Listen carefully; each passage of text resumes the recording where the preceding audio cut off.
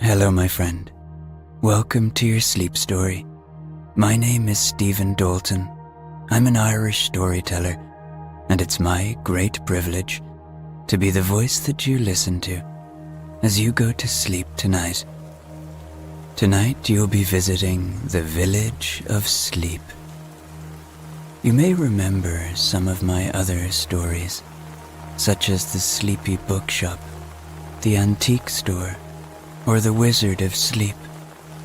Well, tonight, all of those stores are coming together in a long compilation of sleepy stories from this sleepy village.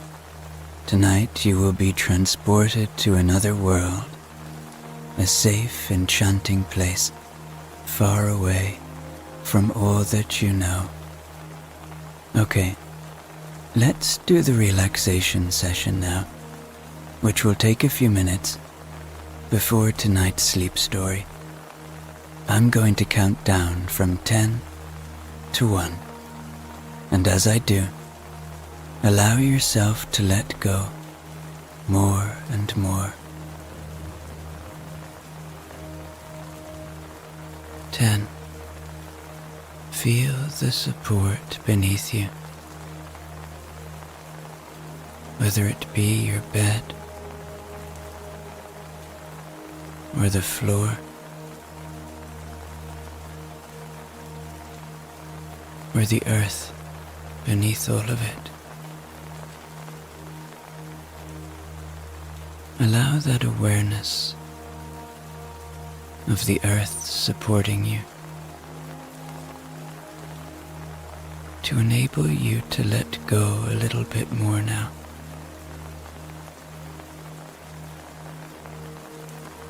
Wherever you might be holding, just soften.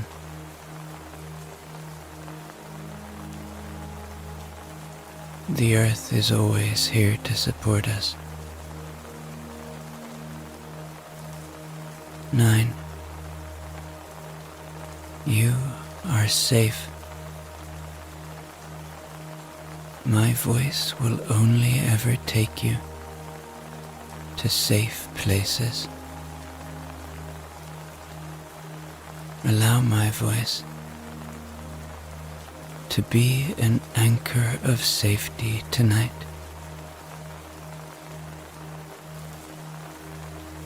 A friend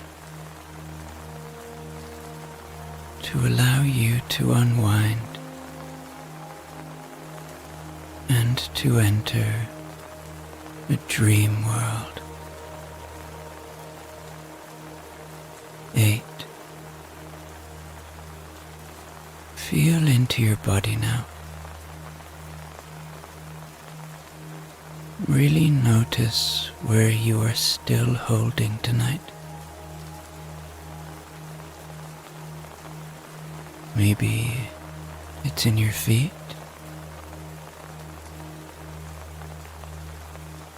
Maybe your hands.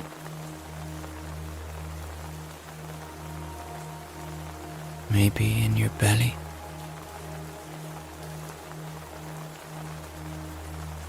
Maybe your face.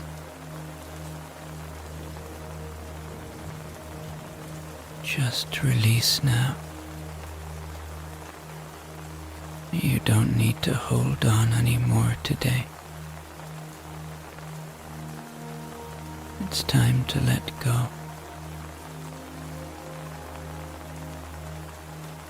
7. Know that peace lives within you.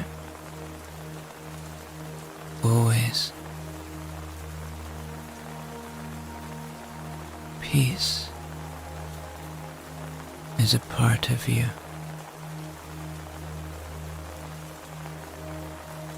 It is just waiting to be seen, to be felt.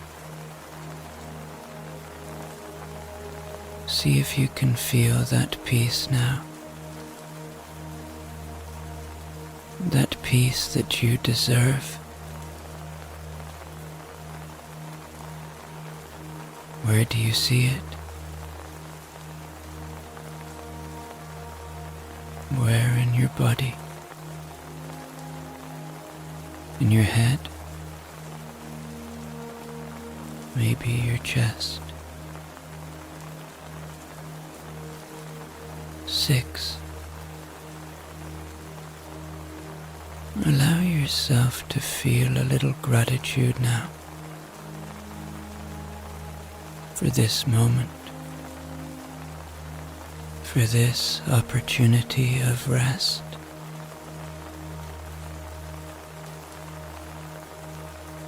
To be able to listen to my voice,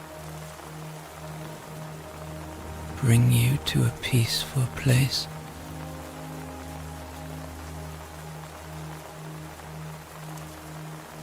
Five.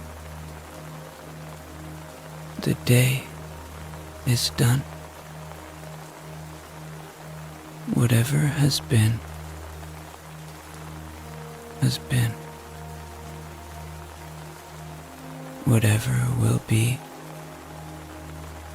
will be. Whatever thoughts are entering your mind, perhaps about the day that was, or what is to come, they do not serve you now. But they are not to be repelled or fought with. See them for what they are. Just thoughts. And allow them to float away like clouds in a starry night sky, or leaves on a moonlit river.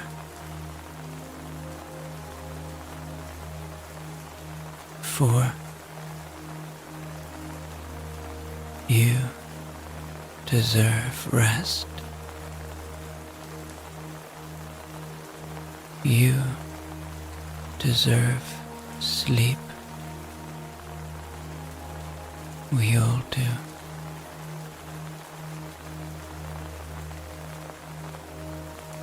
Allow that fact, the knowledge of that fact, to bring you more into this moment.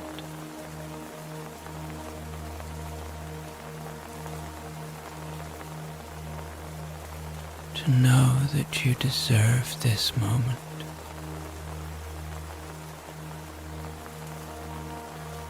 3. Begin to engage with your imagination now. Begin to see a beautiful little village in a land far, far away from all that you know. 2. Tune into your body one more time now, releasing any more tension. 1. Completely letting go now, as I tell you tonight's sleep story. There once was an old man who lived in an old land, far, far away from almost everything that you or I know. The man was quiet, humble, and gentle. He was also very wise. He had dedicated his life to one thing: time, or more specifically, timepieces, or as you and I might call them, watches.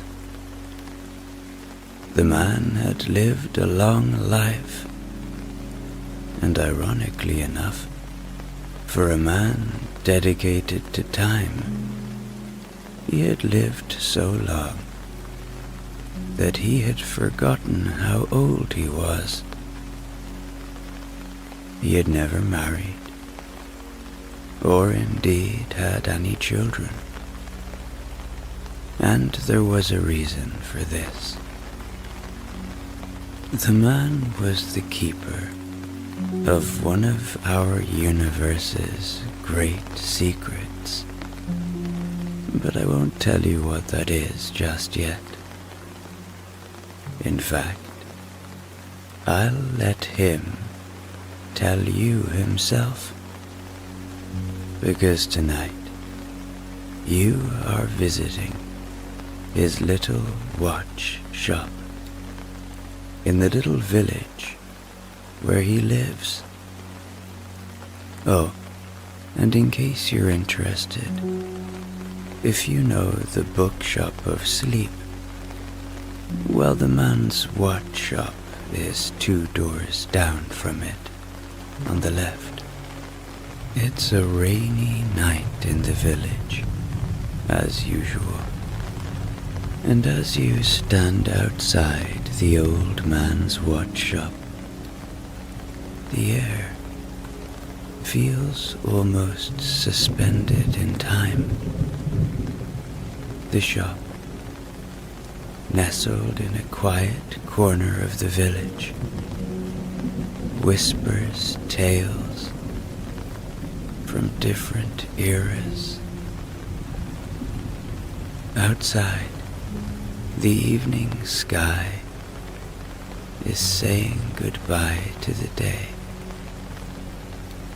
There is a soft glow of orange through the shop's dusty windows. You pause for a moment, taking in the shop's exterior, a quaint facade of weathered bricks and a faded sign swaying gently above the door, simply reading Timekeeper. Pushing open the creaky door, you're enveloped by a sense of warmth and nostalgia. The shop is a treasure trove of timepieces, each with its own story. Grandfather clocks stand like silent guardians against the walls, their pendulums swinging in a hypnotic rhythm. Shelves and glass cabinets are filled with an assortment of watches, from delicate pocket watches to ornate wristwatches, each meticulously arranged. You look at them and think of their history. Who once wore these watches? The air is scented with a mix of aged wood and brass, transporting you to a world where time seems to linger lovingly over every object. In the far corner of the shop, under the soft glow of a hanging lamp, the old man is hunched over his workbench, his hands weathered yet steady, delicately maneuver over a stunning watch. The watch, an intricate masterpiece, perhaps leads you to dwell on just how amazing the human mind is, that we can create such beautiful objects. The face of the watch is a complex network of gears and springs, encased in a polished gold frame. The old man's concentration is palpable, his world revolving entirely around the tiny, ticking universe under his fingers. You watch, fascinated, as the old man's tools dance between his fingers. Each movement is precise and deliberate. You can see that this man has a deep-rooted craftsmanship within him. Years and years and years of working like this. The ticking of various clocks around you blends into a soothing symphony, lulling your senses into a serene calm. The man's grey hair is tousled, and his glasses sit perched on the edge of his nose, magnifying his deep, thoughtful eyes, which shine with a mix of wisdom and childlike wonder. As you silently observe, the man finally pauses, sitting back to inspect his work. It's in this brief moment of stillness that he senses your presence. He turns slowly, his face breaking into a gentle, welcoming smile. His eyes reflecting years of stories untold meet yours. There's an unspoken invitation in his gaze, a beckoning into his world of timeless wonders, and he gestures for you to come closer. You realize that you're not just a visitor in this shop. You're about to become a part of its timeless story. The man looks at you with genuine curiosity and says, "You are safe here. I am going to show you a part of existence you probably never thought possible. You, my friend, are the next timekeeper, and so I must reveal to you the secret that I have kept for many centuries. Time travel is possible. And tonight, I will show you how to do it. It is a secret that you will now keep until the time comes to pass it on. The old man's words hang in the air, heavy with the weight of centuries and the promise of a secret untold. His eyes, bright, with a mix of excitement and solemnity, beckon you closer to his workbench. There, amidst the clutter of tools and timepieces, sits a clock unlike any other. It's not particularly large or ornate, but there's something about it that draws you in, an aura of mystery and power. The clock's face is a labyrinth of gears and symbols,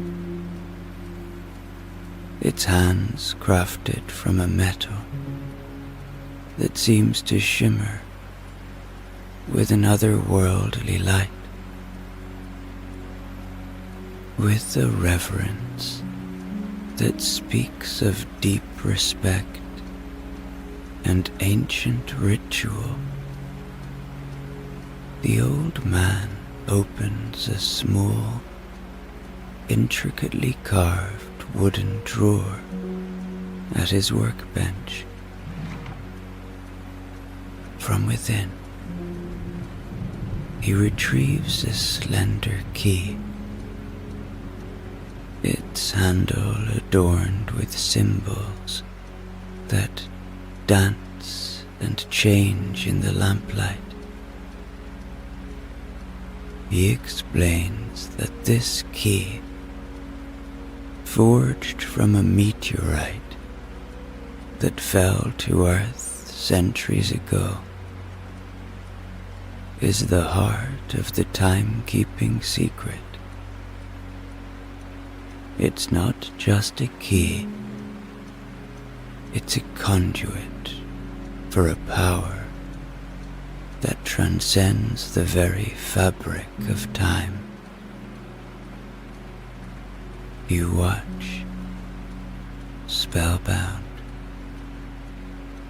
as the old man inserts the key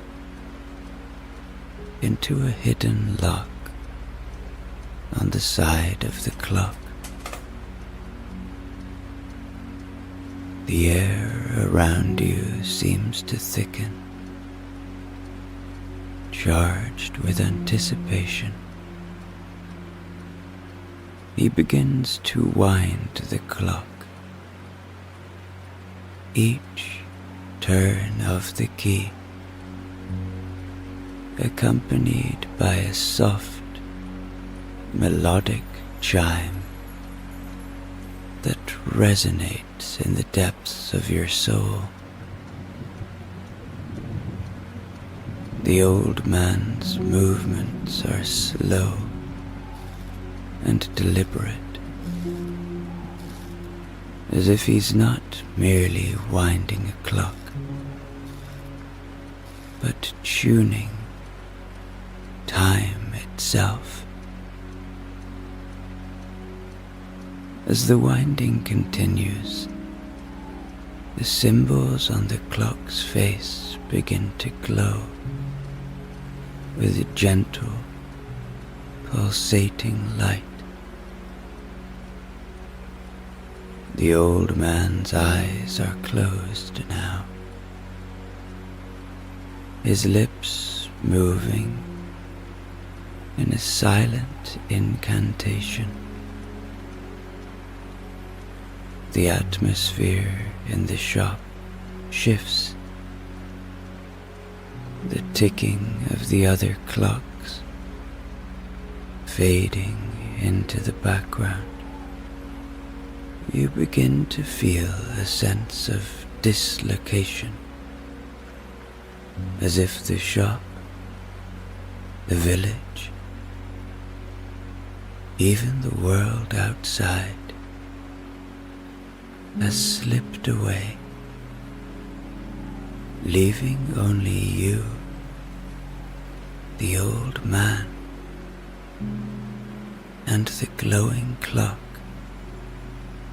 in a bubble of suspended time. You still feel safe, though. Very safe, in fact. And finally, the winding is complete. The old man opens his eyes, and they lock with yours. He whispers to you, "The clock is now attuned to your essence, and you are the new guardian of time's greatest secret. The power of time travel lies within your grasp, bound by the duty to protect and preserve the flow of time." As you reach out to touch the clock, a thrill of anticipation runs through you. You are about to embark on a journey beyond the bounds of imagination, guided by the ancient wisdom of the timekeeper. The adventure of a lifetime, woven into the fabric of time itself, awaits. Now, the old man looks up and smiles at you. "Shall we go on a little journey? Let me take you to meet an old friend of mine." The anticipation in the air is palpable as he readies the timepiece for your first ever journey through time.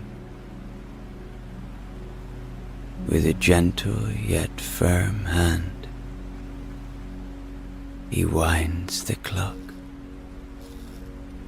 the gears clicking softly.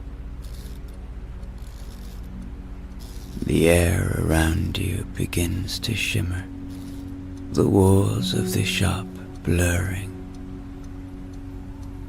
into indistinct shapes and colors. In a moment that feels both instantaneous and eternal, you find yourself transported from the watch shop to the bustling streets of Renaissance Florence in the beautiful country of Italy.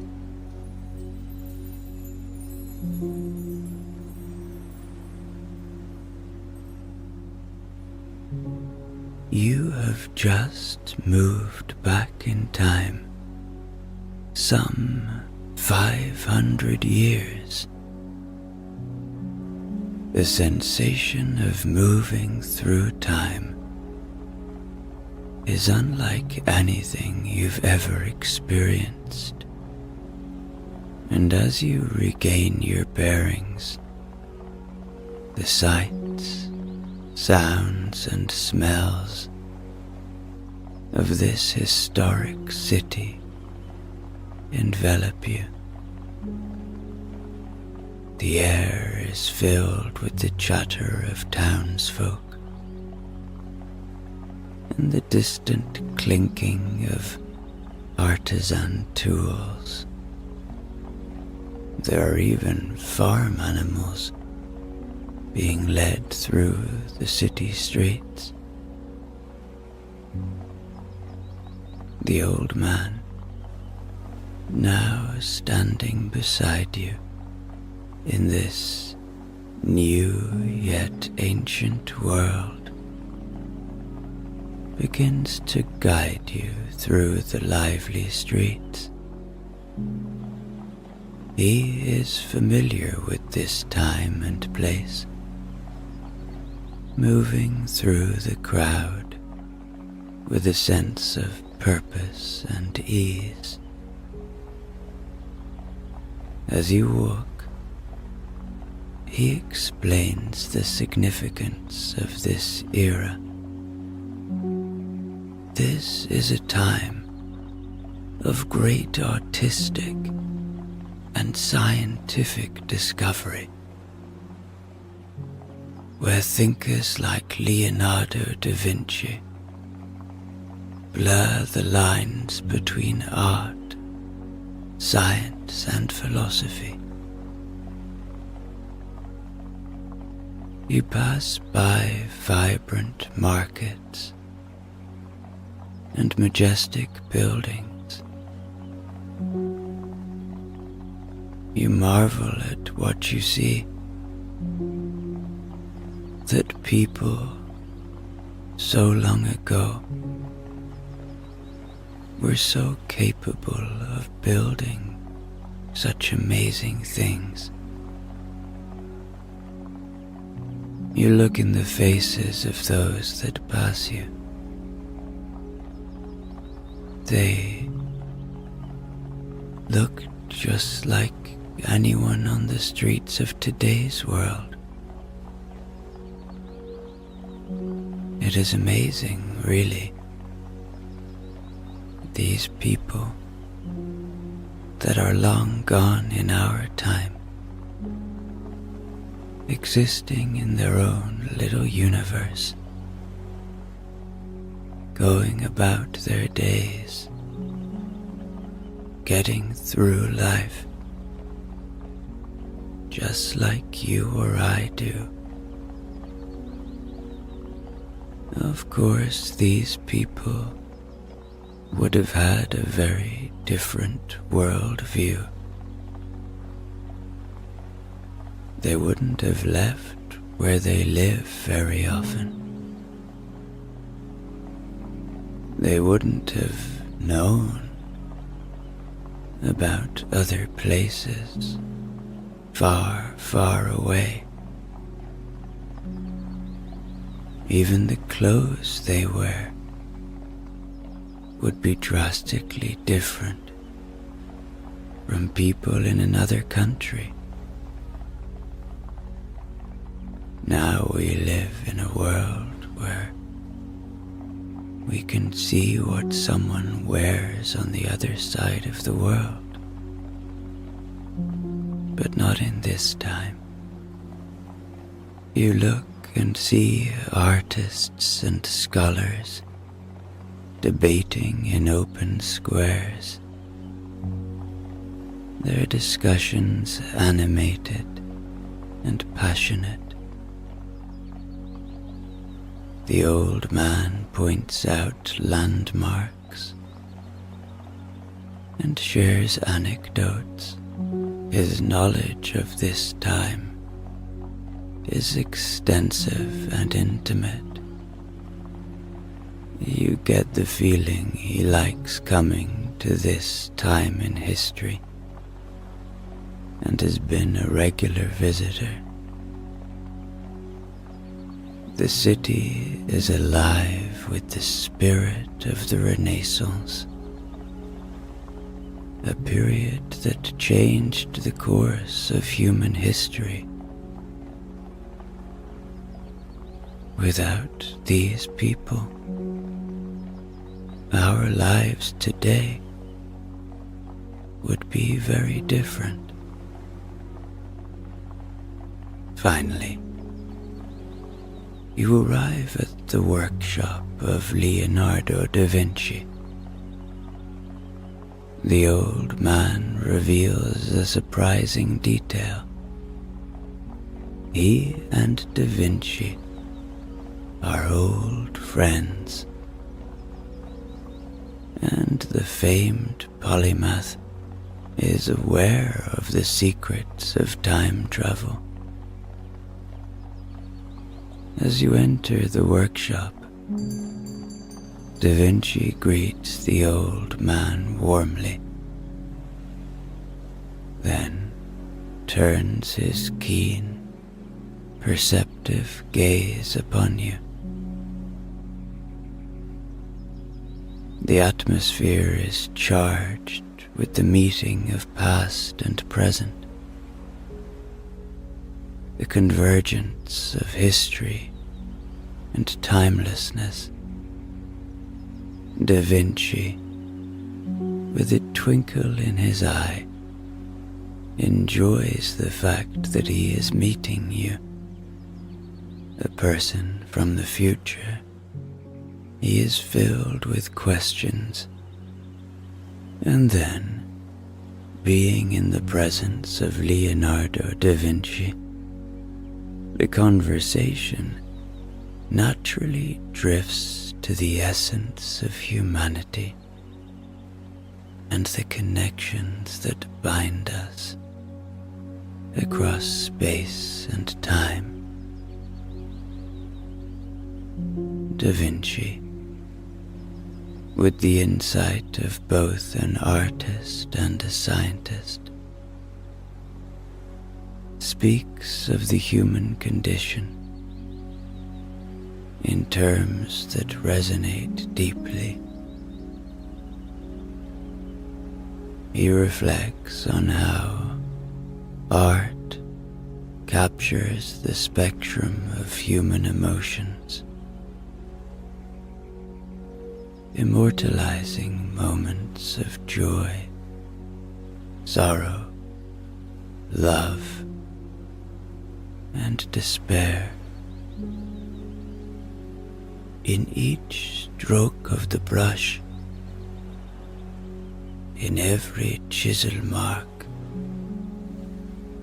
we see the story of humanity. He muses, his eyes reflecting the depth of his thoughts. The old man, adding to Da Vinci's thoughts, speaks of the threads of time that link generations. Every era, every civilization contributes somewhat, in some way, to human history. Our actions, our creations, ripple through time, he says, gesturing around the workshop, filled with Da Vinci's timeless works. You think you might even spot a nearly completed Mona Lisa. He continues, we are all connected, not just by the era we live in, but by the legacy we leave behind. This perspective, offered in the heart of the Renaissance, underscores the importance of each individual's contribution to the human story. Da Vinci then touches on the concept of interconnectedness in science and nature. He talks about the patterns that recur in different scales and forms, from the spirals of galaxies to the swirls in a painting. Observe nature, for she is the greatest teacher, he advises. In her patterns, we see the unity of the universe, the interconnectedness of all things. The conversation then shifts to the power of human curiosity and the unquenchable thirst for knowledge that drives progress. Da Vinci, with a spark of passion in his voice, speaks of the endless quest for understanding that defines the human spirit. It is our curiosity that propels us forward, that leads us to explore uncharted waters, to reach for the stars, he declares. His words encapsulate the Renaissance spirit, a time when humanity reached new heights by questioning, exploring, and dreaming. As the dialogue winds down, the old man and Da Vinci emphasize the importance of empathy and understanding in forging human connections. To truly connect with another, we must strive to understand their hopes, fears, and dreams, Da Vinci states. In doing so, we find our common humanity, the shared thread that binds us across all of time. This sentiment, shared in the company of two individuals who have traversed centuries, leaves you with a profound sense of unity and purpose. A reminder that despite the passage of time, the core of human experience remains constant. With wisdom imparted and hearts filled with newfound understanding, the old man prepares to guide you back to the present day. He reassures you with a gentle smile, a promise that this journey is just the beginning of many more to come. You both bid Leonardo goodbye, and he assures you this is not the last time you will meet him. The familiar process of time travel begins once more. The surroundings of Renaissance Florence fading into a whirl of colors and sensations.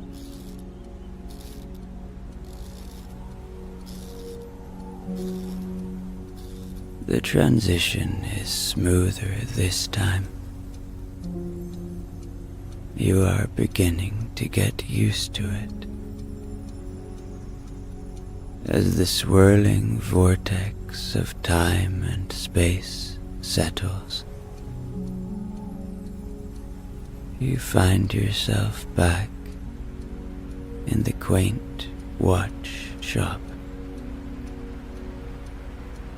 The familiar sights and sounds of the shop envelop you like a warm embrace,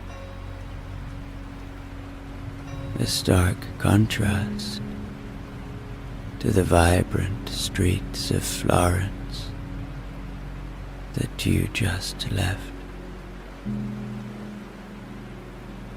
The old man, looking both ageless and wise, guides you upstairs to a cozy room above the shop. This room, simple yet comfortable, is to be your sanctuary, a place where you can reflect on your experiences and prepare for the adventures ahead. As you settle into the room, the old man speaks softly, his voice a soothing balm. You are now the keeper of time, a guardian of a secret that weaves through the fabric of history. But this newfound responsibility is not a solitary one. I will be here to guide and support you. I have many friends throughout history, remarkable individuals like Da Vinci, each one with their own stories and wisdom to share. And it will be your task to bring that wisdom back to our time. The prospect of meeting these historical figures, of learning from them, and experiencing different eras, perhaps fills you with great joy. The old man bids you good night, leaving you to the comfort and peace of the little room. As it rains outside in the little village,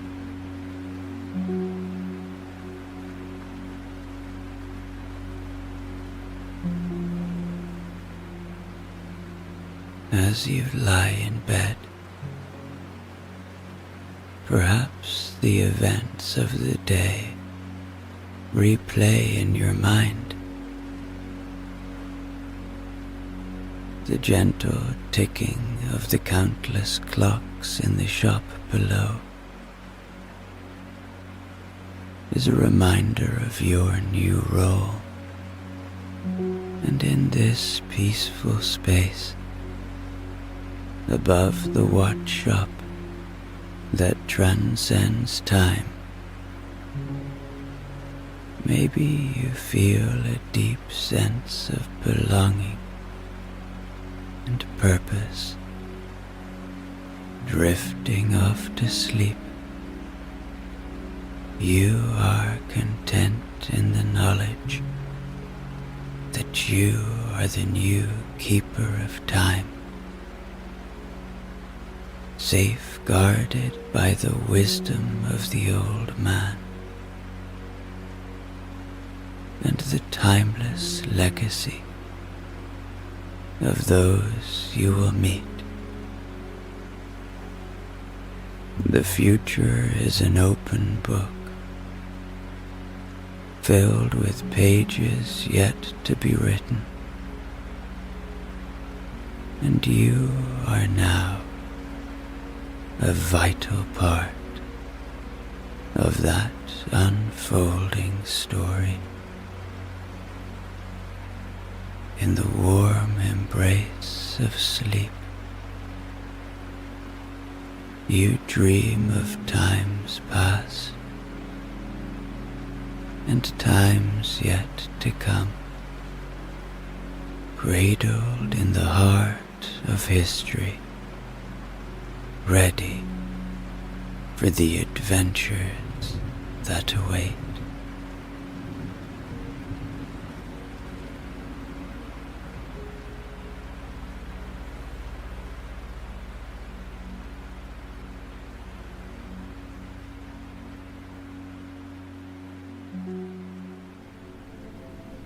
There once was a little bookshop. This little bookshop was situated in a little village, in a little area, of a little region, of a little country.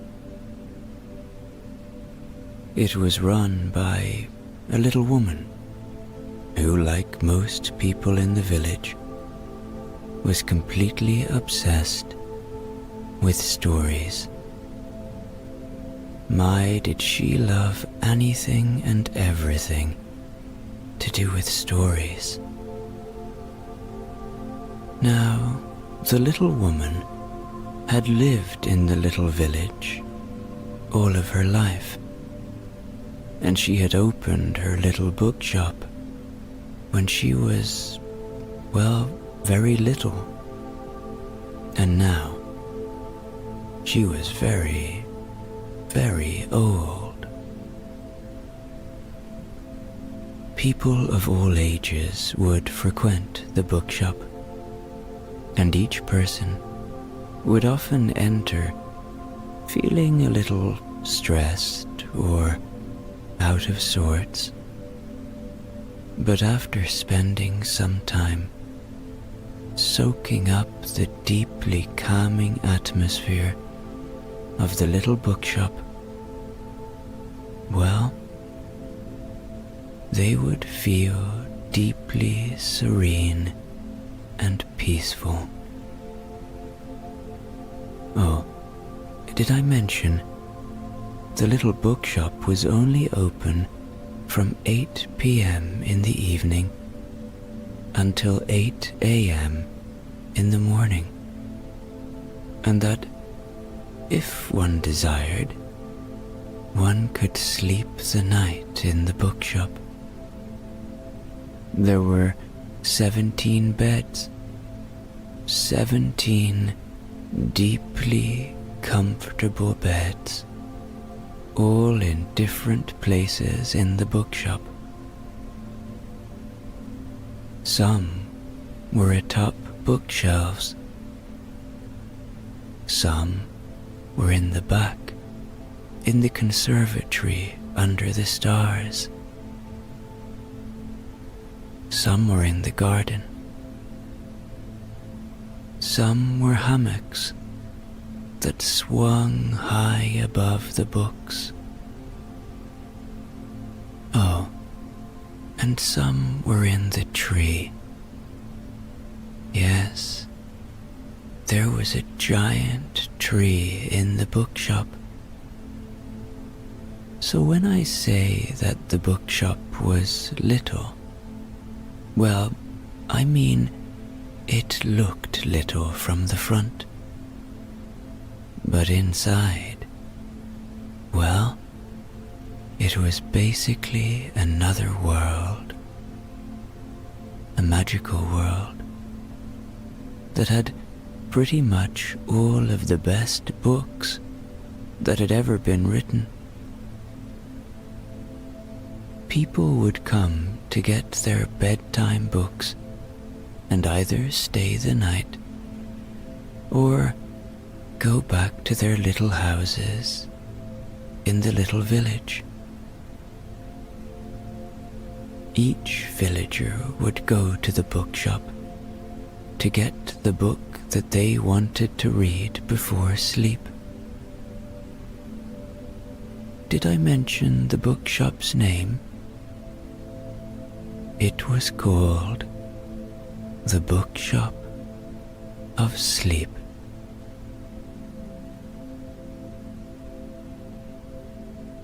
One stormy night, as the villagers all walked towards the bookshop to get their bedtime books, it was raining heavily. This was the villagers' favorite kind of night, because they all slept even deeper when the cozy sound of rain would come and lull them into even deeper sleep.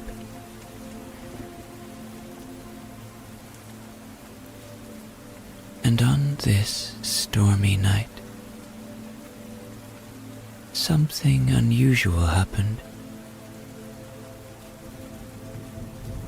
The little old woman, who was always there to greet the villagers with a warm smile and a hand-picked book, was not behind the counter. Instead, a note was placed there. It read, "Tonight, the Bookshop of Sleep chooses your books." The villagers were surprised, but they all knew that the old woman wouldn't let them down, and this was going to be very interesting and cozy and comforting and fun. One by one, they drifted into the bookshop. The smell of old paper and ink, mixed with the subtle scent of rain-soaked earth, filled the air. Each villager made their way to their favorite spots, each claiming a cozy bed or chair or hammock in a nook or cranny. Some would even sit on a branch up on the tree. Outside, the rain started to fall harder, a soothing rhythm against the roof. As the villagers settled into their spots, the books around them started to softly glow. The little bookshop was always enchanting in some way or another, but tonight it seemed especially interesting, humming with anticipation and the mystery of the stormy night.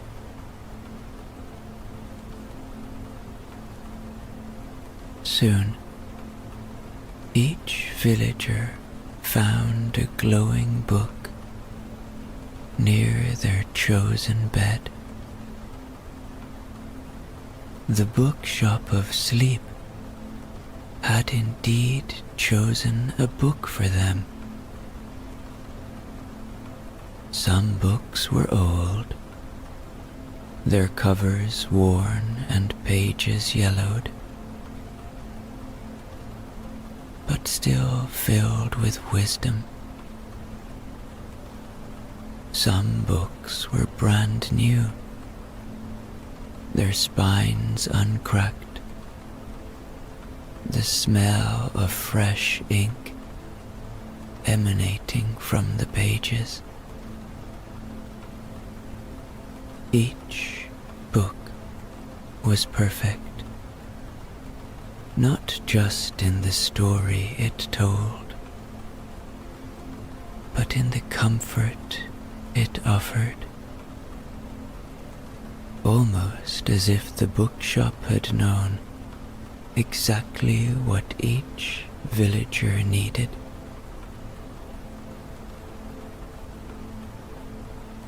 As they opened their books and began to read,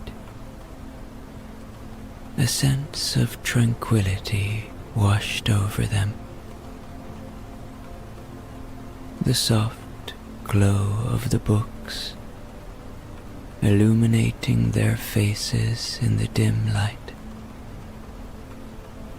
the sound of the rain, the warmth of the shop, the comfort of their chosen beds, and the magic of the stories being read, all combined into a powerful lullaby.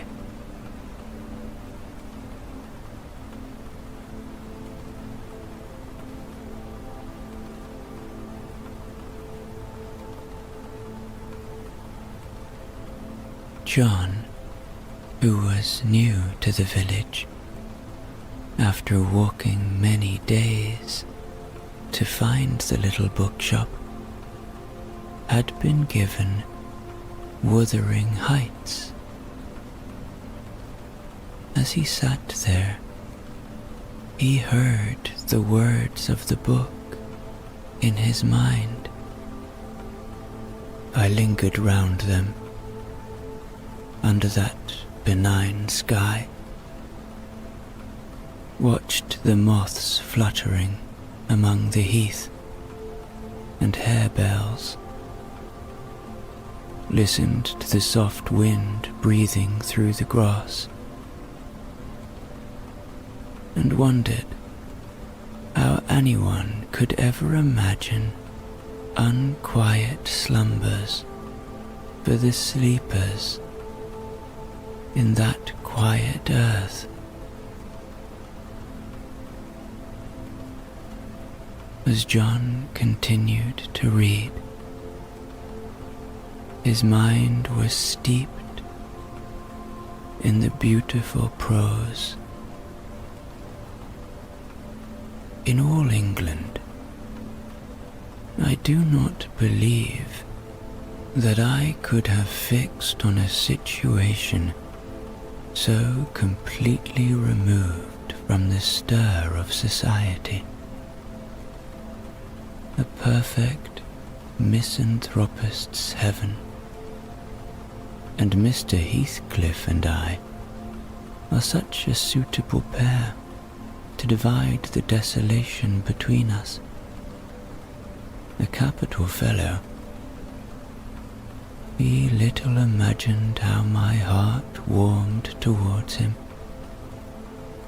when I beheld his black eyes withdraw so suspiciously under their brows as I rode up, and when his fingers sheltered themselves with a jealous resolution still further in his waistcoat as I announced my name. "Mr. Heathcliff," I said. John was enthralled.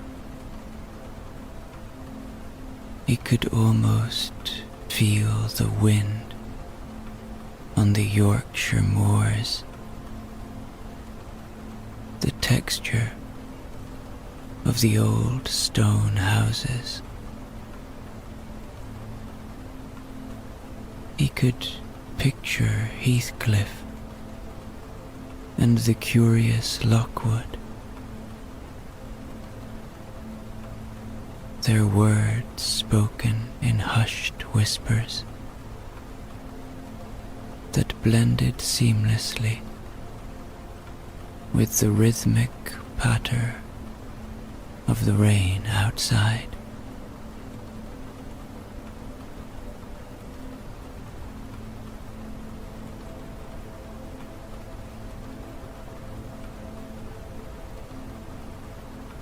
Mary, a young and deeply thoughtful woman, lay in one of the hammocks hanging from the giant tree. The bookshop had chosen for her the secret garden, from which she joyfully read.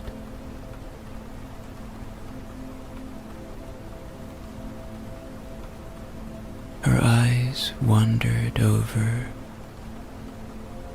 each word, and she found herself absorbed in the soothing narrative. One of the strange things about living in the world is that it is only now and then one is quite sure one is going to live forever and ever and ever. One knows it sometimes when one gets up at the tender, solemn dawn time and goes out and stands alone and throws one's head far back and looks up and up and watches the pale sky slowly changing and flushing, and marvelous unknown things happening, until the east almost makes one cry out, and one's heart stands still at the strange, unchanging majesty of the rising sun, which has been happening every morning for thousands and thousands and thousands of years. One knows it then for a moment or so, and one knows it sometimes when one stands by oneself in a wood at sunset, and the mysterious, deep, gold stillness slanting through and under the branches seems to be saying slowly, again and again, something one cannot quite hear, however much one tries. Then, sometimes, the immense quiet of the dark blue at night, with millions of stars waiting and watching, makes one sure, and sometimes a sound of far-off music makes it true, and sometimes a look in someone's eyes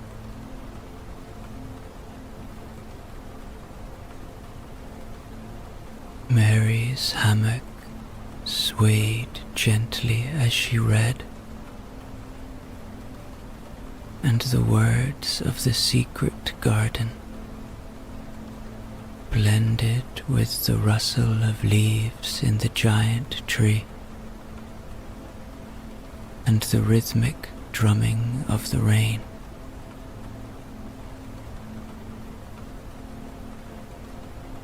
She could almost smell the damp earth of the secret garden. She could almost see the pale sky of dawn and the dark blue of night. The bookshop, the storm, and the story all conspired to bring her peace, a soothing balm that coaxed her closer to the land of dreams.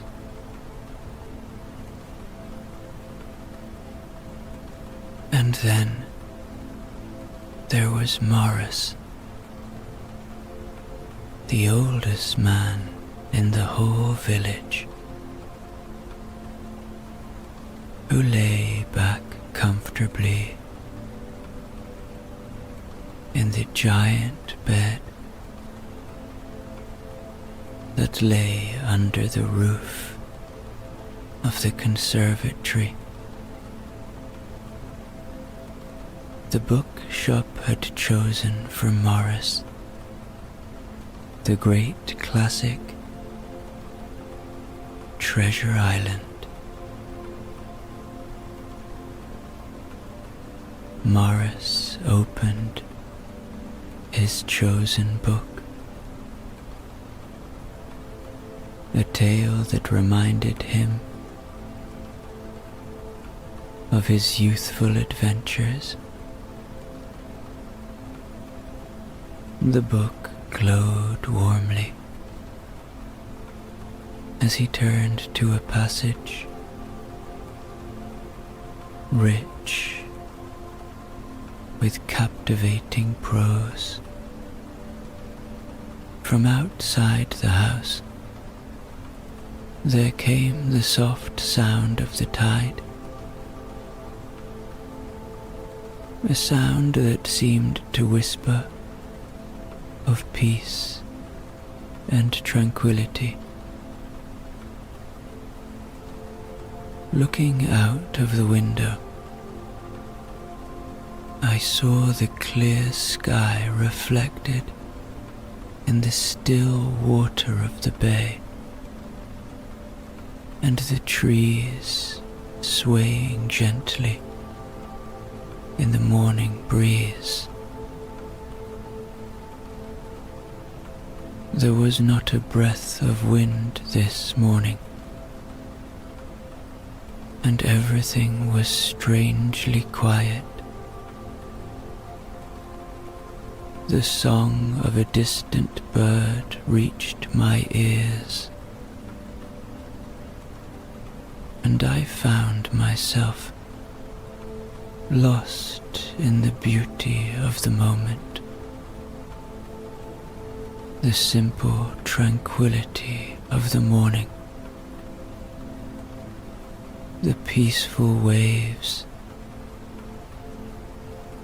the melodious song of the bird. It all contributed to a sense of calm that settled over me like a comforting blanket.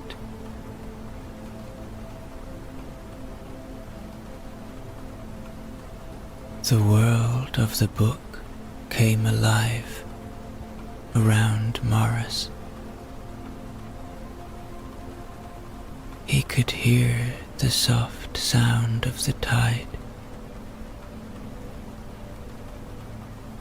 He could see the clear sky reflected in the water. He could feel the gentle morning breeze.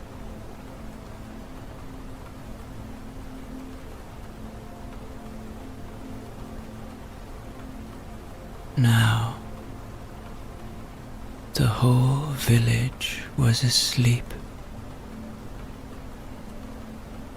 deep in slumber. Some in their little houses, but most in the little bookshop, each one in their chosen spot within the bookshop of sleep. The rhythm of the rain playing softly against the window panes.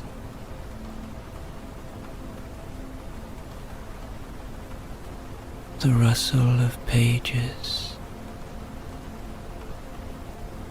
slowly coming to a halt.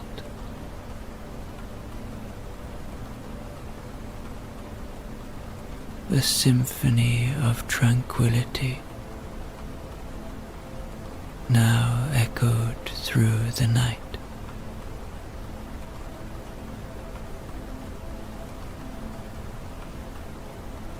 In the warmth of their individual dreams, each villager was able to walk into their books and experience firsthand the world created by the authors.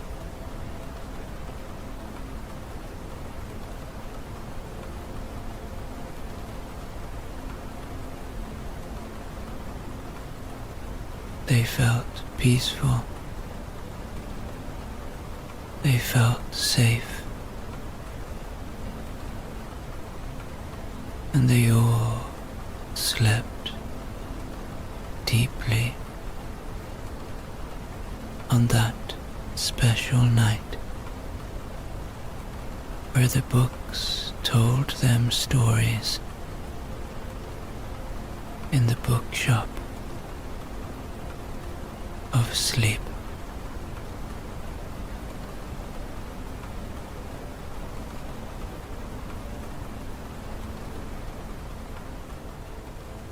This bookshop is a very special place, for it is no ordinary bookshop. This bookshop is run by a little woman who opened her little bookshop when she was very little. Now the bookshop only opens at 8 p.m. and closes at 8 a.m. the following morning. But the most special thing is that if one desires, one can sleep in the bookshop, providing visitors with the opportunity of having the sleep of their dreams. There are 17 beds in the bookshop. Some are in the garden. Some are in hammocks.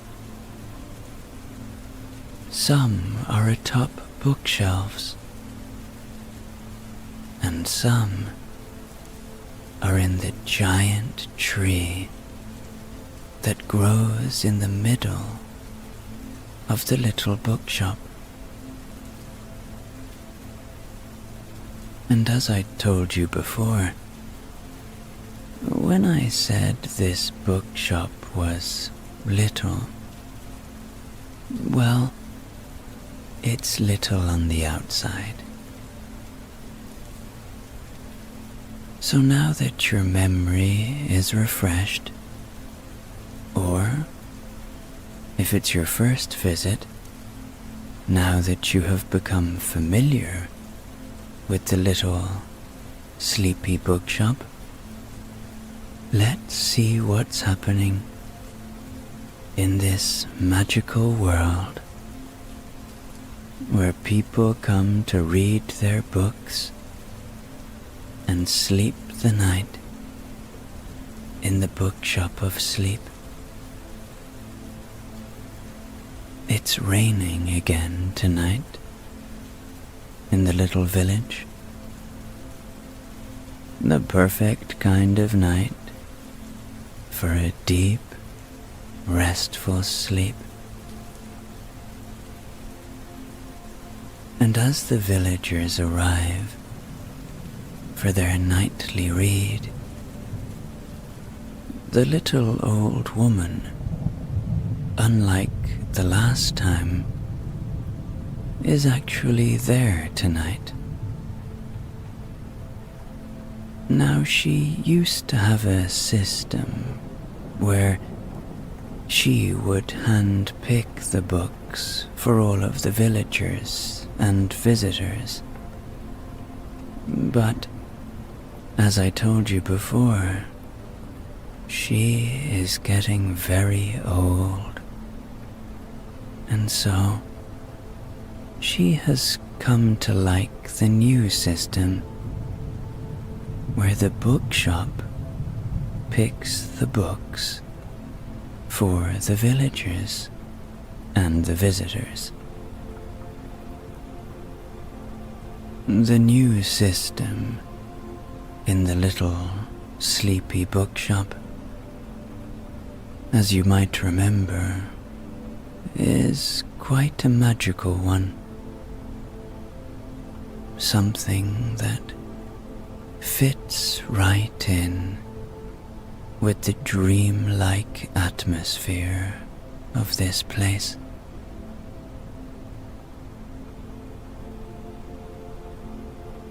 As visitors walk through the ornate wooden entrance,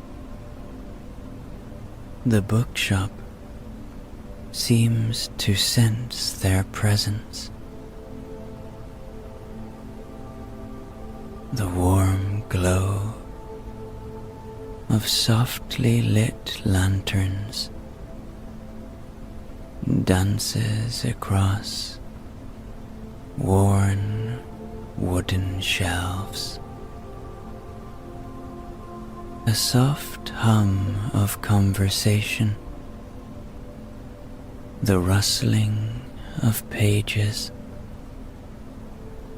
and the soothing patter of rain on the roof fills the air, creating a symphony of peaceful sounds.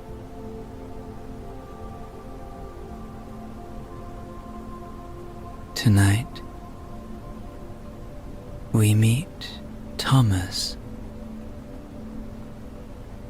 a kind gentleman who has been coming to the bookshop for years. He's tired tonight, and his weary eyes light up as the magical system of the bookshop senses his mood and preferences, guiding him towards a bed nestled among the branches of the giant tree. Now the bed is adorned with plush pillows, and draped with emerald green fabric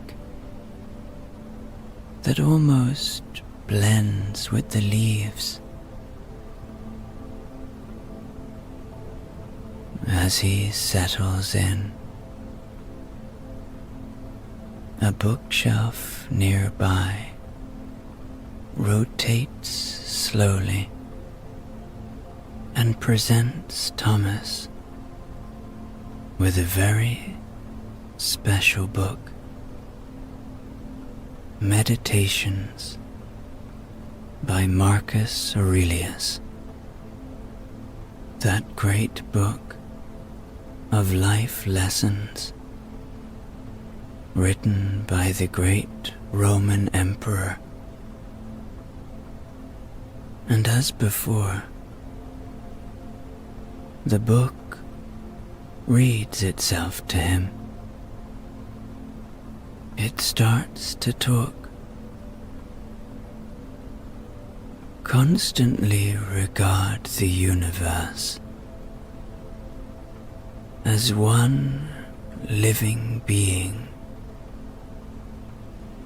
having one substance and one soul,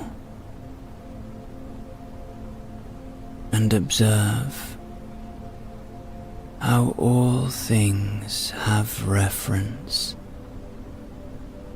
to one perception, the perception of this one living being, and how all things act with one movement, and how all things are the cooperating causes of all things that exist. Observe, too, the continuous spinning of the thread and the structure of the web. The book then turns to another section on its own and begins to read again. Remember how long you've been putting this off. How many extensions the gods gave you, and you didn't use them. At some point, you have to recognize what world it is that you belong to, what power rules it, and from what source you spring.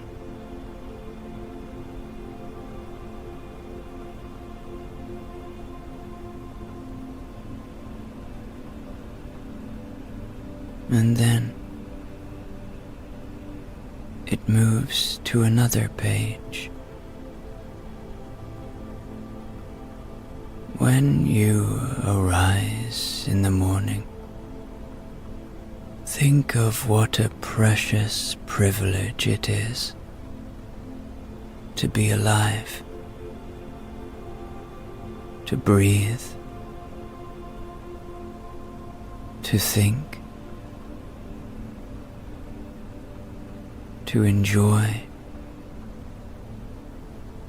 to love. Then tell yourself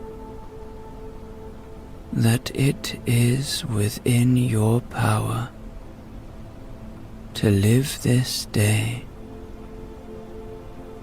in accord with nature, speaking and acting with integrity, embracing whatever comes your way,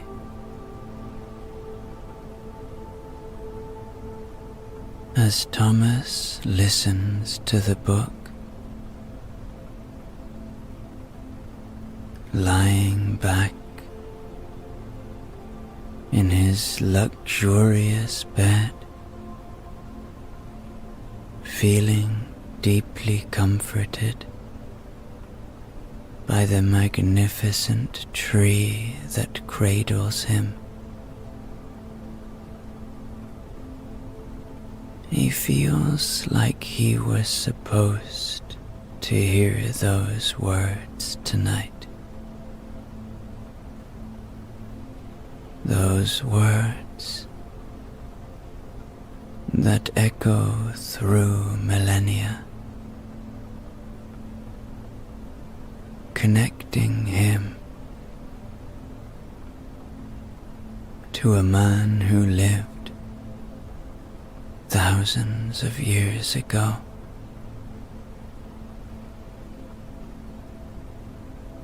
It reminds him that no matter when we are born, we are all just human, all just doing our best on this planet.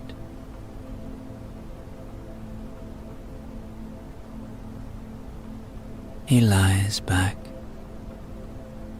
and closes his eyes.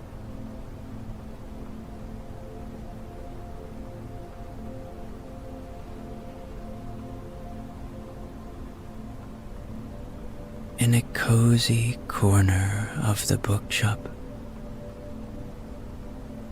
a group of friends have gathered around a fireplace. They are regulars, often spending nights in the shop. They discuss the books quietly and share their dreams.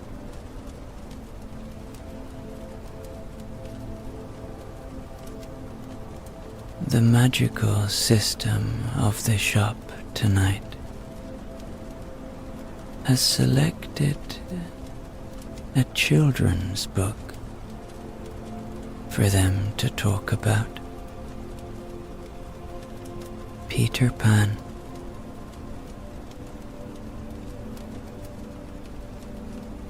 The book glows as one of the group open it up, and as they relax in plush chairs, sipping warm herbal tea, comforted by the gentle crackle of the fire and the rhythmic sound of rain, the book begins to speak.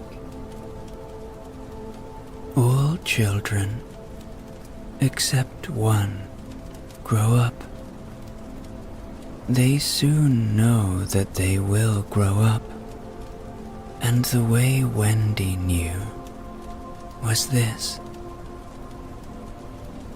One day, when she was 2 years old, she was playing in a garden, and she plucked another flower and ran with it to her mother. I suppose she must have looked rather delightful, for Mrs. Darling put her hand to her heart and cried, "Oh, why can't you remain like this forever?" This was all that passed between them on the subject. But henceforth, Wendy knew that she must grow up. You always know after you are two. Two is the beginning of the end. Of course, they lived at 14, their house number on their street, and until Wendy came, her mother was the chief one. She was a lovely lady, with a romantic mind and such a sweet, mocking mouth. Her romantic mind was like the tiny boxes, one within the other, that came from the puzzling East. However many you discover, there is always one more, and her sweet, mocking mouth had one kiss on it that Wendy could never get, though there it was, perfectly conspicuous in the right-hand corner. As the group listened to the book, they are all brought back to their childhood, and in that shared moment, there is a deep comfort that comes with hearing such a wonderful book. They feel safe. They feel completely at peace in this magical bookshop of sleep.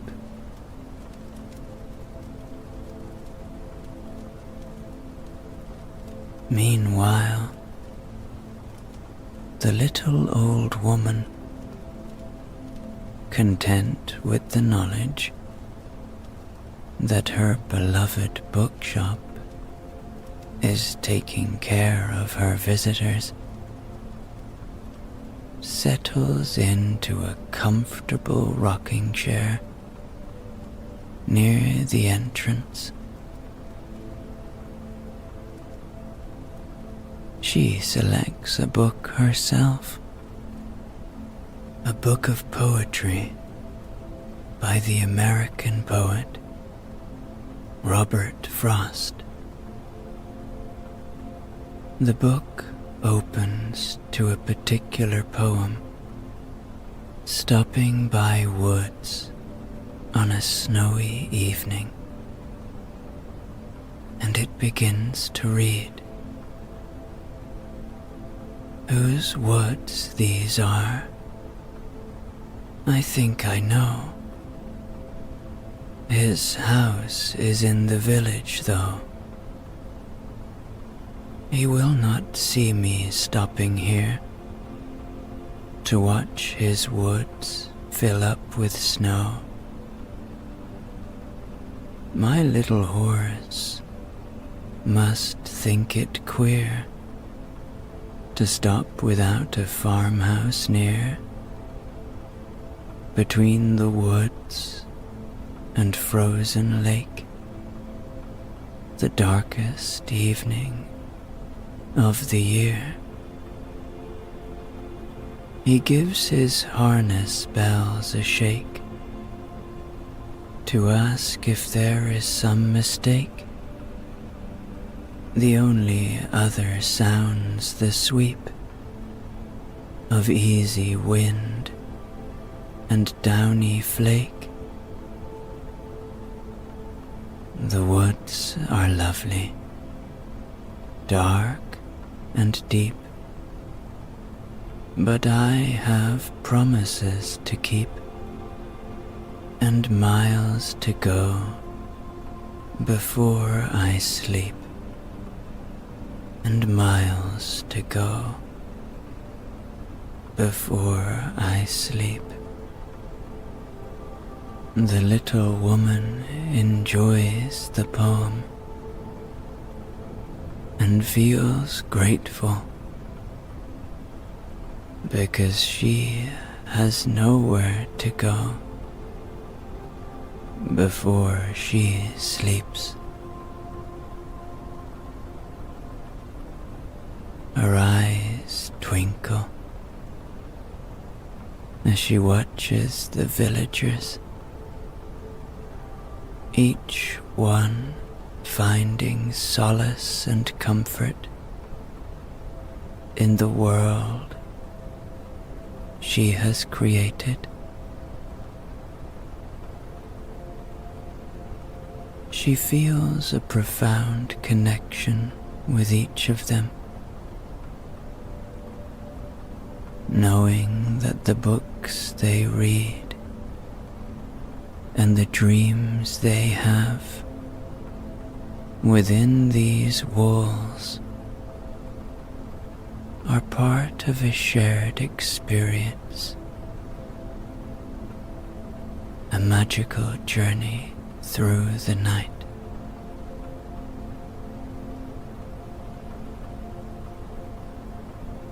Her heart swells with joy and contentment, a gentle reminder of why she has devoted her life to this enchanting place.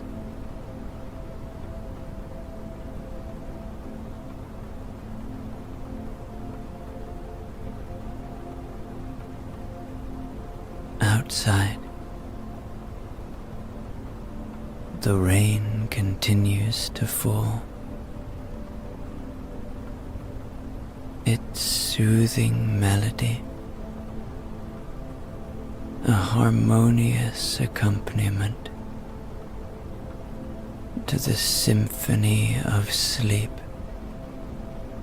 that unfolds within the bookshop. Time seems to stand still, and the world outside fades away, leaving only the warmth, the books, and the gentle embrace of dreams.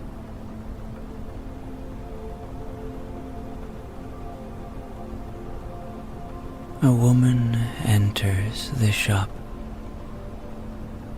looking sleepy and happy to be there. Her name is Sophie, and she has walked from France to find the little sleepy bookshop. For months, she has walked here. She is very tired now and ready to enjoy a good read and a very good sleep. The little woman takes her raincoat from her and gives her a mug of her favorite sleepy tea. The perfect sleeping place for Sophie is a bed set in a quiet alcove, surrounded by shelves filled with history, art, and culture. The bed itself is a masterpiece, crafted from dark, polished wood and adorned with intricate carvings that tell stories of old. thick, luxurious blankets and plush pillows invite Sophie to rest, promising a sleep that is deep and restorative.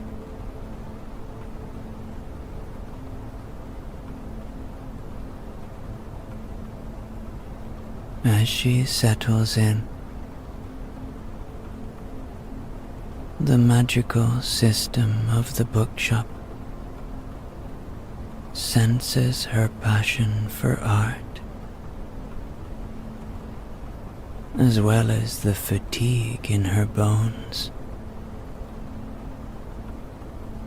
A section of the shelf rotates, and a book appears, glowing softly. It's a book filled with beautiful paintings and essays about the Renaissance, an era that has always fascinated Sophie. Her eyes light up as she takes the book in her hands, feeling the weight of knowledge and beauty that it contains.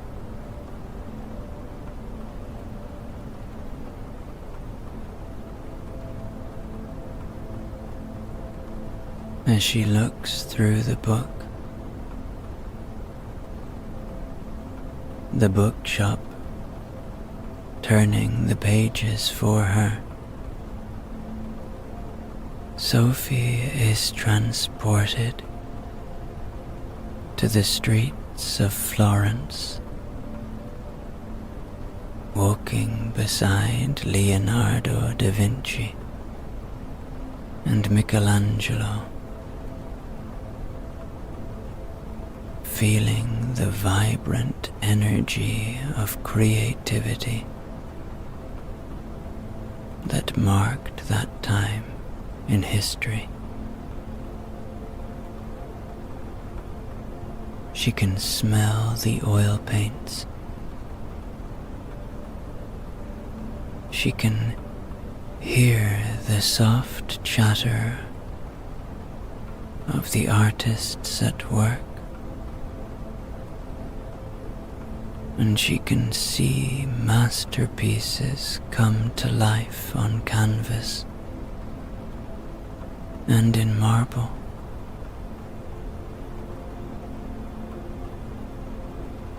Each page is a new discovery, a new connection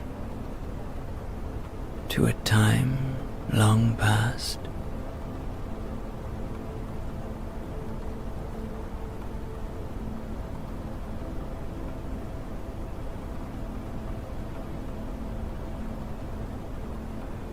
Sophie is lulled into a deep state of relaxation. Her body sinks into the bed, and her mind drifts between the Renaissance and the present. A beautiful dance of memory and imagination.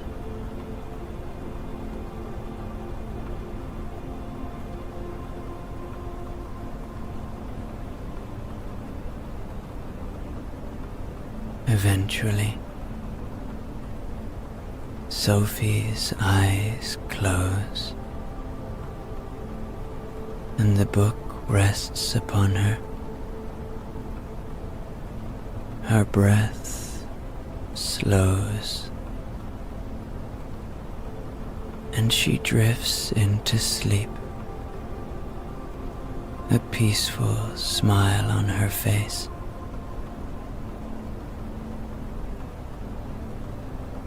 In her dreams, she continues her journey, exploring worlds within worlds,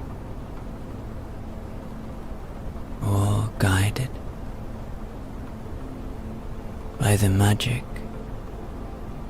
of the little sleepy bookshop.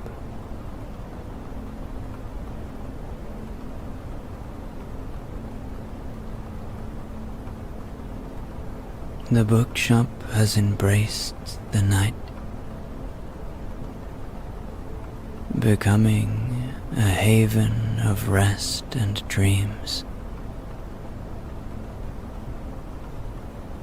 A deep tranquility settles over the rooms.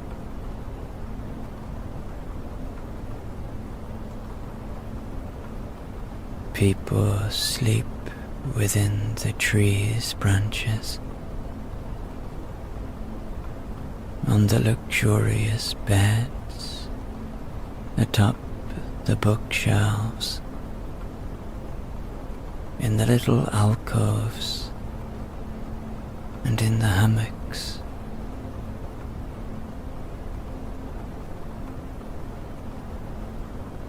Thomas, nestled among the branches of the giant tree, drifts through dreams of faraway lands and wise old sages.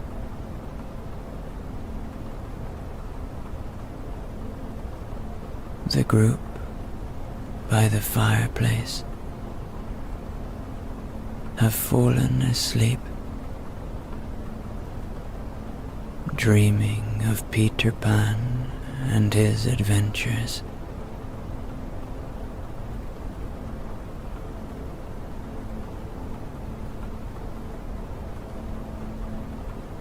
Sophie's sleep is deep,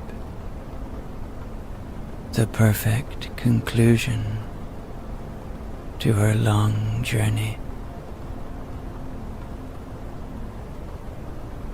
And the little woman has fallen asleep in her rocking chair. All is quiet. All is safe. All are sleeping peacefully in the little bookshop of sleep.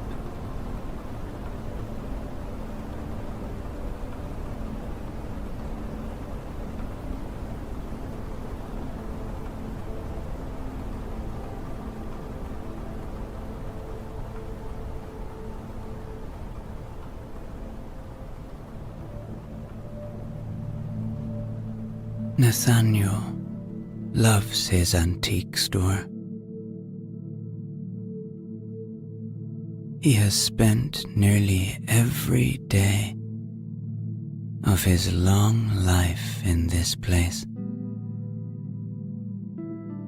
You might say that he is almost an antique himself.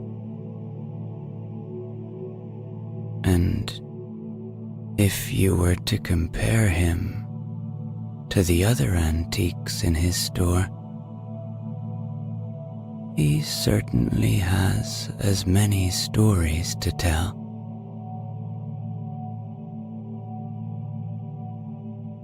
In fact, the antique store itself is, well, pretty old.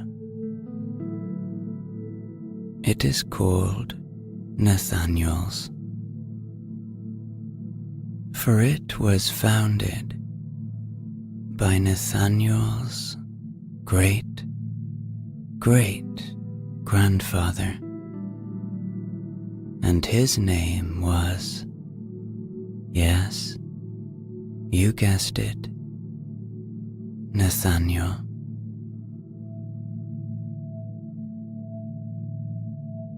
Now you might be wondering where this antique store is and what does it look like? Well, I can certainly tell you what it looks like, but where it is, well, all I can say is that it is in a land far, far away.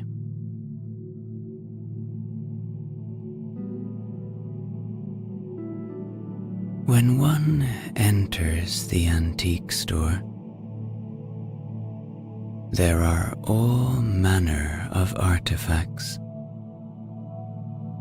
It is, some say, like walking into many different histories. But what people often talk about most when they visit Nathaniel's is the smell. Now, it's not a bad smell. In fact, quite the opposite. The smells are many and varied,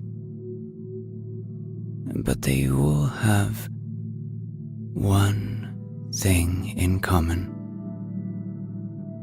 They all smell of different times in history.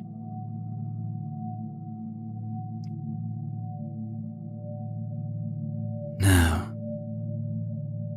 your next question might be, what kind of people visit Nathaniel's? And the answer would be all kinds. But, and here's the best part, only very special people get to visit at nighttime. And tonight, my friend, you are the invited guest.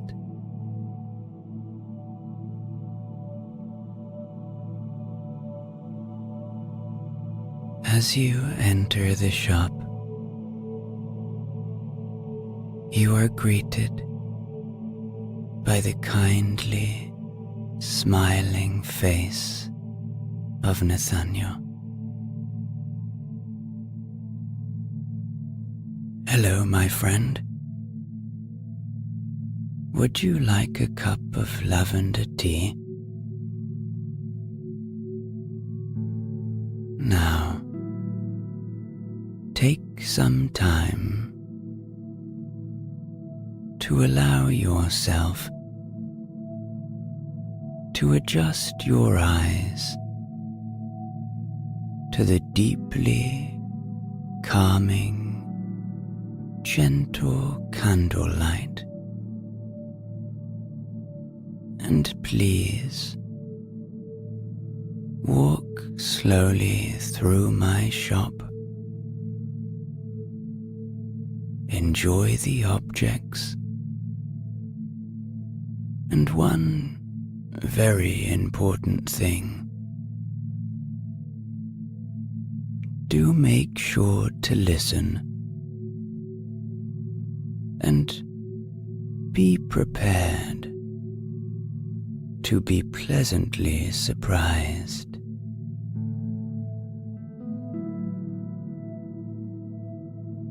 You feel very safe here.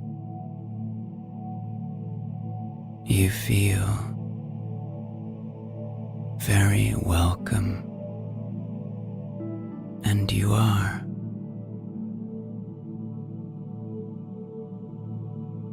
And so, you start to walk through the antique shop, Perhaps you feel that wonderful human feeling of curiosity when we are curious. We don't think about much else. When we are curious,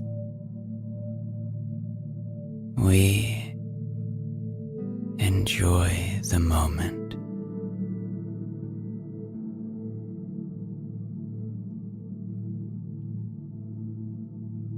You come to a table,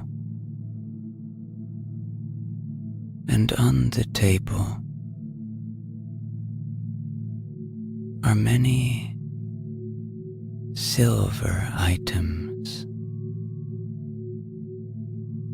A pocket watch catches your eye, and so you pick it up.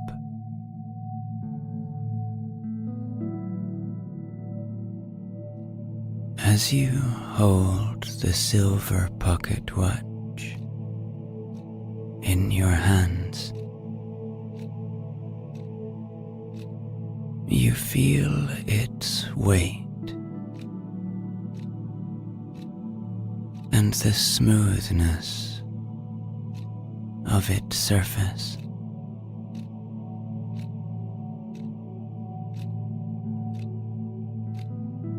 The delicate engravings tell a tale of craftsmanship and attention to detail.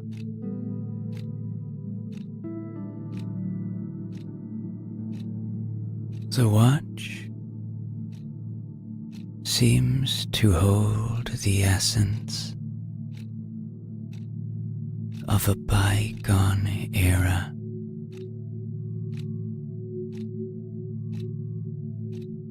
And as you close your eyes, you are somehow magically transported to the vibrant streets of Paris in the 1920s.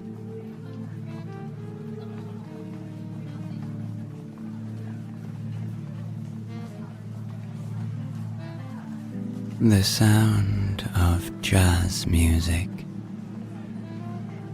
comes from little cafes.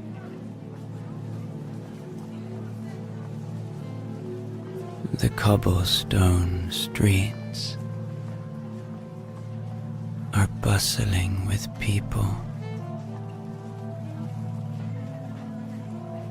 Their laughter and lively conversations create a joyful atmosphere.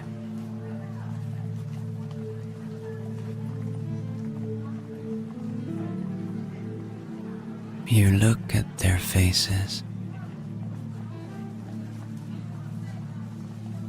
their amazing hairstyles,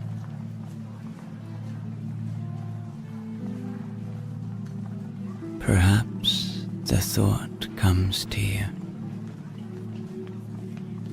that these people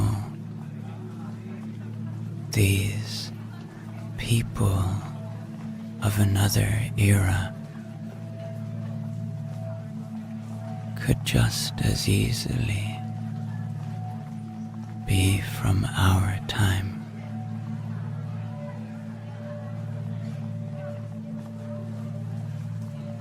In a way, maybe this thought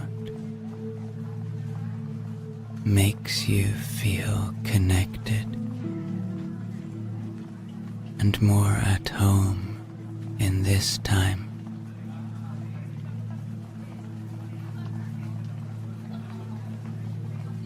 The colorful lights of the cabarets and the cafes illuminate the Parisian night.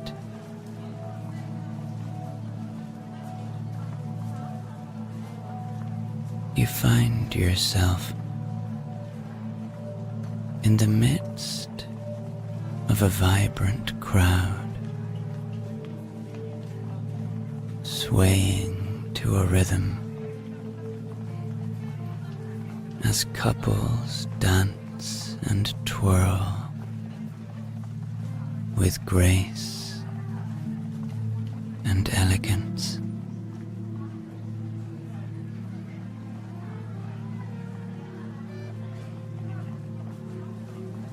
The air is alive, and the spirit of the roaring 20s is in full swing.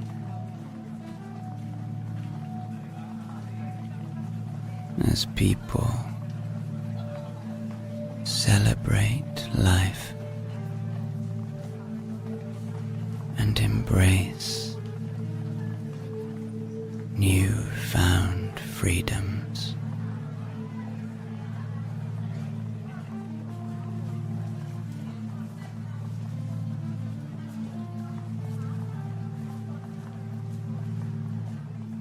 Ladies adorned in fashionable dresses and feathered headpieces glide past, exuding confidence and a sense of rebellion. You might say there is a feeling of joie de vivre, and you just stand and enjoy the moment. Breathe in this moment.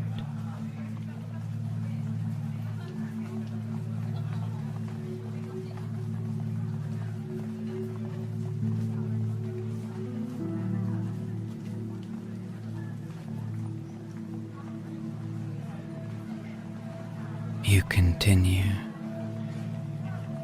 wandering through the streets.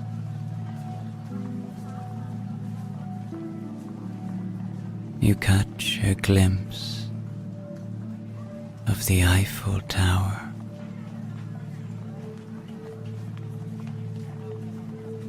and Notre Dame.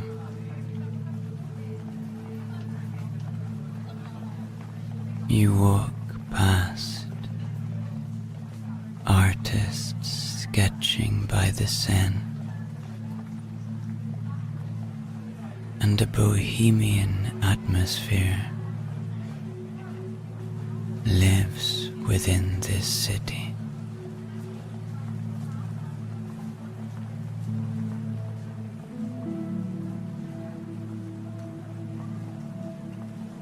An artist asks if she can paint you, and so you sit for a moment underneath the starlit sky by the river Seine.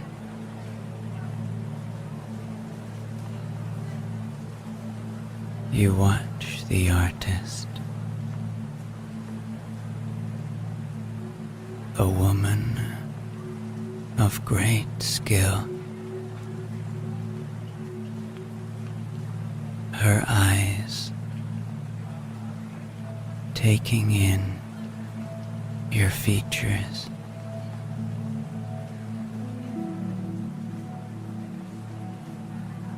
And there is something deeply calming about this moment.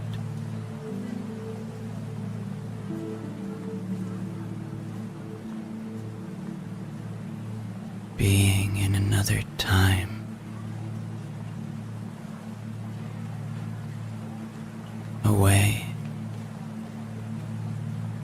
from everything you know,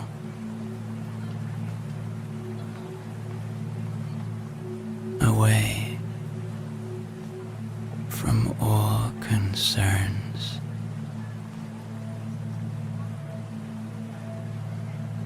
This is your moment. Enjoy it.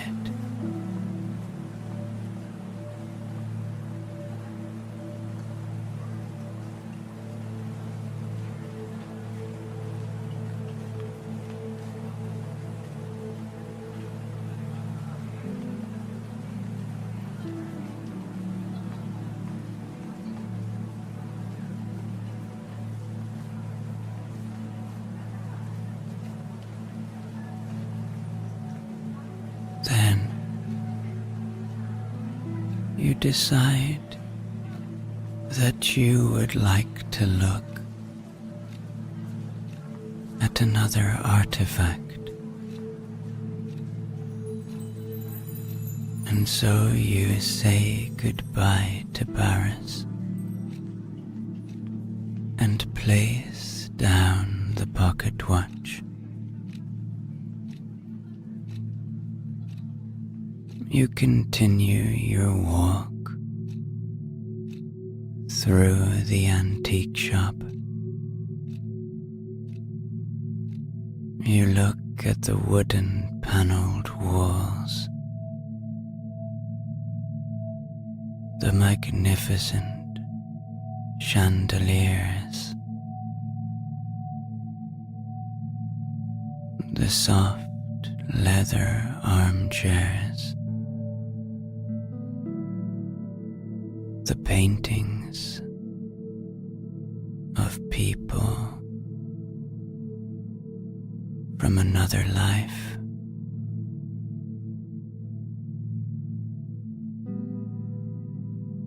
And soon you find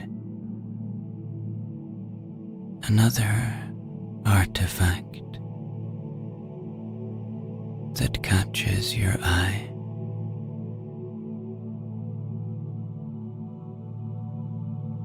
It's a coin, a British coin from the 1700s.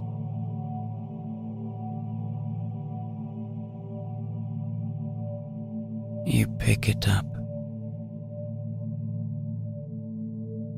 and feel the weight of history in the palm of your hand.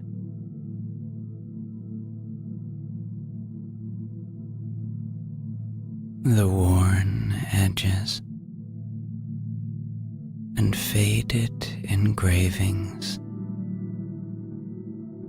tell a story of a time long past.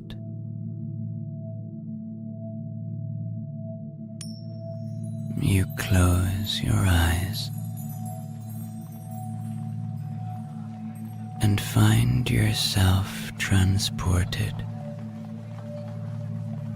to the bustling streets of 18th century London.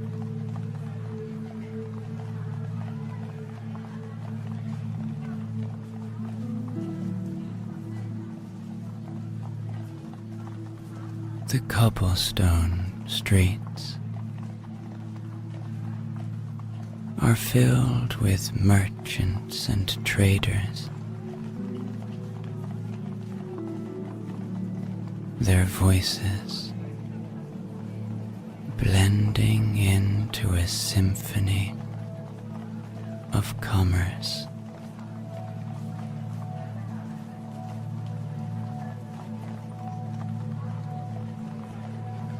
You can almost smell the aroma of freshly baked bread and hear the cries of street vendors selling their wares.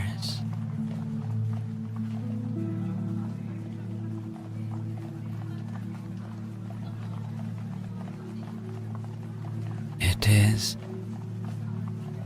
almost otherworldly as you walk alongside gentlemen in their fine attire, their powdered wigs and elegant coats, a symbol of their status and wealth.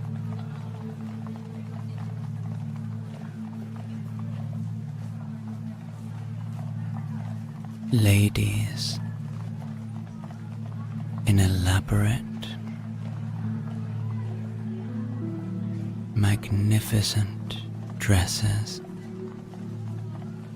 and feathered hats pass by,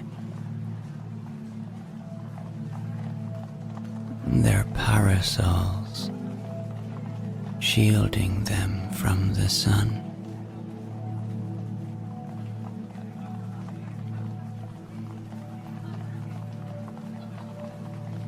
Carriages rattle past, pulled by magnificent horses, their hooves clattering on the cobblestones.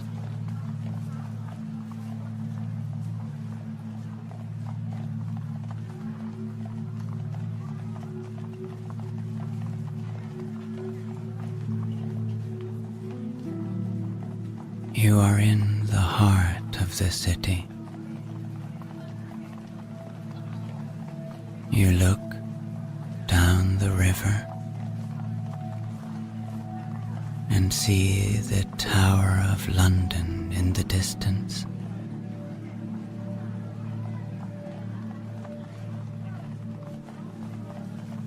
You are near St. Paul's Cathedral.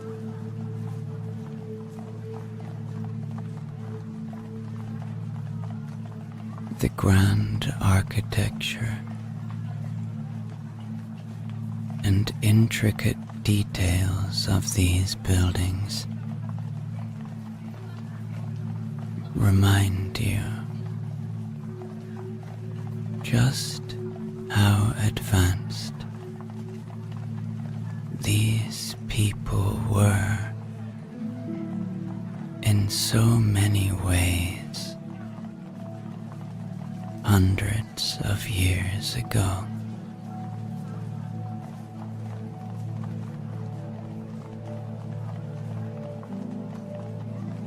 Just like you,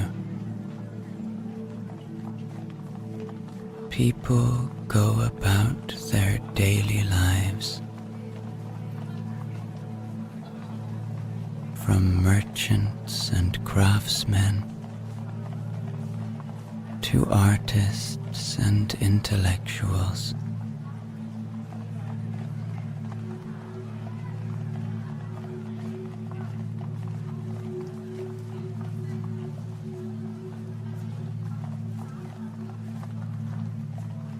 This place feels alive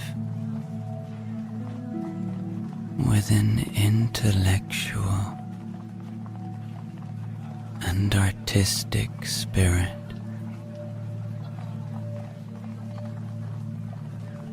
As thinkers and writers gather in coffee houses to exchange ideas and debate the issues of the day.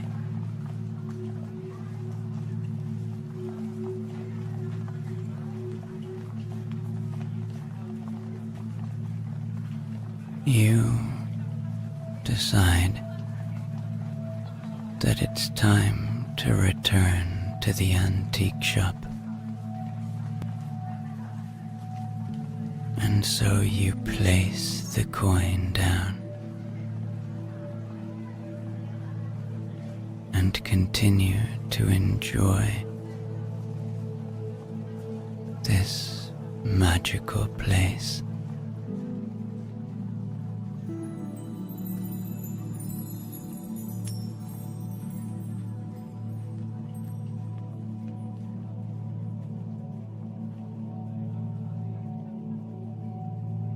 You decide to pick up one more artifact, and this time it is an ancient African wooden sculpture.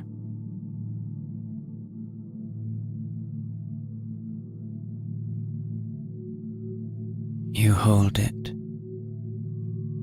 and feel its weight, a sense of deep tradition is within this artifact. The intricate carvings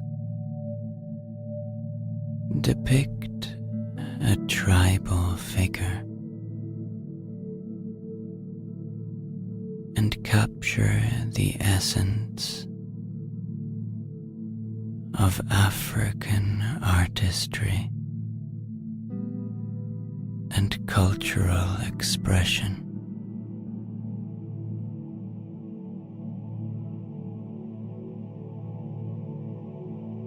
You close your eyes and find yourself surrounded by vibrant landscapes as the sun sets over the African savanna.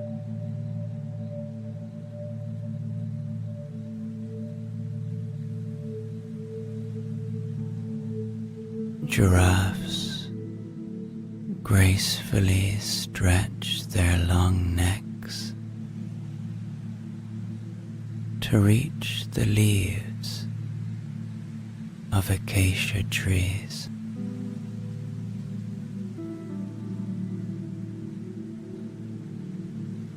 While a gentle herd of elephants walk silently in the distance.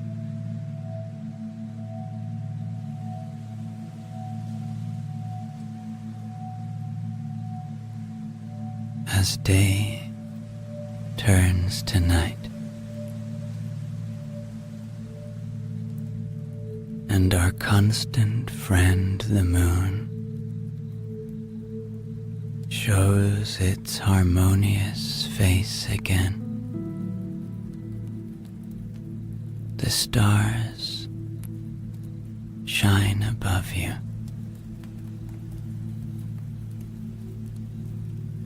and you are welcomed by a small tribe of humans who sit around a campfire, sharing stories, laughing and smiling. And all the while, you feel incredibly safe and welcome here. You breathe in this moment.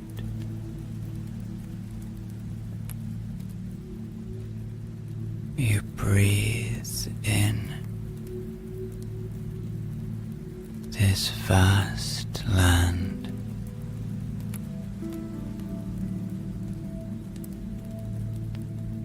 And allow yourself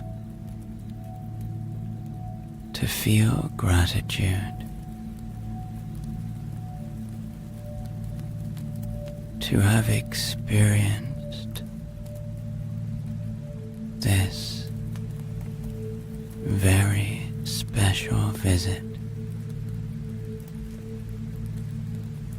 to this very special antique store.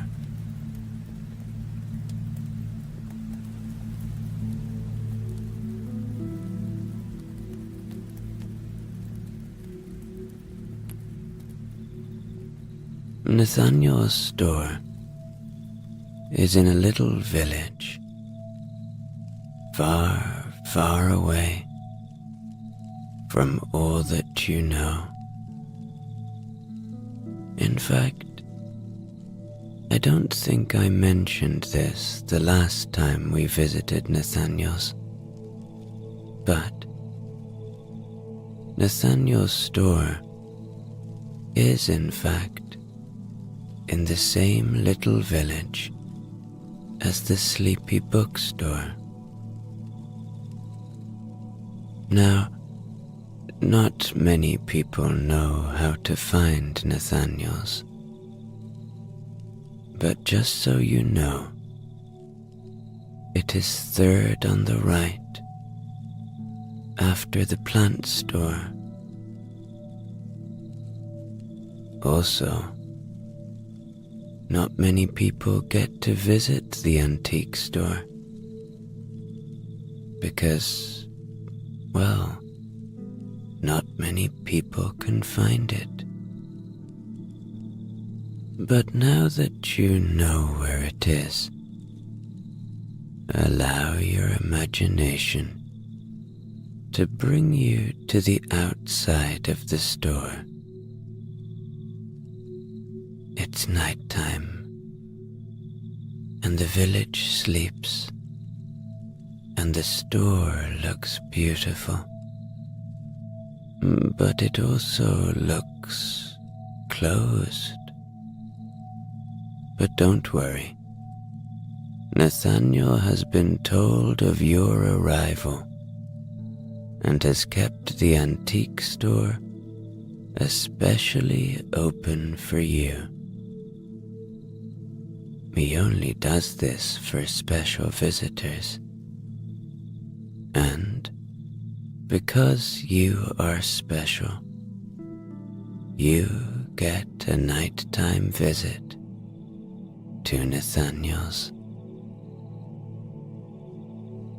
Now, Nathaniel has run this store for many, many years, like his father before him, and his father before him, and his father before him.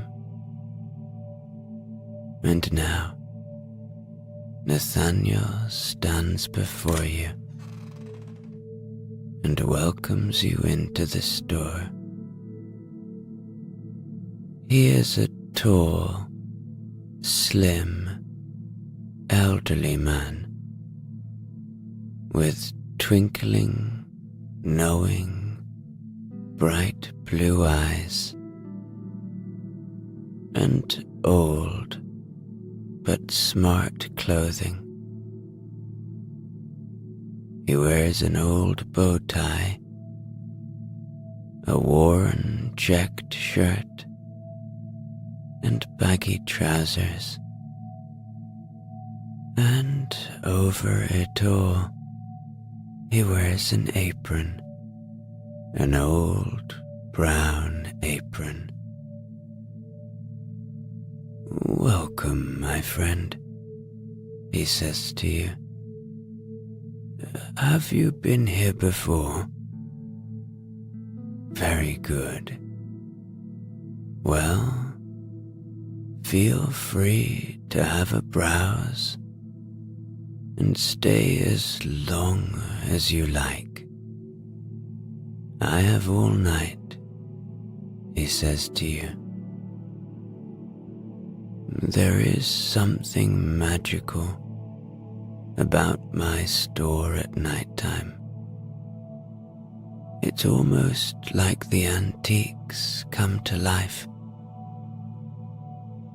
I really hope you enjoy looking through the place. If you have questions, just ask.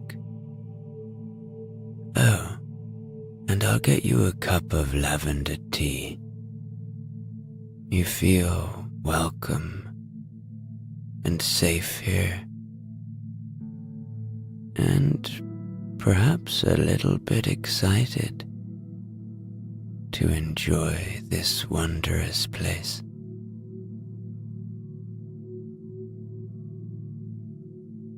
You begin to look around. The store is a treasure trove of history. Each piece with its own story. The wooden floorboards creak softly under your feet, a comforting sound that speaks of the countless souls who have wandered through this space before you. The air is filled with so many wonderful smells. Old paper, polished wood, and a hint of lavender all around you. Shelves and display cases are carefully arranged with an assortment of artifacts, and in the candlelight they look almost otherworldly. Certainly very beautiful. There are clocks that have ticked away the hours of centuries. Delicate porcelain figurines, their painted expressions frozen in a moment of silent conversation. Leather-bound books whose pages hold the thoughts and dreams of authors long past. Nearby, a collection of vintage lamps and chandeliers, though unlit, catch the candlelight and reflect it back in a subdued sparkle. Where have these artifacts been before? Where have they lived? What have they witnessed? Have these lights hung in grand houses of the 1700s? Have these pocket watches been worn by gentlemen of early 19th century London? Have these grandfather clocks adorned the great houses of Paris or Austria or Romania in the early part of the 19th century? What about these fountain pens Have they been used to pen a love letter written in a garden all the way back in the 1910s? Maybe a lovesick young woman has written to her husband fighting in the Great War, using this very pen. These artifacts are more than just artifacts.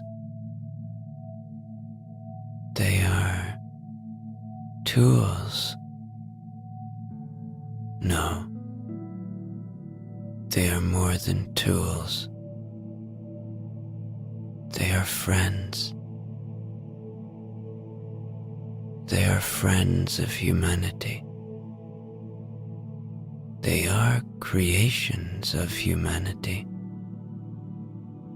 They are, in a way, extensions of our inner worlds. They come from the ideas of great people and are manifested here in front of you. They have lasted because they are quality, because they are made with care, because time has been taken, love has been put in to each one of these artifacts, these antiques that have been here long before you or I, and will probably remain after we are gone. The warmth of the light, the richness of the air, and the quiet beauty of the objects around you combine to create a sense of stepping through a portal into another time, a place where the magic of the past is kept alive in the gentle glow of candlelight. There is a reason why it is known to be special to visit Nathaniel's at night. It is because you find a connection to these objects much deeper than in the day. Now, an object catches your eye. A vintage compass resting within a polished wooden box lined with velvet. The compass itself, with its aged brass casing, speaks of many voyages and the hands that once relied upon it for direction across unknown seas and lands. The compass's face is a marvel of craftsmanship. Its delicate needle poised, as if ready to guide the next traveler. Around the dial, The cardinal points are engraved with exceptional care. As you lift the compass from its resting place, the needle swings gently before settling, aligning itself with the magnetic pull of the earth. Holding the compass, perhaps you feel a connection to it, not just to the places it has been, but to the stories it holds. The weight of it in your hand is a tangible link to the past, to the adventurers and wanderers who once looked to it for guidance under starlit skies. Nathaniel, observing your interest, approaches with a smile that holds a depth of understanding. He hands you your lavender tea. That compass, he begins, has seen more of the world than most. It's a bearer of tales from distant lands, a witness to the courage and curiosity that drive us as humans to explore. His eyes, bright and knowing, reflect the flicker of the candles, emphasizing the importance of this artifact. Nathaniel leaves you in peace, and as you continue to look at the compass, something a little out of the ordinary happens. You feel the need to close your eyes, and as you do, the compass in your grasp gently warms.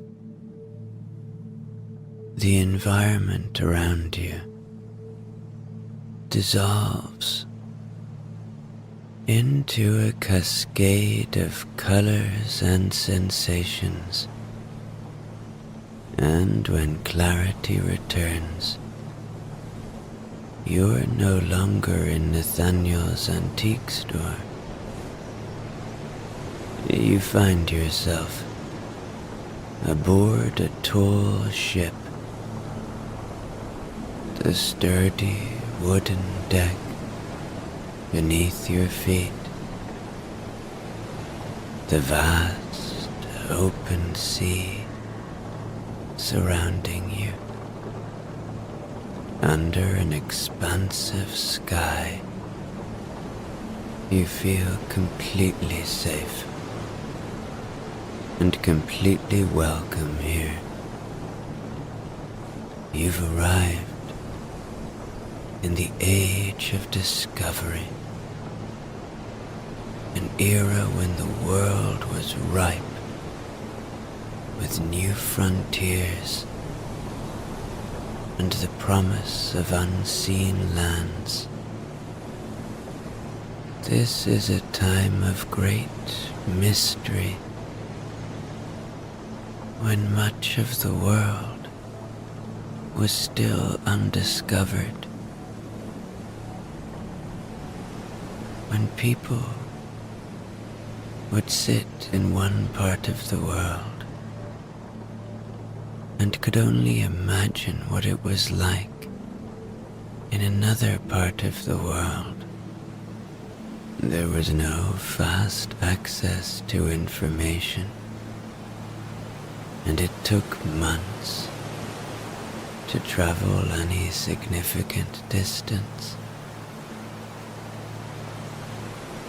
The air is filled with the salty tang of the ocean,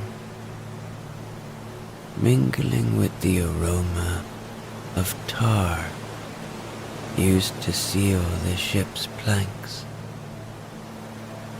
Above, the sails billow with a robust wind. The crew around you is a flurry of activity.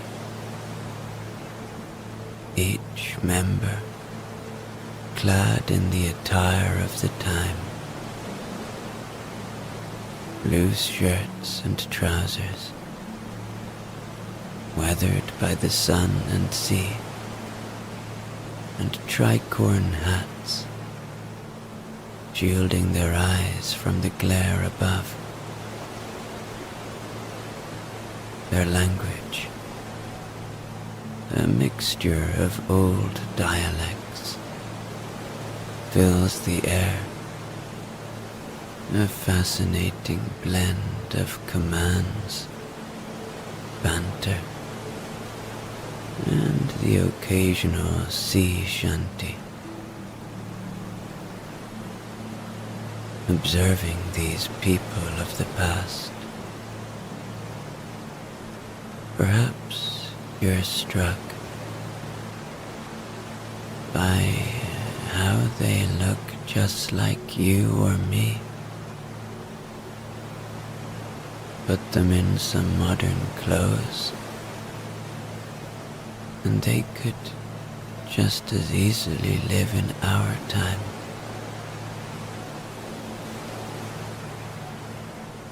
Their faces are a little more weather-beaten, perhaps, than you or I, but they look determined and are alive with the spirit of adventure. Each face telling a story of sacrifice and relentless pursuit of the unknown. The captain, with his astute gaze and steady hands, consults the very compass you brought with you, navigating not just the ship, but the fate of all aboard towards new discoveries.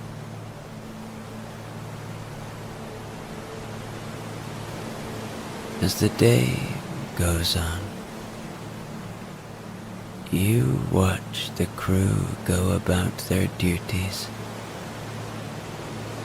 hoisting sails, manning the helm, and scanning the horizon for signs of land.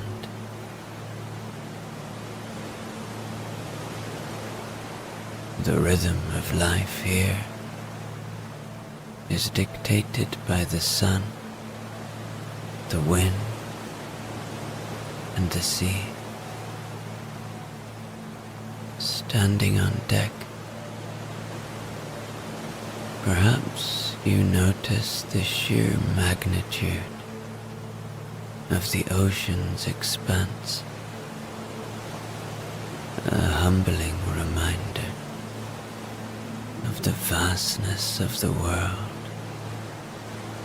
and the courage it took to explore it.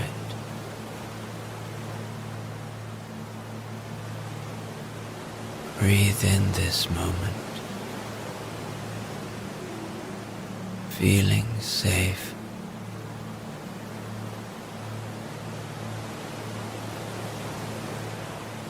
Enjoy this moment, far away from all that you know. You have no worries here, no commitments. This is your time.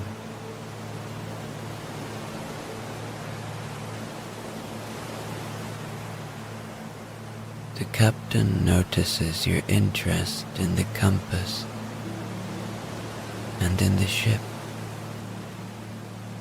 He invites you to his quarters. You are his guest. His cabin is the biggest on the ship. It is quite a fine room, meticulously organized and beautifully decorated with detailed carvings of wood. There is a fine window at the end that looks out onto the ocean, and the room is filled with maps scattered across a large oak table, and the walls are adorned with navigational tools that have guided him through many voyages. It is darker in here, and so the glow from a small lantern casts a warm light, making the cabin feel inviting in the midst of the vast open sea.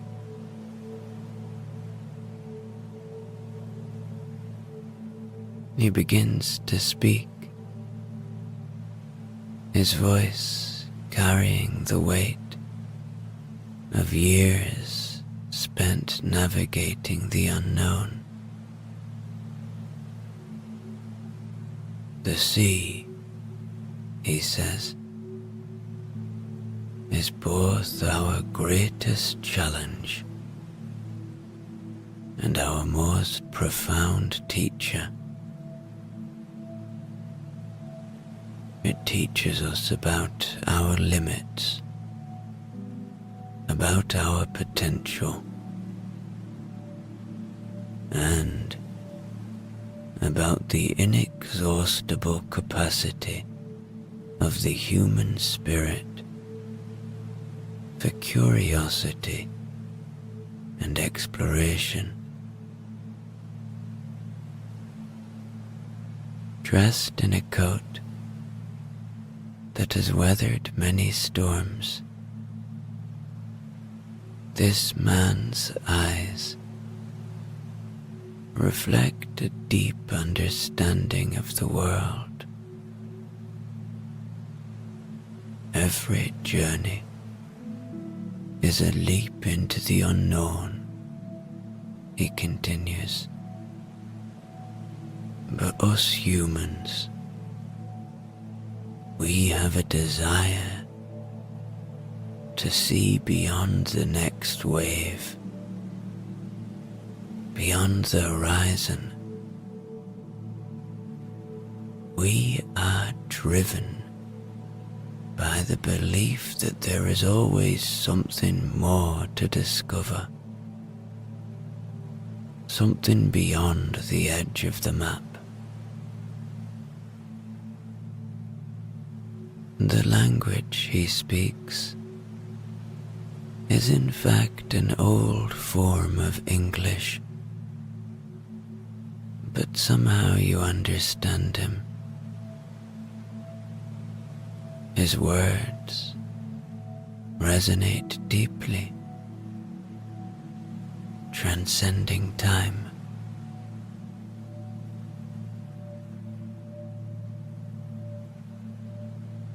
The world is vast, and the more we explore, the more we realize how much remains unseen, unknown. It is this endless pursuit of knowledge, this unquenchable thirst for understanding that defines us,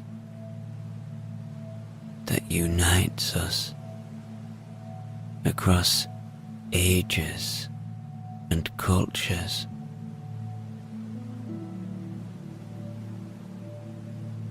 He gestures to the maps and tools around him. These are not just instruments of navigation. They are symbols of our journey as humans. Our explorations are not just about discovering new lands, but about uncovering new possibilities within ourselves, about stretching the boundaries of what we believe is possible.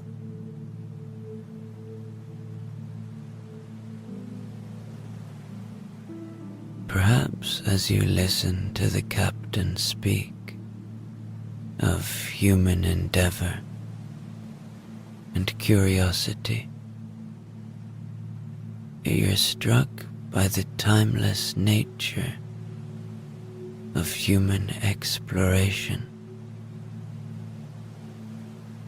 It's not just about the physical journey across the seas, or indeed, in our time, across space, but the journey within, the exploration of our own depths and capabilities. In his quarters, surrounded by the tools of navigation and the maps of the world,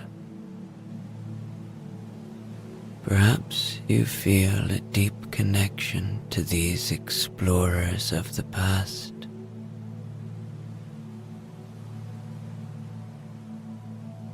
The captain, with a thoughtful pause, now suggests, before the day ends, you should venture back to the deck. There's a beautiful sunset approaching that promises to be unlike any you've ever witnessed. He stands and leads you to the door of his quarters. His movements sure and steady. A lifetime at sea evident in his gait. The end of the day, he muses, is a time for reflection, for appreciating the journey thus far and anticipating the adventures that lie ahead. The sunset, with its myriad colors, is a daily reminder of the world's beauty and the cycle of life and exploration that continues with each passing day. As you step out onto the deck, the air feels cooler.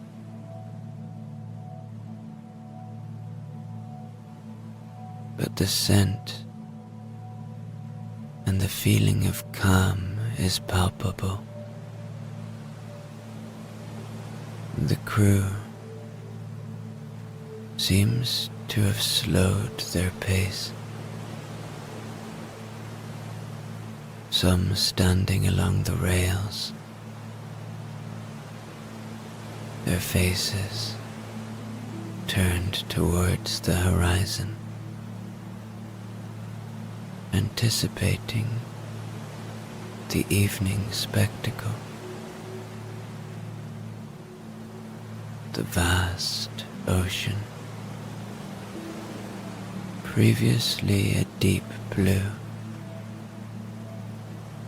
now begins to catch the early hints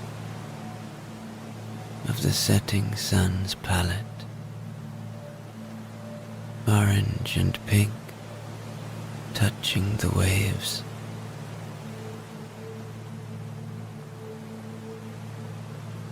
The horizon is clear,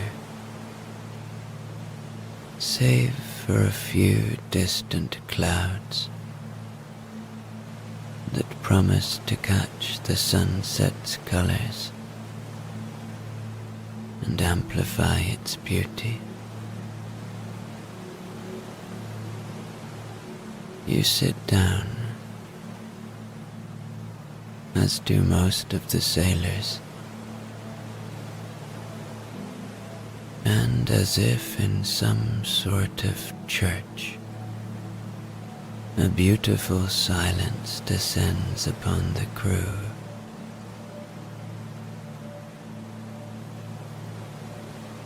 As the sun begins its descent, the sky transforms.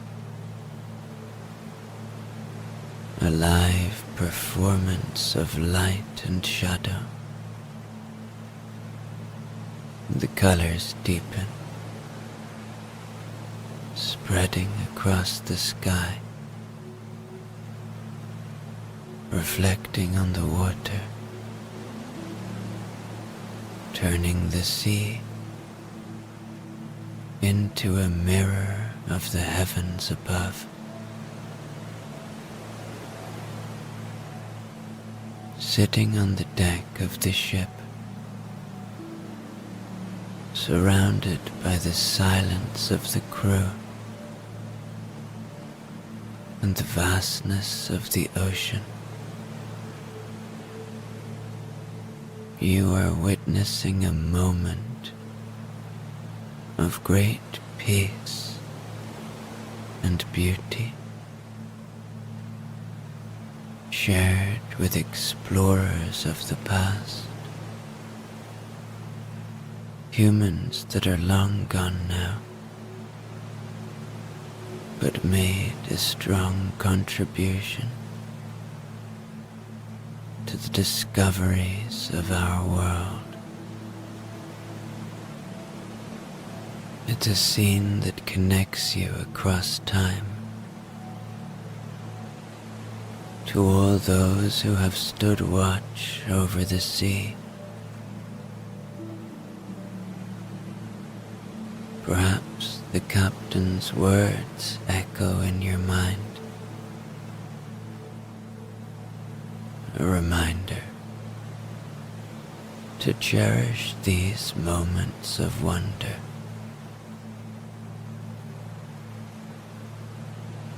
As the last traces of the sunset fade into twilight and the sky dons its starry cloak, the sailors gather around, eager to share one of the sea's oldest arts with you, navigating by the stars. The deck becomes a classroom, the heavens their chalkboard, as these seasoned mariners point towards the celestial bodies that have guided their paths across the open waters for centuries. One of the sailors, a man with eyes as keen as an eagle's, begins to explain. See there. He points towards the North Star, Polaris, a constant in the night sky. She is our faithful guide, always fixed, always true. When you find Polaris, you find North, and from there you can chart your course anywhere. The crew's admiration for the stars is palpable. Their knowledge, passed down through generations of sailors who relied on these glittering points of light long before the compass or GPS. The constellations, another sailor adds, pointing to a group of stars shaped like a hunter. They tell stories, but they also tell us where we are. Orion there, he's most visible during our winter voyages, a beacon for sailors. As the lesson unfolds, you're introduced to the concept of navigating by the stars.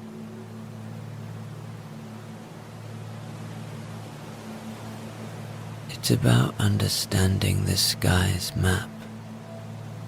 A young sailor chimes in, his enthusiasm for the tradition evident.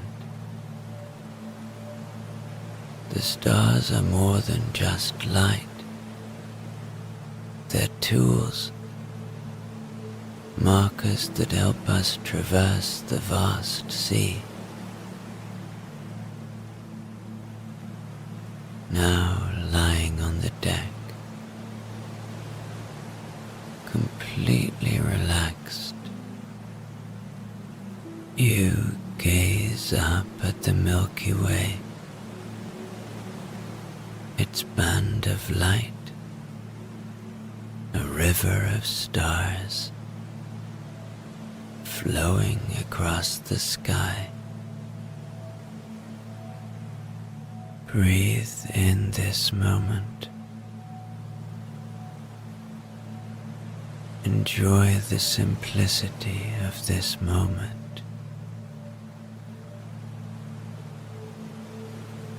Really allowing yourself to relax now.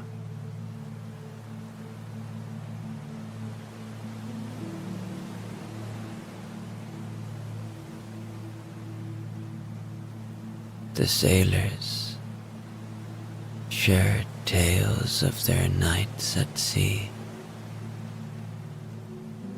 of storms weathered and calm waters sailed, all under the watchful eyes of the stars. And after this mesmerizing experience, you start to feel sleepy. So one of the sailors, a kind-hearted soul, with years of the sea etched into his face, gestures for you to follow him. He leads you through the ship's narrow passageways, and finally you arrive at a door. He opens it to reveal your private room for the night. It's a modest space, yet there's a certain charm to it that makes it immediately welcoming. The room is lit by a small lantern that casts a soft golden glow, creating an atmosphere of warmth and coziness that contrasts with the vast, open sea outside. The centerpiece of the room is a single bed, its frame made of the same sturdy wood that makes up the ship. The mattress looks inviting, covered in clean, simple linens that promise a comfortable rest. Beside the bed, a small porthole offers a view of the night sky, allowing you to gaze at the stars from the warmth of your room. A small desk stands against the wall with a quill, ink, and parchment set neatly atop it. A space where countless sailors have likely penned letters home or recorded their thoughts under the silent watch of the stars. Perhaps this is a moment for you to write your thoughts, or perhaps you are very sleepy and it's time for bed. The sailor wishes you a good night, and with a nod and a smile, leaves you to the quiet of your room. As you prepare for bed, the gentle rocking of the ship and the distant sound of the waves against the hull lull you into a state of peaceful readiness for sleep. Here, in this small room on the vast ocean, you find yourself enveloped in the timeless rhythm of sea life, ready to drift into dreams filled with stars, waves, and the spirit of adventure. And it all started with a compass in Nathaniel's antique store in a little village far, far away.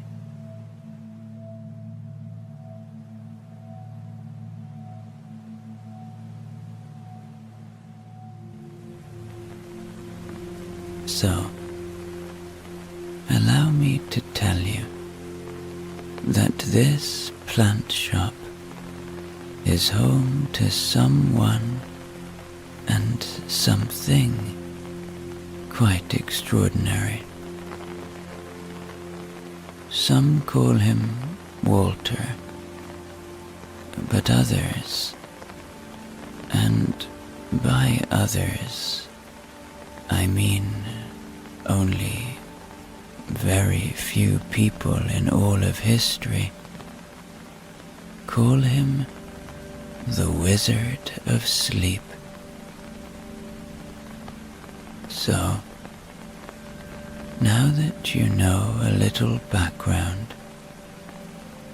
why don't we go and visit Walter? Walter is watering the plants. It's evening time on a cozy, rainy autumn evening, and Walter is doing what he loves. He moves from plant to plant. The shop is dimly lit, and he feels so present and at one with his plants. It's like they are his friends. It's like he knows each and every one of them. He has a history with these plants. Some of them he has known all their lives, since they were seeds, and some of them offer him more than friendship. For Walter is the one who, over many years, some say centuries, created the elixirs of sleep. I say elixirs and not elixir, because there are more than one. One elixir helps one kind of person, and another helps another kind of person. You'll see what I mean as the story progresses.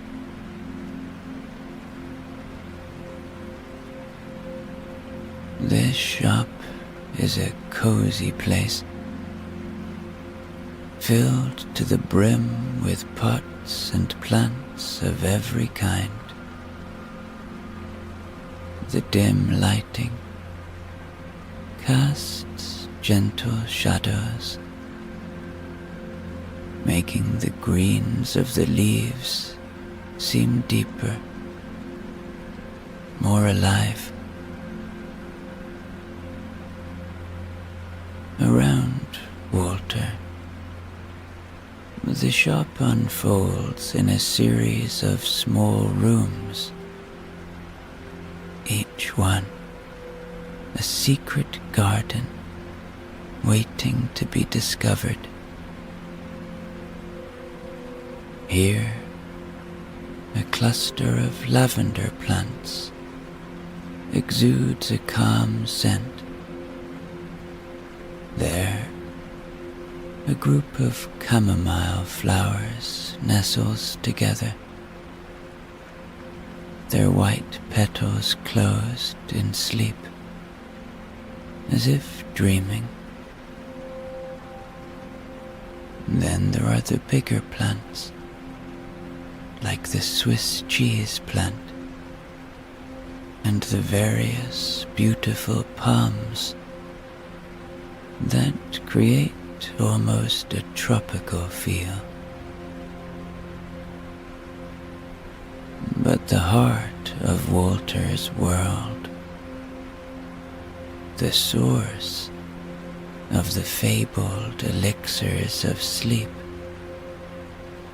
lies hidden beyond a plain wooden door at the back of the shop.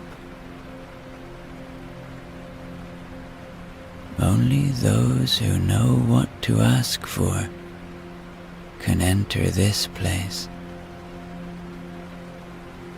Inside, rare plants, Walter's closest kept secrets, thrive under Walter's care. A night-blooming jasmine releases its sweet fragrance into the air.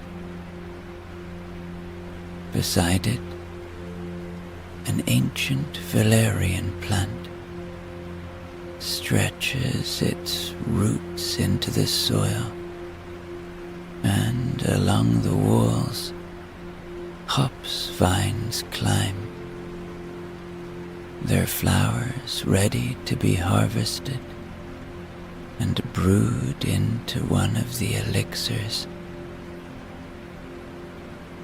Now, Walter, with a flask in hand, prepares to gather the essence of these plants. But before he does, he just stands in his little shop and closes his eyes and breathes in this moment, breathing in the scents of the shop around him, and breathing out any unwanted tension. Walter loves this place. He appreciates every moment spent here.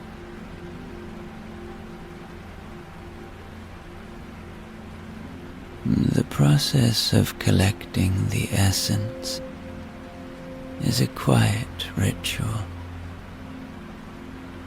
a kind of dance of appreciation between the wizard and his botanical charges. Each step, from the gentle plucking of the flower to the careful distillation of its essence, is performed with a reverence that turns the mundane into the magical. As he works, surrounded by the plants he loves,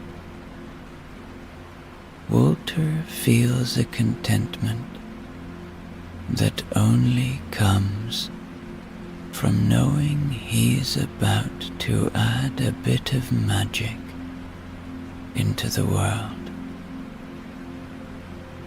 Tonight, as he does on every night, he will craft his elixir in readiness for the next person who might come and seek his wisdom. And funnily enough, just as he's thinking that it's been a while since he's had a visitor, the little bell above the shop door tinkles, announcing the arrival of one such visitor. Walter looks up from his work, a mixture of surprise and curiosity lighting up his face. The door creaks open to reveal a small old woman, her coat drenched from the rain, a woolen scarf wrapped tightly around her neck, In her eyes, there's a look of determination, or perhaps tiredness, that speaks of someone in need of sleep. She moves slowly around the shop, her gaze lingering on the greenery that fills every nook and cranny. Each plant she passes seems to lean towards her, as if offering comfort.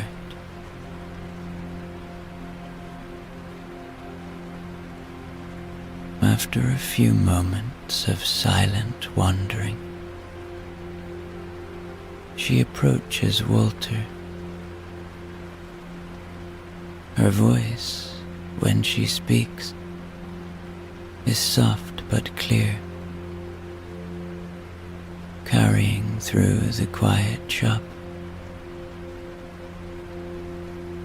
"I've come for the elixir," she says, the words hanging in the air between them, like a secret long forgotten. Walter's surprise is palpable. Many years have passed since anyone last came seeking one of the elixirs of sleep. He studies the old woman for a moment, taking in her stooped shoulders and the tired lines etching her face. "How did you hear about my elixirs?" he asks, his tone a mix of curiosity and caution.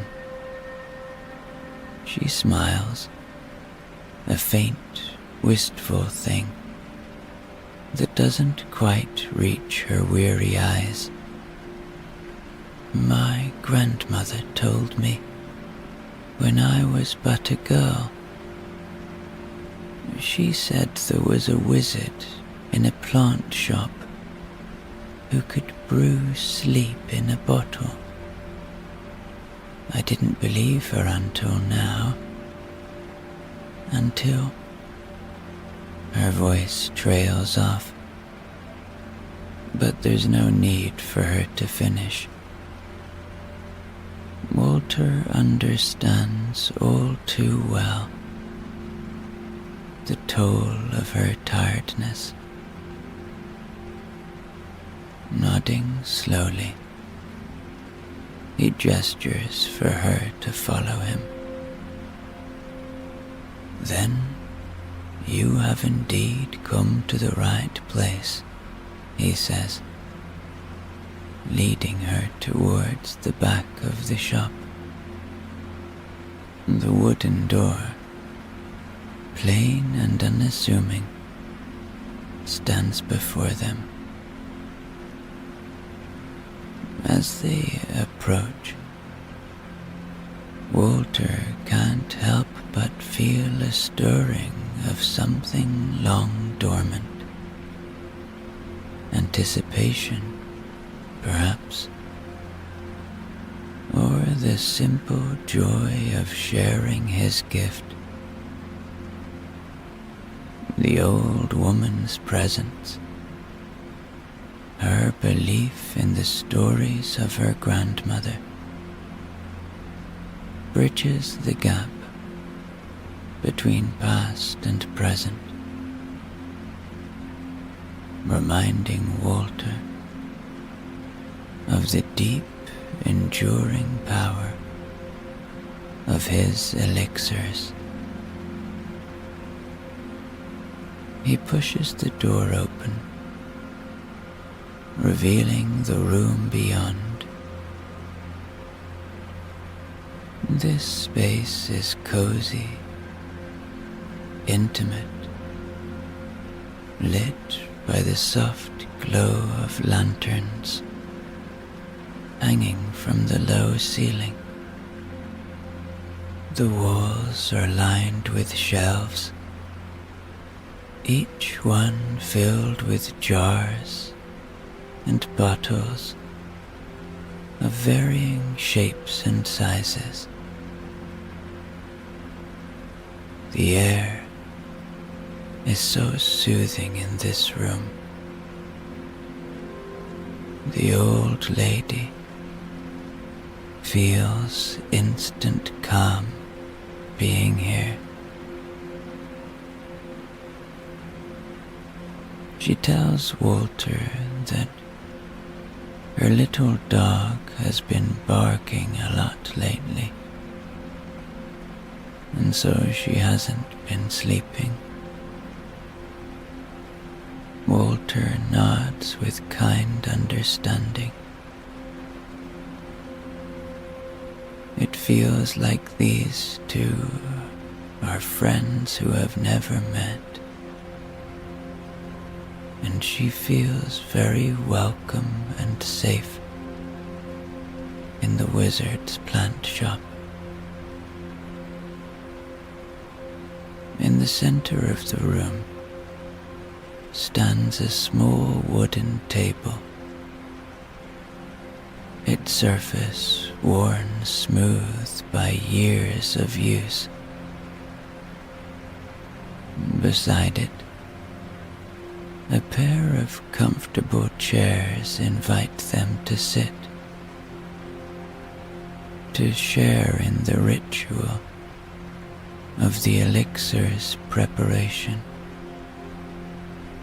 Walter guides the woman to one of the chairs, offering her a seat with a kind smile.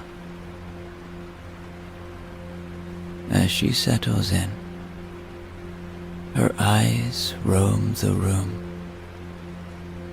taking in the details. The way the lantern light flickers against the glass jars,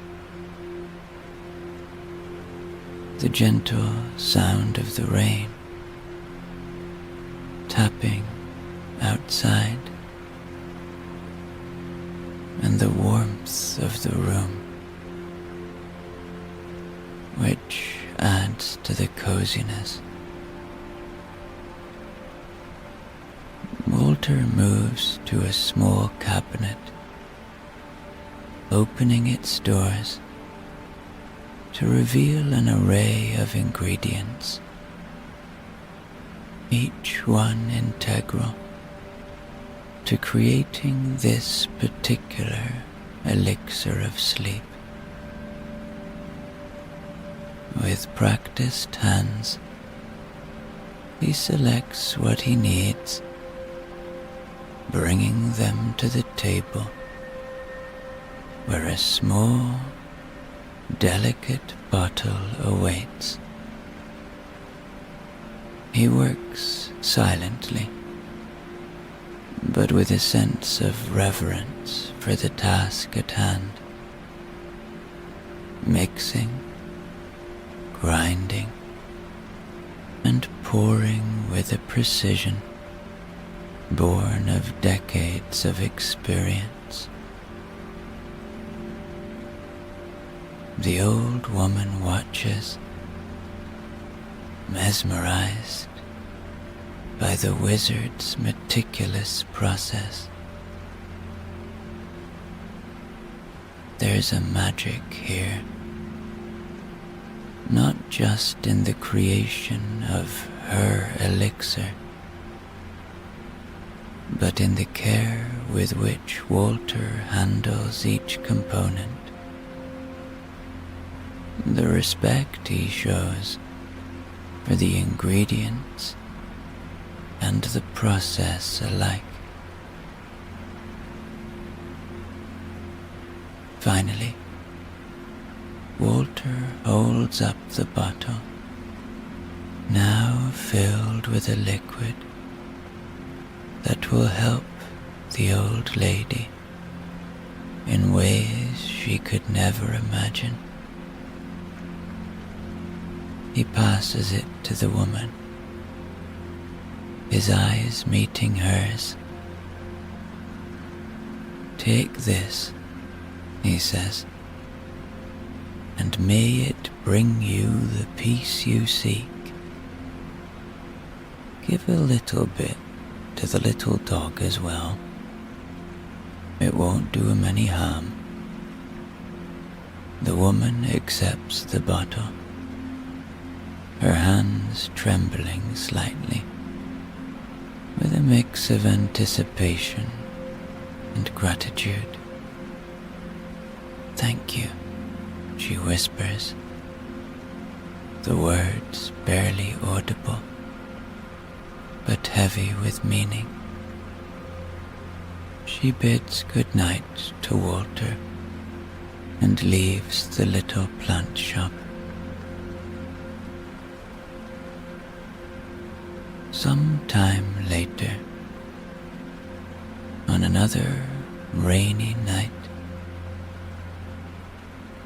the bell above the door chimes softly as a new visitor steps into Walter's plant shop.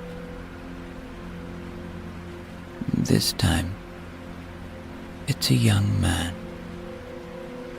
his clothes splattered with paint, his eyes alight with a creative fire. He moves through the plant shop, his gaze darting around, taking in the lush greenery that fills the space. There's an intensity to him, the kind that comes from nights spent chasing the elusive perfection of art, from hours lost in the flow of creation. He approaches Walter, who has looked up from his work, always ready to welcome another soul into his haven. "I've heard you're some kind of a wizard of sleep. I need something to keep me awake," the young artist says. "The night is when I come alive, when my best work comes to life. But my body, it craves sleep, and I can't afford to lose the inspiration when it strikes." Walter the wizard studies him for a moment, seeing not just the artist before him, but the countless others who have sought to push beyond their natural limits for the sake of their passion. "You seek to bend the night to your will," Walter muses, a hint of a smile playing at his lips. "But perhaps what you need is not to ward off sleep, but to find a balance that lets your creativity flourish without burning out your spirit." The artist looks skeptical, but there's a part of him, perhaps the part worn down by restless nights, that is willing to listen. Walter gestures for him to follow, leading him deeper into the shop past the familiar greenery and into the heart of his mystical world.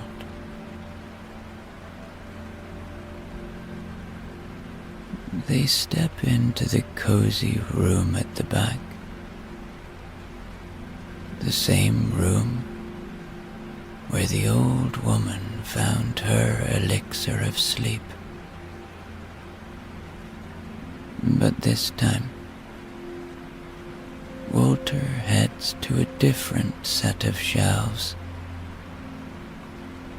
his finger trailing over the jars and bottles until they settle on a particular one. "This," he says, holding out a small vial filled with a liquid that seems to pulse with a light of its own. "This is not to keep you awake, but to help you harness the power of your dreams. Drink this before you rest, and let your mind wander the landscapes of your imagination.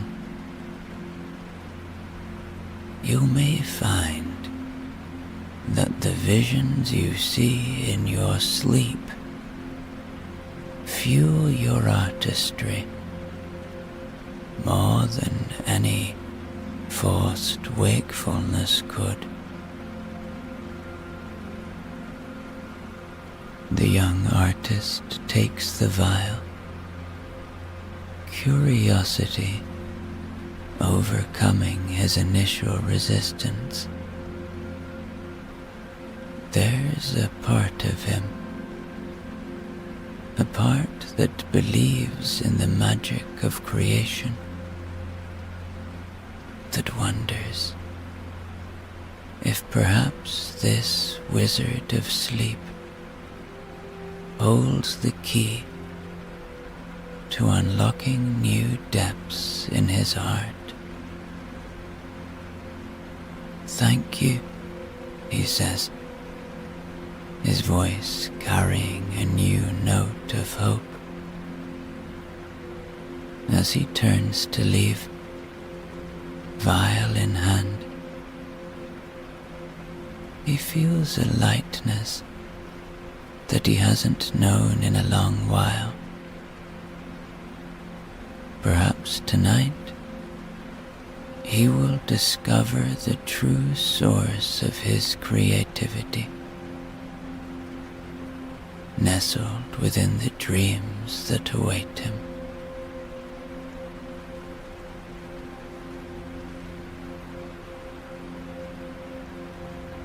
On another night, on yet another rainy evening, the door to Walter's plant shop opens to admit a new visitor. She is what seems to be a businesswoman, her sharp attire and brisk manner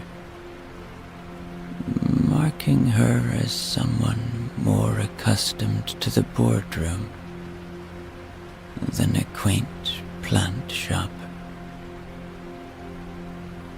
Even as she steps inside, her eyes remain glued to the screen of her phone, fingers swiping incessantly.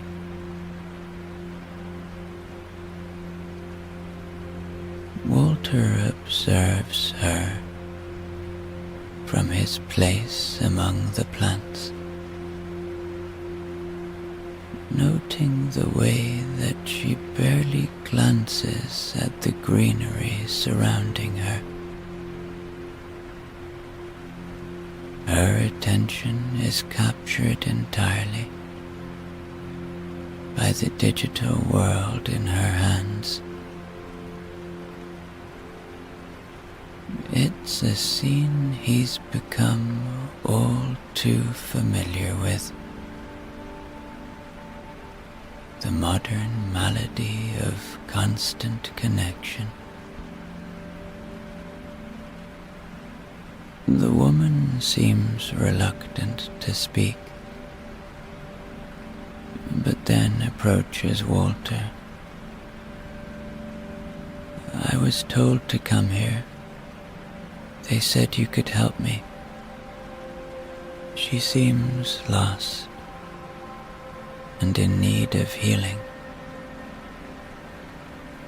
Walter approaches, his demeanor calm. He knows that he can help her. The need for rest is something we all share, even those who think sometimes that they've risen above such earthly concerns. The mind, like the body, needs time to recover, to dream, to wander paths not found on any screen, Walter tells her. The woman briefly looks at Walter. There's a flicker of something. Exhaustion, perhaps, or the faintest glimmer of recognition that his words hold truth. With emotion for her to follow, he leads her towards the back of the shop, to the room that has seen the beginnings of many journeys towards rest and rejuvenation.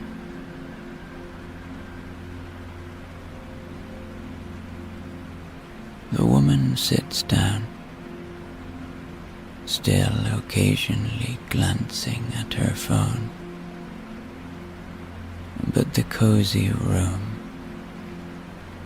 seems to soften her, and she begins to notice what is around her. The beauty and calm of this place is beginning to show her another path. She breathes in this moment, in and out.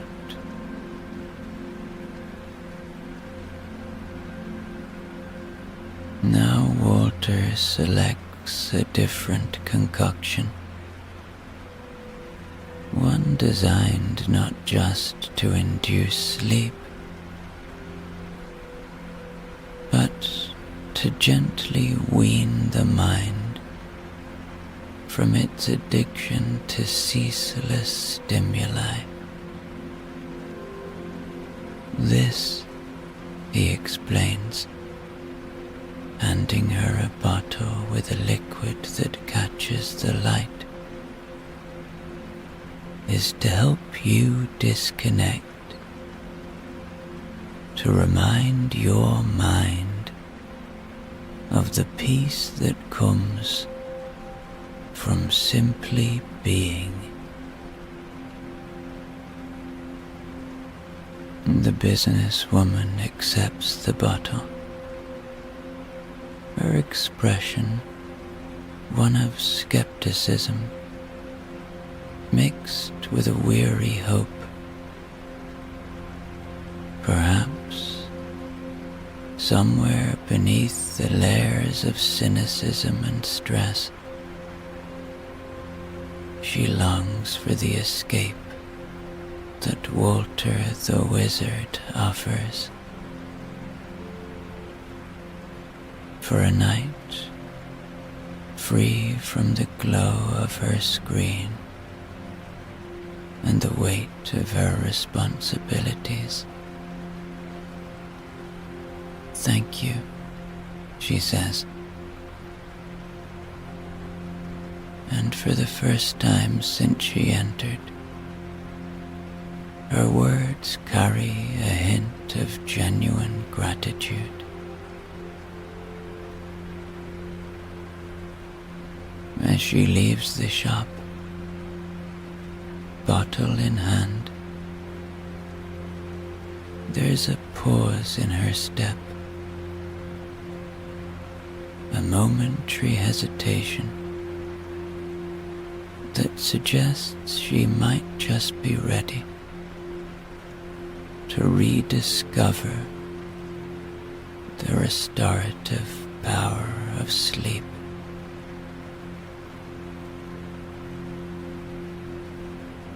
As the little village settles into the deep silence of the night,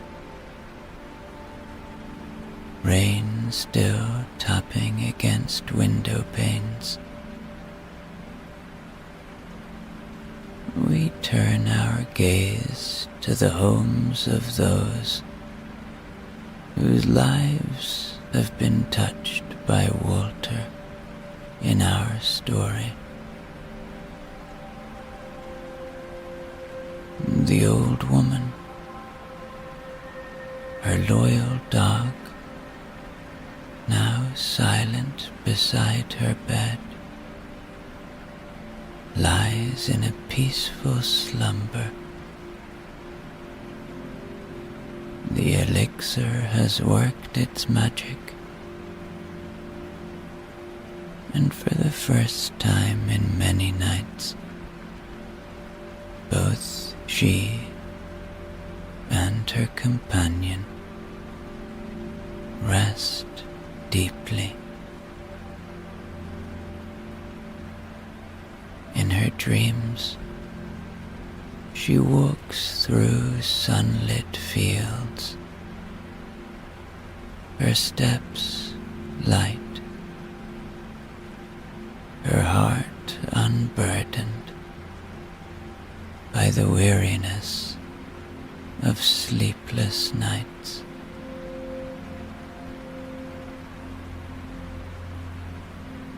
Across the village, in a small attic room filled with canvases and paint, the young artist sleeps with a serene expression. The vial's contents have guided him to a wonderful place where his imagination soars without bounds.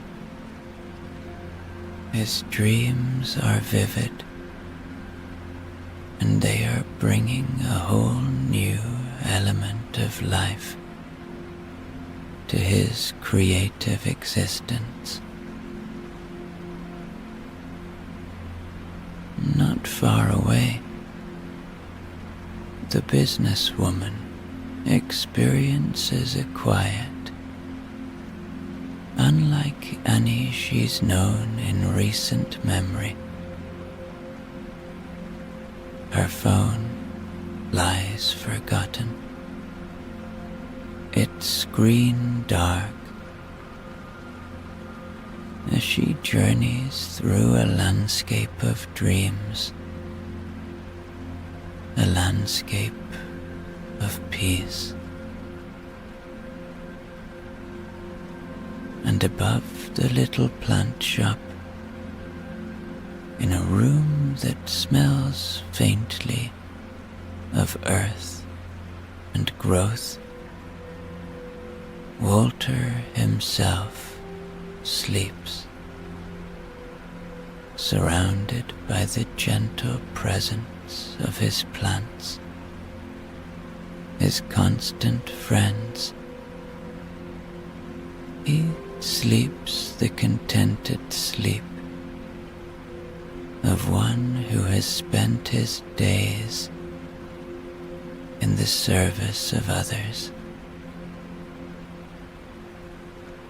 His dreams are simple, reflections of the quiet joy he finds in his daily and nightly communion with the natural world and all of his friends, the plants.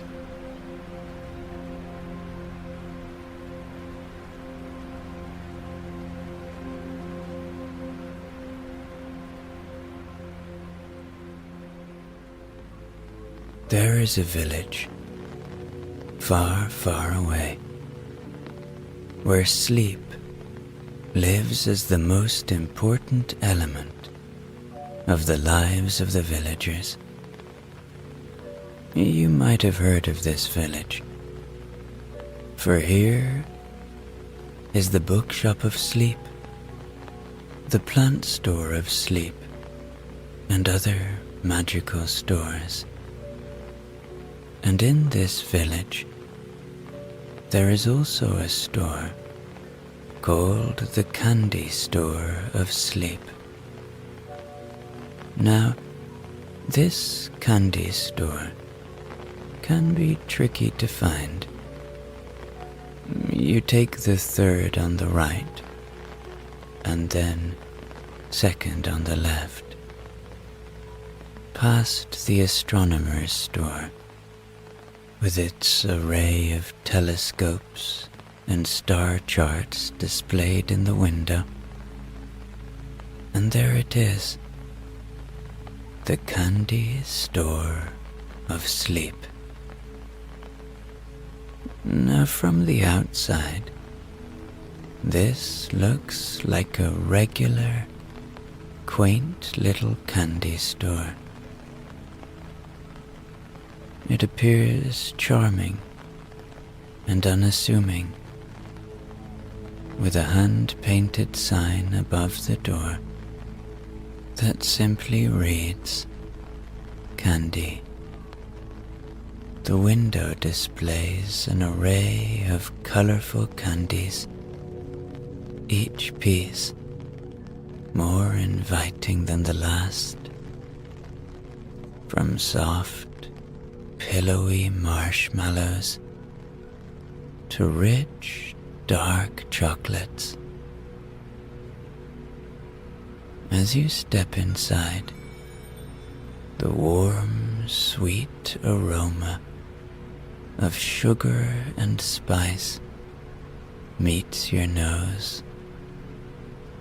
This is a place of safety, and you already feel welcome here. The store is cozy, with old-school wooden shelves lining the walls.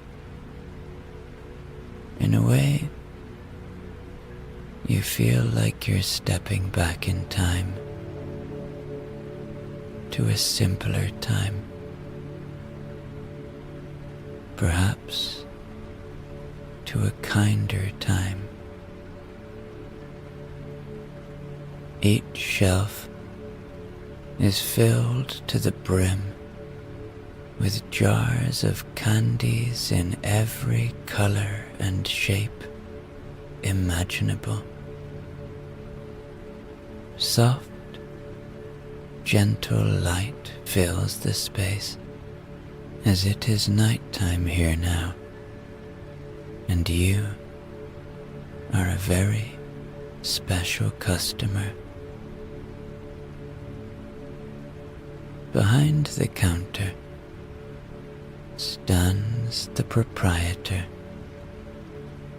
a kind old lady with a welcoming smile that puts you at ease immediately. Welcome, she says. I am Miss Sweetie. Welcome to my store. Her eyes twinkle with a hint of mischief. suggesting she knows secrets about sleep and dreams that few others do. She wears a simple apron, and her hair is tied back neatly. She has a demeanor that speaks of gentle authority and wisdom. As you browse the shelves, the old lady begins to share stories of her candies. Each one she makes by hand, and each one is crafted with ingredients intended to soothe, to relax, and to invite sweet dreams. Her voice is soft and soothing. She's one of those people that when you meet them, they just make you feel relaxed. She speaks of a special selection hidden away from those who seek only sugar and not the spirit of the place. If you show genuine curiosity and respect, she says, you might just get to see the secret place behind the secret door. This door leads to a world unlike any other. A place where the sky is always starlit and the ground is made of cotton candy. But you must be patient, because you must have a calm heart and an open mind, free from greed and haste, before you can enter this world. I am going to ask you some questions. And with a voice soft and inviting, she begins to ask you questions, each one seemingly simple, yet deeply profound. Each one designed to understand whether those who seek to pass through the secret door are worthy of it. Tell me, dear, she begins, her gaze steady and warm. What brings you joy on a day when the sky is grey and the world outside is quiet? Her question hangs in the air, a gentle test of your capacity to find light in the moments of shadow, to see beauty in the subtleties of life.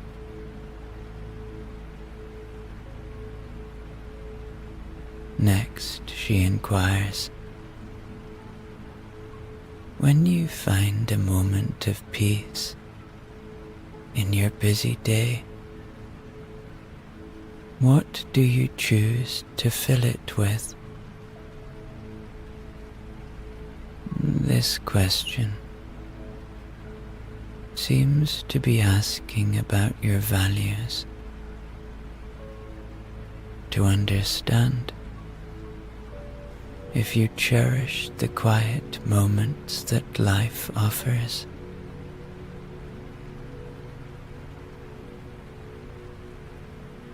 Her final question is perhaps the most telling. In your journey through life, how do you spread kindness to those around you? She listens to your answers, and her eyes reflect a deep understanding and acceptance. It is not judgment you find in her gaze, but rather a nurturing encouragement, a recognition of the light that exists within every heart, waiting for the chance to shine.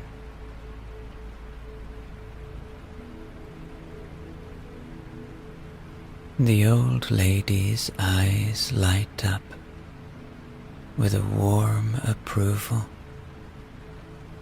as you finish sharing your answers. She nods gently, a silent affirmation that she has found in you the qualities she deems essential for entering the enchanting world that lies beyond the secret door.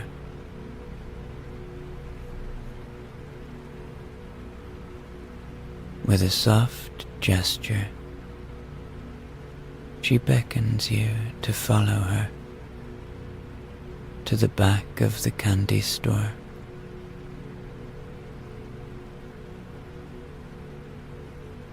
And as you move away from the colorful jars of candies and the cozy ambience of the shop, the wooden floorboards creak softly under your feet. The old lady walks with a grace that belies her age.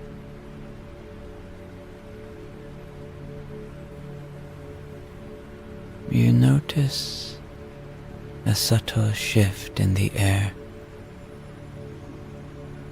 a hint of something magical. Reaching the rear of the store, the old lady pauses in front of what appears to be a simple wooden door, much like any other you might find in a quaint old building. However, as she retrieves a small, intricately designed key from the pocket of her apron, you realize that this is no ordinary door. The key seems to shimmer with a light of its own, and with a gentle turn of the key, the lock clicks open, and the old lady pushes the door slowly.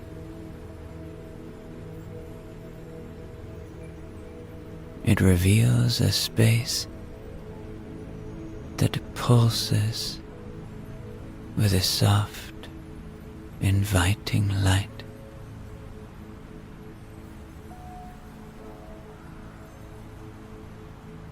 Now before you lies a landscape crafted from the stuff of dreams,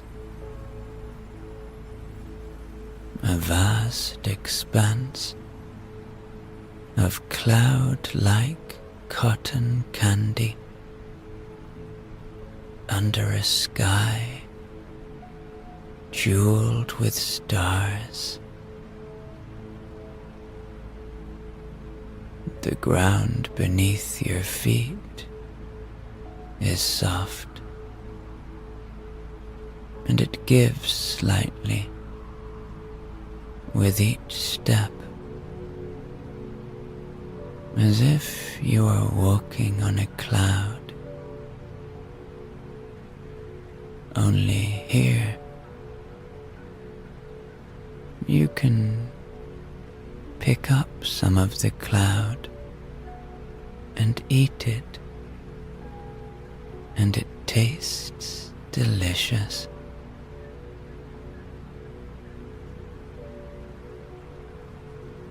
The air is sweet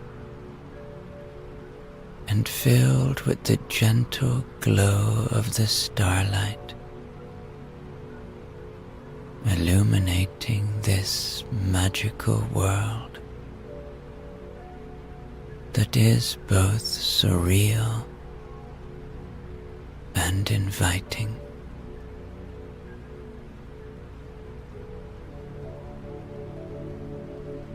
Welcome, the old lady says. This is a place where the worries of the world fade away, where joy and peace reign supreme. Take your time here. Explore. Remember you are safe, and let your heart be light.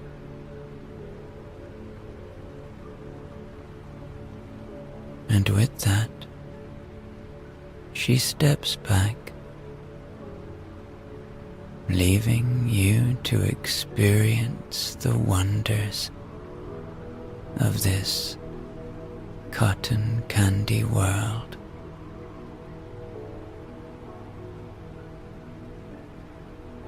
Here, under the starlit sky, you are free to explore, to indulge in the innocence and joy of this otherworldly place. This is your adventure. As you take your first steps along the cotton candy,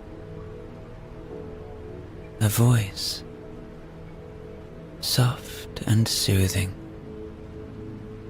begins to float through the air. This voice is your guide, and it beckons you forward with promises of discovery and healing.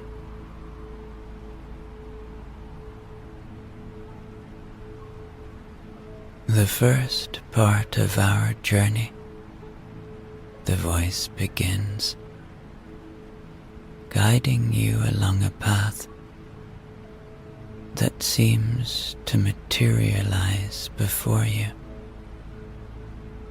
is the meadow of reflection. As you enter the meadow of reflection, you find yourself surrounded by gentle hills rolling under a sky aglow with stars.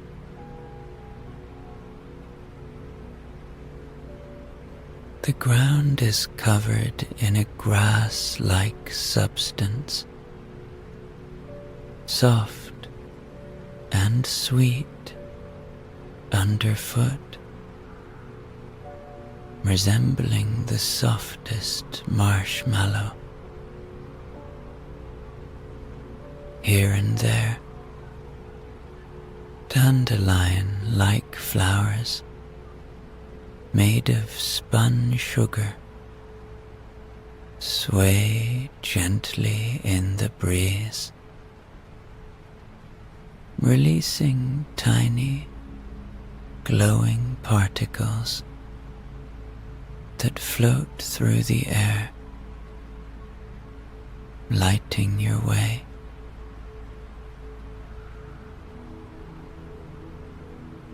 The voice explains, "This meadow is where visitors come to reflect upon their journey, to look within, and to find the peace that resides in the quiet moments of self-discovery. Each step you take here is a step towards understanding yourself, towards healing the parts of you that have been ignored or forgotten, maybe since you were a child.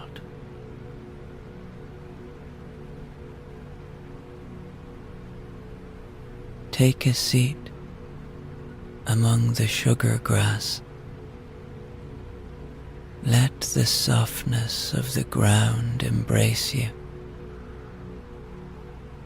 as you close your eyes and breathe deeply.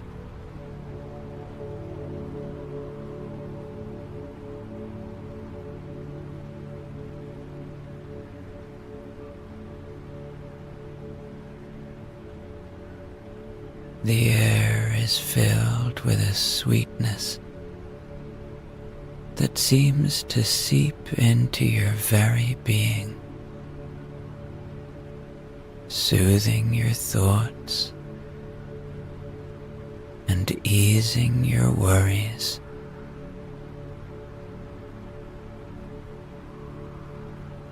Take a bite of the grass. It tastes delicious.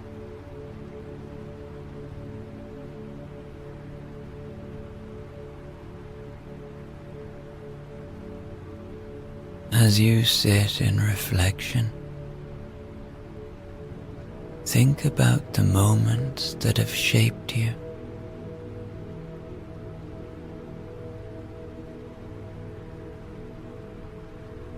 Consider the challenges you've overcome and the strength you've found within.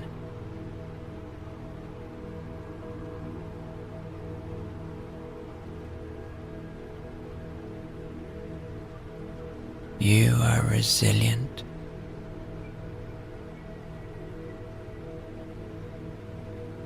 Enjoy this ability to reflect here.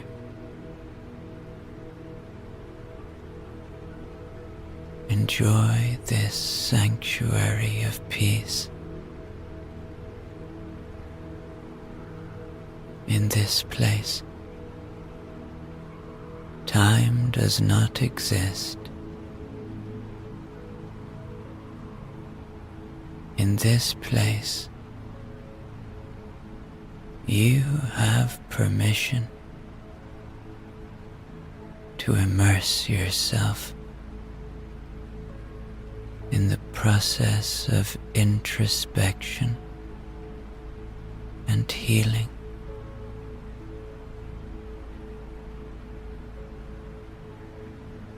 With each breath,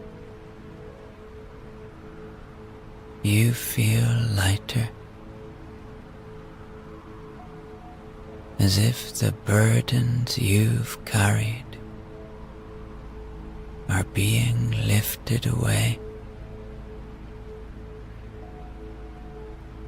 leaving behind a sense of clarity and tranquility.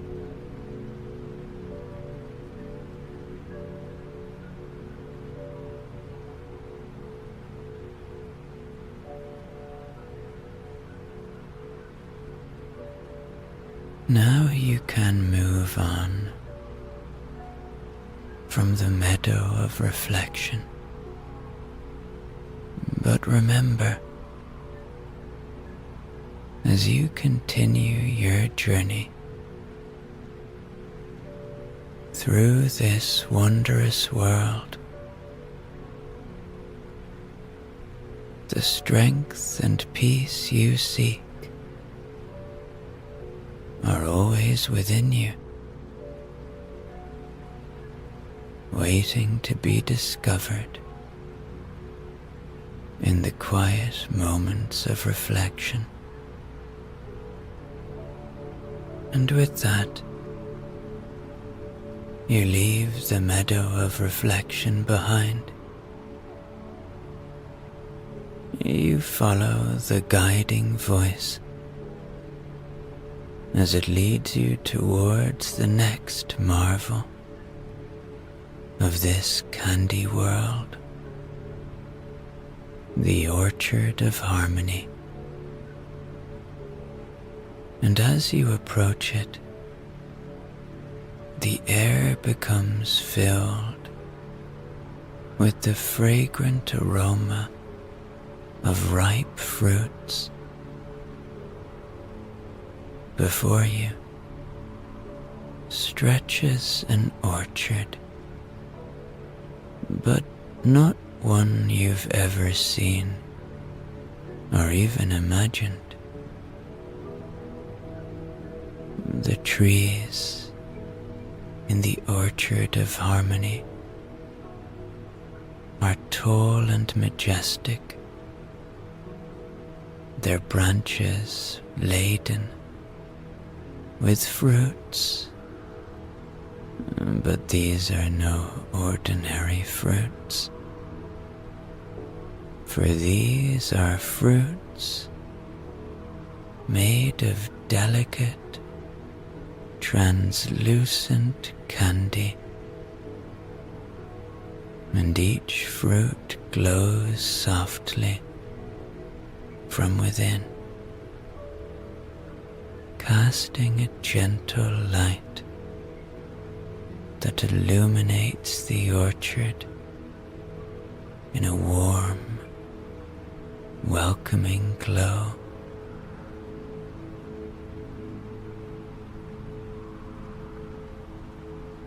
The orchard of harmony, the voice explains, is a place where visitors come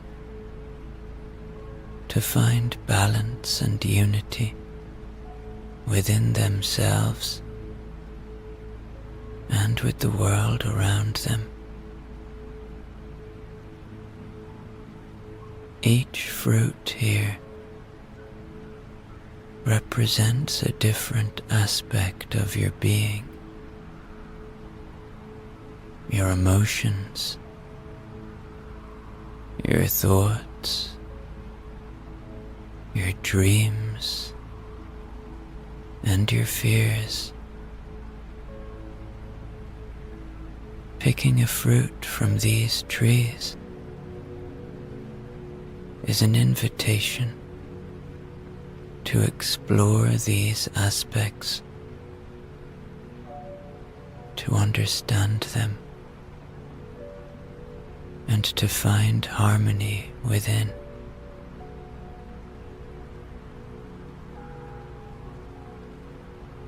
Walk among the trees now,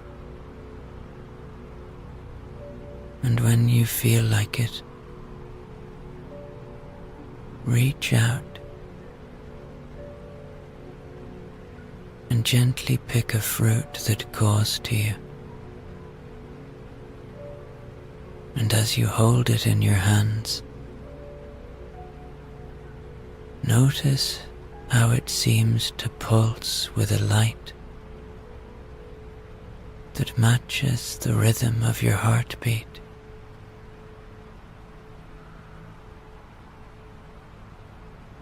Taking a bite, the candy fruit dissolves on your tongue, its sweetness spreading through you, bringing with it a profound sense of peace and balance.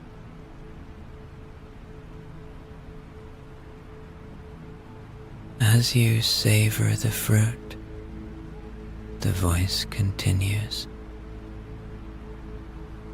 Let its sweetness remind you of the joy and beauty in your life. Let it dissolve any bitterness or discord, leaving only harmony and understanding.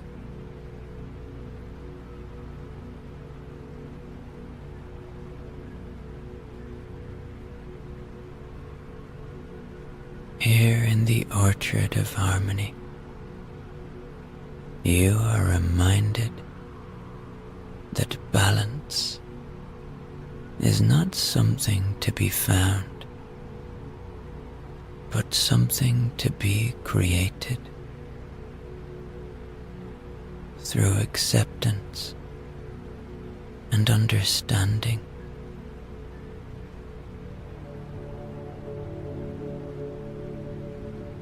It's time to move on now.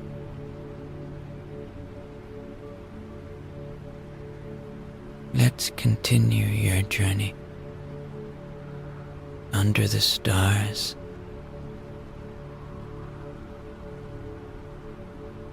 Enjoy walking along through the cotton candy.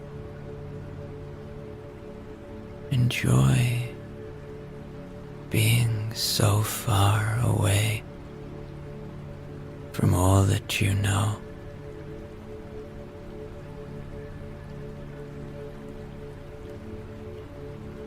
The path now meanders through a grove of candy cane trees, and soon the flow of running water reaches your ears. A deep, rich sound. You emerge from the grove of candy cane trees to find yourself at the banks of a magnificent river, but not one made of water. Before you flows a wide, majestic river of molten chocolate, its surface smooth and inviting. The river of renewal, announces the voice. Here, the waters are sweet, and the flow is a journey towards rejuvenation. This river symbolizes the continuous movement of life, the ever-present possibility of renewal and change.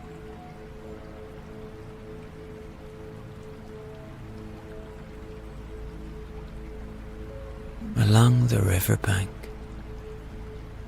small boats made of hardened sugar wait for those eager to embark on a journey down this chocolatey stream.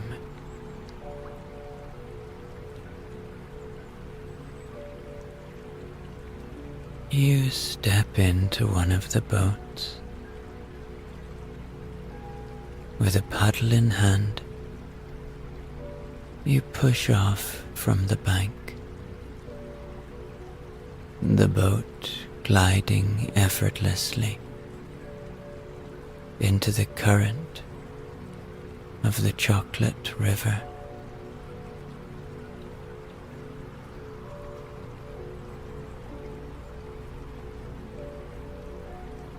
Let the river remind you, the voice says, that life is a flow of experiences. Each one offers a chance to grow, to shed what no longer serves you, and to embrace the sweetness of new beginnings. Now dip your hand in the river and take a taste of this delicious chocolate.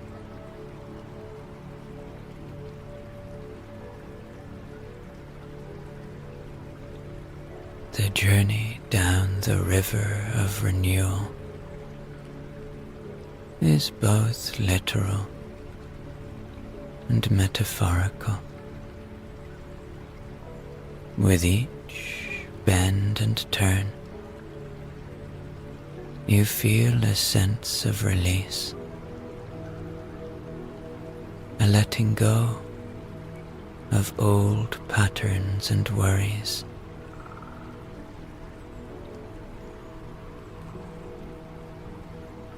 The river's gentle flow is a reminder that change is constant, but it need not be feared. Rather, it can be embraced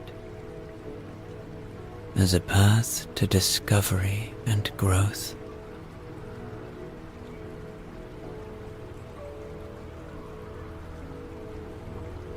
Eventually, the river widens, the current slowing as you reach a peaceful lagoon.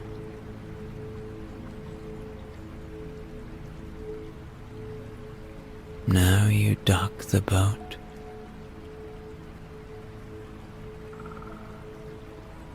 and from the serene lagoon, the voice introduces you to an entirely different landscape. Here,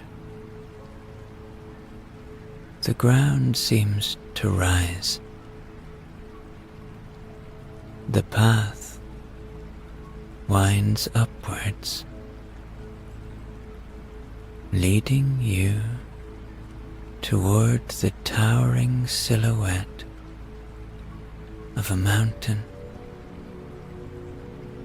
that seems to touch the sky.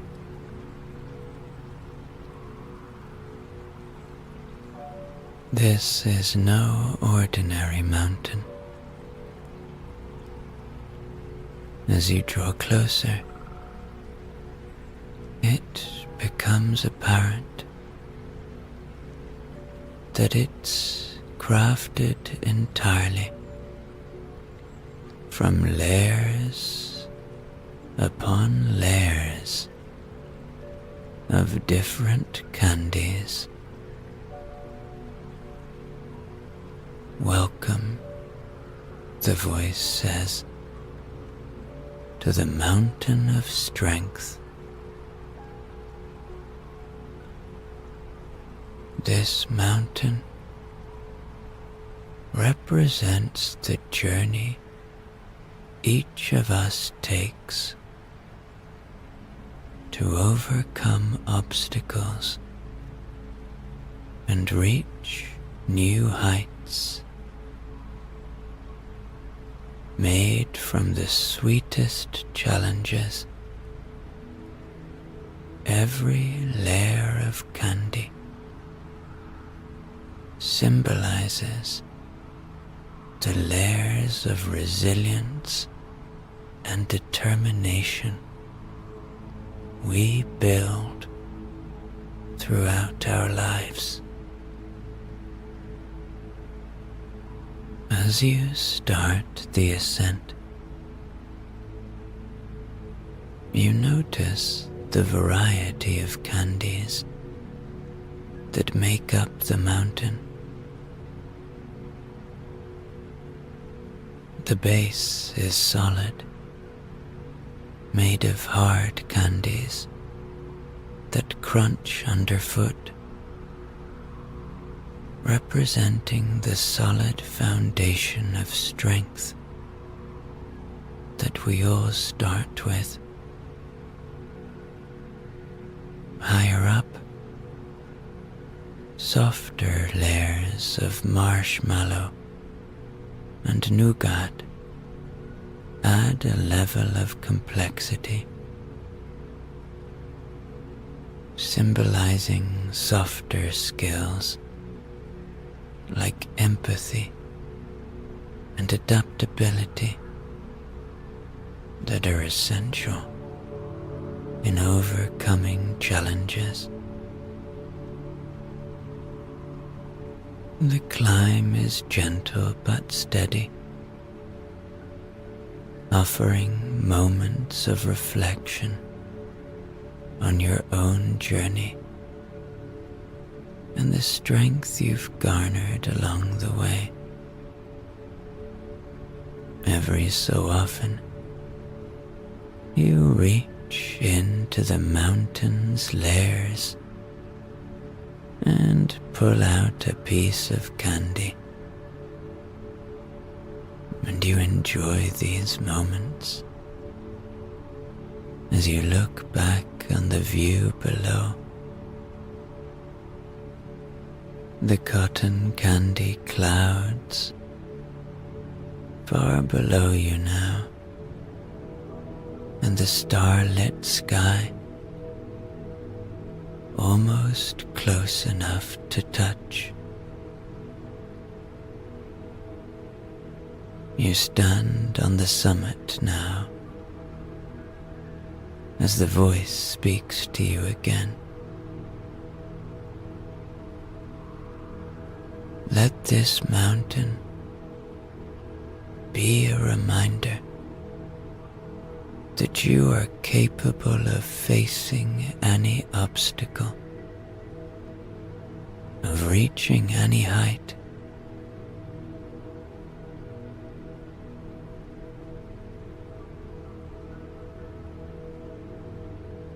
Now you descend the mountain, and the voice,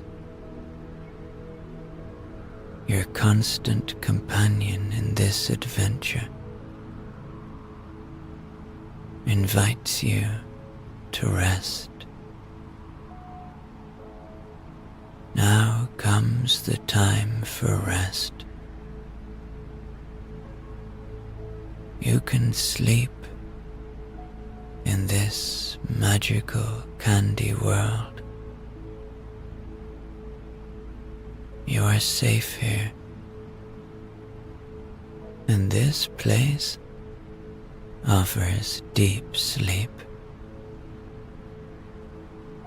Before you lies an expanse of cloud-like cotton candy, glowing faintly under the starlight. Here, in this bed of cotton candy, you are invited to let go of the waking world and enter the realm of dreams. Let the softness embrace you. Let the sweetness lull you into a state of complete relaxation.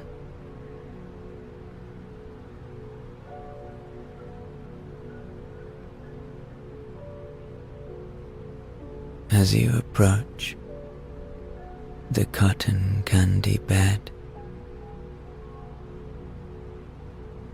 and lie down upon it, the cotton candy shifts gently, adapting to your form.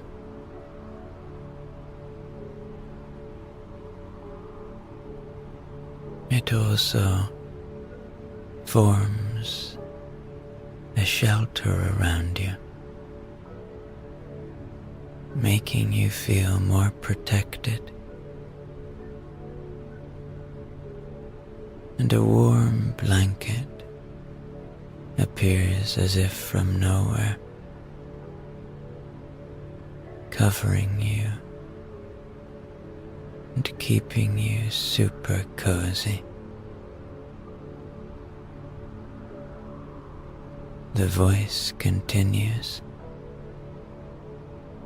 Let the stars watch over you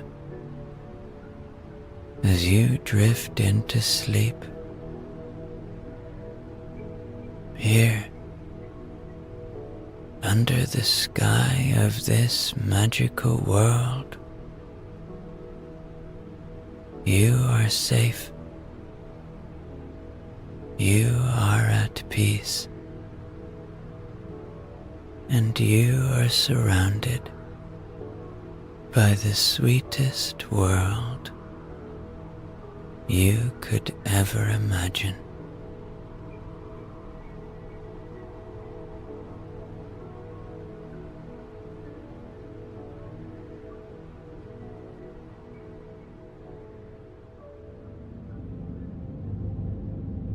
In the village of sleep, nestled under the vast expanse of a starlit sky, a very old shop, known as the astronomer's shop, stands quietly and humbly. You may have visited this village before. It's the same village where the bookshop of sleep is. In fact, it's just around the corner, on the right.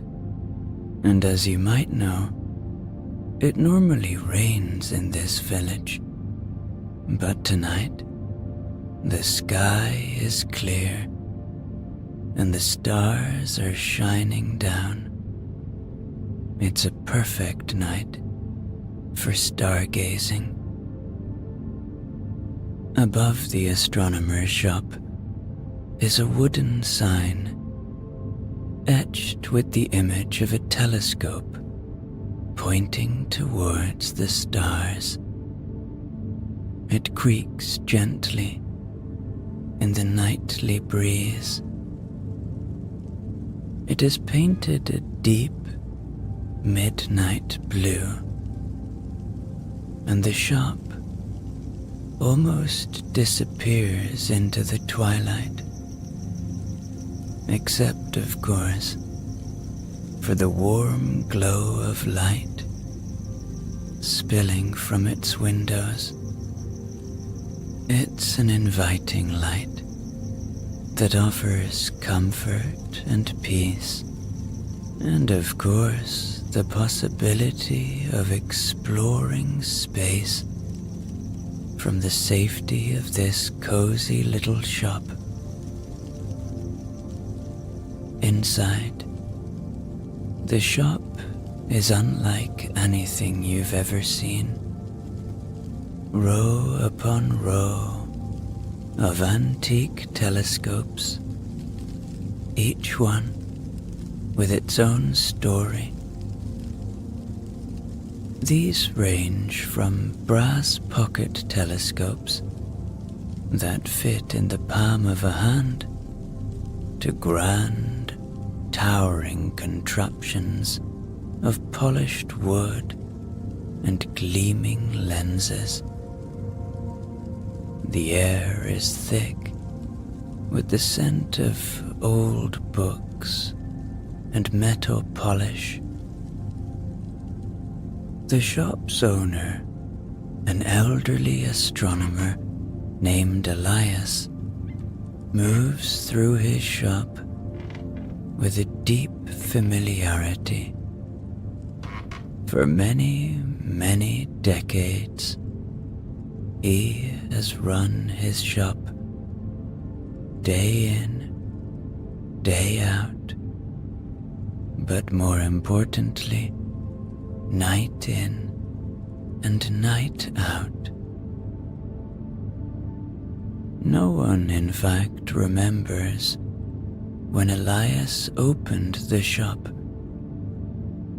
Some speculate that he has always been here, that there is something magical about the astronomer's shop. And anyone who has ever visited it would say there is. Elias wears a well-worn vest over his shirt. His pockets are bulging with lens cloths and tiny tools essential for his daily routines. Each telescope receives his careful attention, from the precise adjustment of a lens to the gentle wiping of a tiny speck of dust. Elias knows every curve and corner of his instruments, and he treats them like old friends. Friends that give him an eye into other worlds. He is an elegant-looking man, tall with grey hair, and he wears little circular glasses at the end of his nose. He has kind eyes, and kindness lives within him. He looks forward to welcoming people and letting them gain perspective and understanding about themselves and the world around them. Not just the world that we live in, but the world beyond that. As the evening unfolds, Elias is preparing to welcome his customers. Most tend to come in the nighttime because, well, they want to test the telescopes, and Elias has the perfect place to do that. But more about that later. He tends to each telescope with meticulous care. He polishes the brass fittings until they gleam under the shop's low lights, and he carefully adjusts the focus knobs, ensuring that each piece is ready to reveal the wonders of the universe. His hands, though aged and lined, are steady and sure. He has spent so many hours, so many days, so many years, that he could do this work with his eyes closed. And in fact, he sometimes does. In the back of the shop, a narrow staircase spirals up to a small observatory which sits atop the roof. Here is the real magic of the astronomer's shop. Here is where everything comes to life under the night sky. This is where Elias shares his passion with others, guiding them to gaze through the telescopes at the great celestial show above. The observatory sits like a crown atop the humble shop, and it awaits the night's first visitors. And then, as twilight deepens into night, the first visitor of the evening steps into the warm glow of the astronomer's shop. He is a middle-aged man with thoughtful eyes and a demeanor that speaks of deep contemplation. He's a visitor to the sleepy village and was on his way to the bookshop of sleep when he spotted the astronomer's shop. His clothes are simple, a plain sweater and worn old trousers, but his posture suggests a man who carries many questions about the world and his place in it. Elias greets him with a warm nod and a knowing smile, and he senses the visitor's search for some deeper understanding. Not many words pass between them, and he leads him up the narrow, creaking staircase to the observatory that crowns the shop.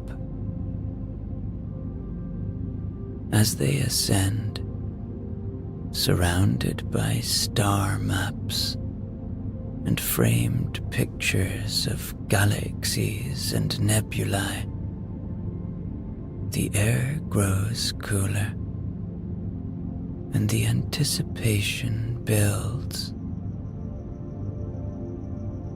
At the top, Elias guides the man to the largest telescope, a magnificent object with a wide aperture that gazes out towards the heavens. As the visitor peers through the telescope, Elias begins to talk.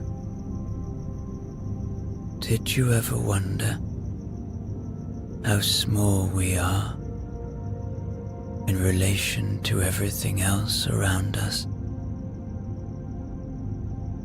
You know, they've recently discovered exoplanets, planets beyond our solar system. These have really shifted our understanding of the cosmos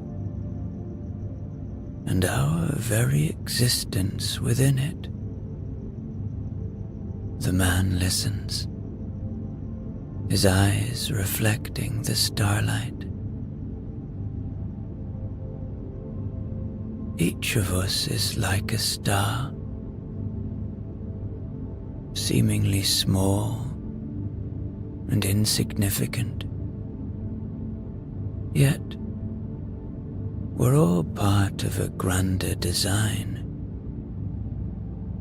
Knowing the cosmos helps us understand that while our time and space might be limited,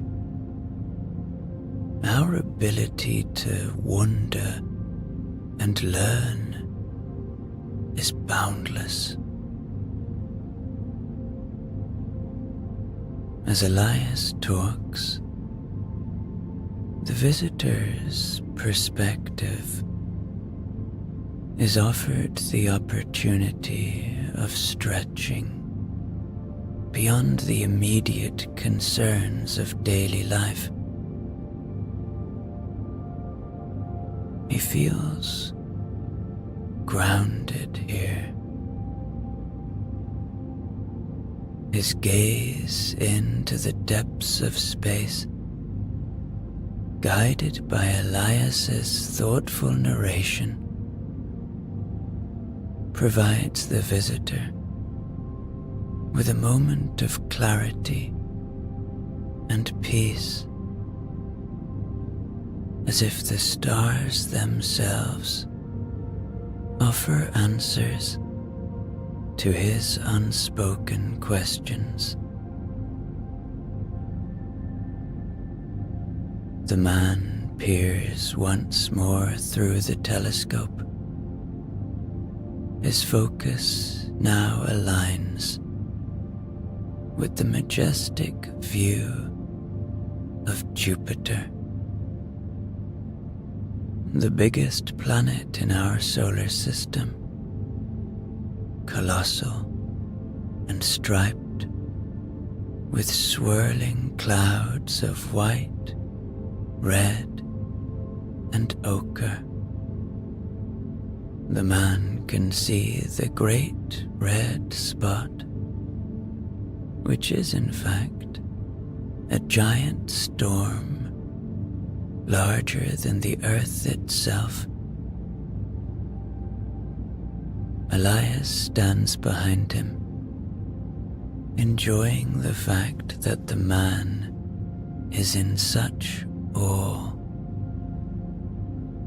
Jupiter, he begins softly, has been watched by astronomers for centuries. Its presence in the sky has guided countless studies and inspired the dreams of explorers and scientists. He then adjusts the telescope slightly, bringing Jupiter's 4 largest moons, Io, Europa, Ganymede, and Callisto, into view. These Galilean moons, they're called Galilean moons because they were first discovered by Galileo. They further revolutionized humanity's understanding of the solar system. As you look at Jupiter and its moons, consider how this view challenges our perspective. These moons orbit Jupiter as our own moon orbits Earth. A reminder that our planet is not the center of everything, but just another part of a very big story. The visitor watches, captivated by the dance of the moons around the giant planet, each in its own precise gravitational choreography. This celestial sight, coupled with Elias's gentle narration, reinforces a sense of scale and wonder. It's a vivid illustration that while the universe is immense and complex, each part of it is connected. This realization provides the visitor with a profound comfort and a new way to see his place in the grand scheme of things. The visitor feels like he's found more peace, more understanding of his place, and he's feeling tired. And so he asks Elias for directions to the bookshop of sleep. Elias points him in the right way, and he bids the astronomer good night, thanking him for the gift that he has offered. Elias now settles back into the quiet peace of his shop. The atmosphere is serene, and the air carries the faint scent of metal polish and aged wood. Elias moves towards a shelf lined with well-worn, leather-bound books, each one a reservoir of knowledge and tales of the cosmos. He selects a thick tome, the gold lettering on the spine, reading Celestial Mechanics and the Poetry of the Stars by Edwin Stargazer, published a long time ago. This book, which is one of his favorites, bridges the gap between the scientific and the philosophical aspects of astronomy. Elias opens the book to a marked page and begins to read out loud, softly to himself. In contemplating the heavens, one must not merely look to the mechanics by which celestial bodies move, but seek the poetry that exists within the cosmos. It is in the dance of the planets and the flicker of the stars that we see the universe composing its silent verses. The stars, each one a beacon of ancient light, tell us stories older than the mountains. The journey through the heavens is akin to a voyage across an uncharted ocean. Each constellation a waypoint, each planet a landmark in the vast celestial sea.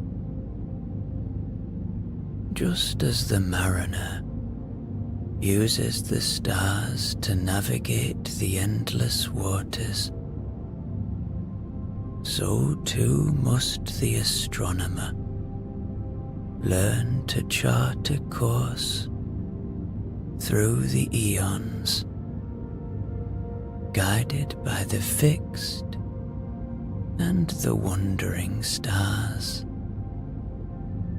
As we peer through the telescope, the glass lens becomes our portal to the distant past. Light, traveling unimaginable distances, reaches us after centuries or even thousands of years. To observe the stars is thus to look back in time, to witness the echoes of the universe's fiery birth. Here lies the profound truth. In observing, we are not merely spectators, but travelers in time itself. Consider the moon, our closest celestial neighbor and constant companion in the night sky. Its surface, scarred by the ballet of celestial forces, shows us a dynamic and ever-changing place. The craters, the plains, and the mountains of the moon tell tales of cosmic impacts and geological upheavals. Just then, the second visitor of the night enters the store, and Elias puts down his book. She is a young woman with a thoughtful expression. Her eyes are wide with the anticipation of discovering something greater beyond the everyday. Her steps are quiet, almost hesitant, as if she's stepping into a sacred space. And in a way, she is. Elias welcomes her with a warm, understanding smile. He senses her need for peace, and perhaps answers to the deeper questions that trouble her. She looks around the cozy, dimly lit shop and Elias invites her to the observatory where the night sky awaits. They climb up the winding staircase, and as they reach the top, Elias directs her to a beautiful telescope, now aimed at the vibrant planet Mars. The girl has never looked through a telescope, and so she needs to be shown what to do. And once Elias has shown her, and she places her eye to the telescope, she can't quite believe what she is witnessing. Mars, with its rusty hues and distant icy poles, a silent desert world, millions of miles away, yet almost close enough to touch through the lens. Mars, Elias begins, reminds us of the relentless passage of time and the universe's indifference to human affairs. Yet, it also symbolizes our curiosity, our drive to reach further, to explore beyond our confines. He then shifts the telescope slightly, bringing Saturn into view. The planet's majestic rings cast a spell on the visitor. Saturn, Elias says, shows us that there's more to reality than meets the eye. Its rings, composed of countless ice and rock particles, each orbiting in its own course, remind us of the complexity and order that can exist even in chaos. Finally, Elias adjusts the telescope to point at the moon, Earth's constant companion, and as the craters, plains, and shadows of the moon's surface come into sharp relief, the visitor is struck by the serene silence, a silence she can almost hear through the telescope. Our moon, says Elias, reflects the light of the sun, just as we reflect what we learn and feel. It teaches us about the impact of small things and the beauty of calm reflection. The young woman gazes at the moon, and as she does, She takes some deep breaths. She is deeply moved by its quiet grace.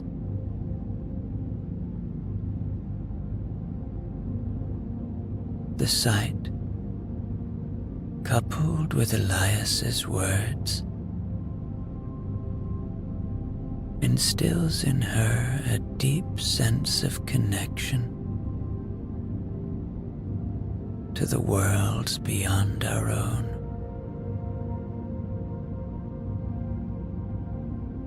She finds grounding here.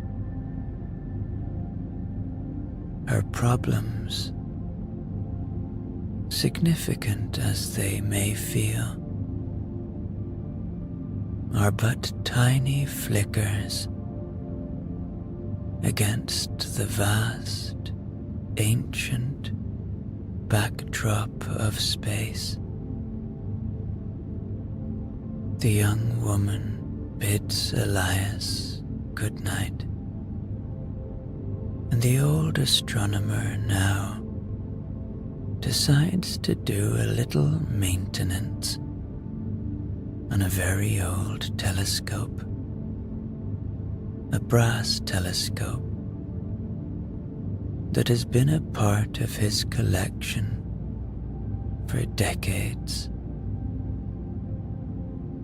Its once shiny surface is now dulled with the patina of time, and it requires a careful hand to restore its function and luster. He places the telescope on a large, sturdy table covered with a soft cloth to protect the delicate instrument. He begins by carefully disassembling the telescope, separating the eyepiece, the focus mechanism, and the main tube. As he works, Elias uses a small, fine brush to remove any dust and debris that have accumulated inside the tube. This ensures that nothing obstructs the path of light. Next, he applies a small amount of special polish to a soft cloth and gently buffs the brass components. The circular motions are methodical and soothing. Each rub restoring a bit of the telescope's original shine. Once the body of the telescope is cleaned, Elias turns his attention to the lenses. He carefully unscrews the retaining rings, lifts out the delicate glass pieces,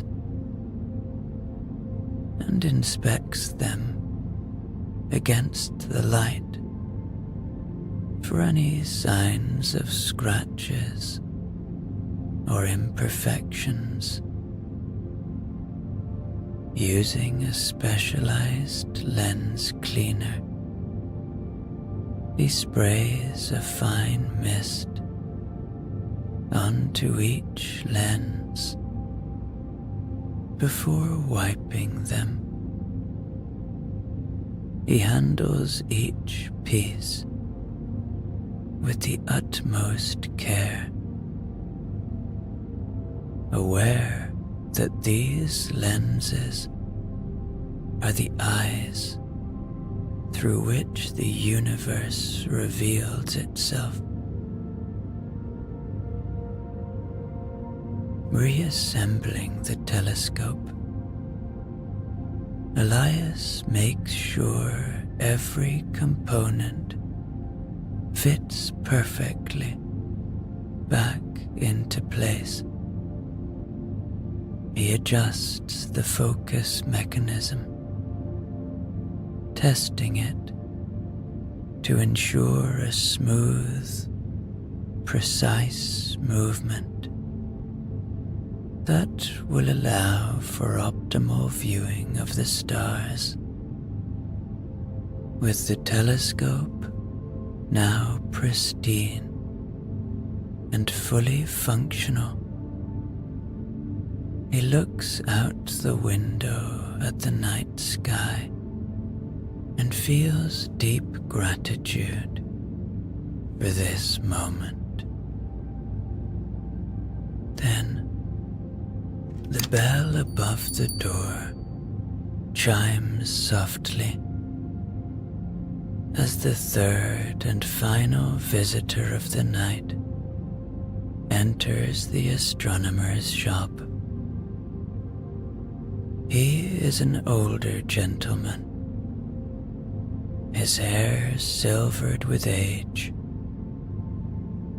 and his eyes reflect a deep, enduring fascination with the world around him. His steps are deliberate, echoing softly in the quiet shop as he approaches Elias with a respectful nod. Elias, sensing the reflective nature of the man, invites him to ascend to the observatory. Before they reach the narrow staircase, however, Elias pauses and places a gentle hand on the man's shoulder. Before we look to the stars, he suggests, take a moment to look around at our own world. Observe the beauty of this planet, our home. It's as marvelous a creation as any star or galaxy in the cosmos. And so he leads the man to a window first, pointing out the gentle sway of trees in the night breeze, the silhouette of the distant mountains under the moonlight, and the soft rustle of wildlife in the dark. All this, Elias continues, is part of that vast universe. We are aboard a natural spaceship, Earth, traveling through space, just as surely as any other planet. Imagine arriving here for the first time and seeing a tree or a mountain or any of our beautiful creatures. You would be amazed. These words really sink in with the visitor. And now they proceed to the observatory. As he gazes through the telescope, the one that Elias has just cleaned, the visitor first observes the moon, its craters and plains, stark and beautiful, against the backdrop of infinite space. He then shifts to view the distant twinkling of stars, clusters of galaxies, and far, far away worlds.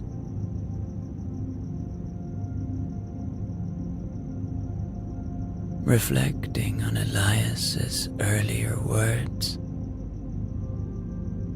the man realizes that while he stands on earth, looking out,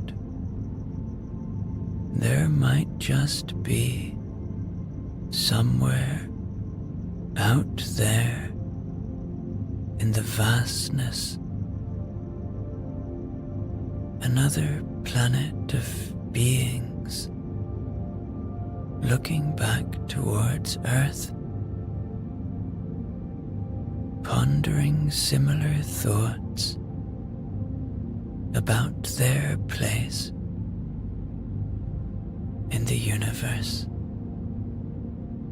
Every look through a telescope is a two-way mirror, Elias says softly.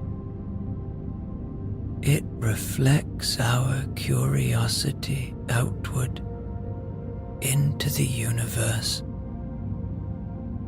and brings the universe's mystery back to us. The visitor steps away from the telescope, deeply moved. He thanks Elias, feeling a kinship not only with the wider universe, but with our planet, and also with this wise old astronomer who has guided him to see both the outer world and his inner self with new eyes. And with a final nod and a warm smile, Elias bids his last visitor of the night goodbye. The bell chimes gently as the door closes behind the departing guest, and the quiet of the night reclaims the shop. Elias then begins his routine of closing up for the evening, a process as familiar and comforting as an old song.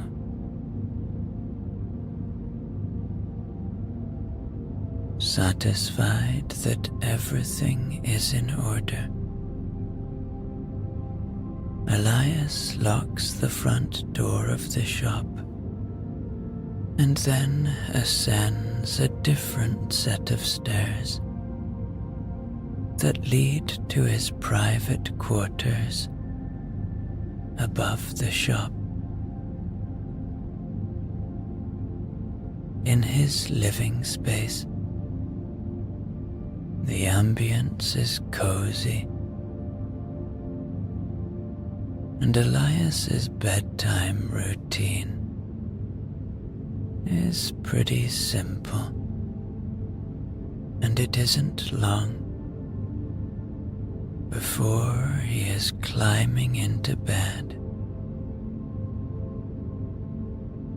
He lies back against his pillows and draws a deep, contented breath. Above him, through the skylight, the stars twinkle, and his eyes trace the familiar constellations, each one an old friend he's known for many years. And as his eyelids grow heavy, his mind wanders through the cosmos, adrift in thoughts of nebulae, distant galaxies, but most importantly, the beauty and comfort of our home, the home he goes to sleep in now, planet Earth.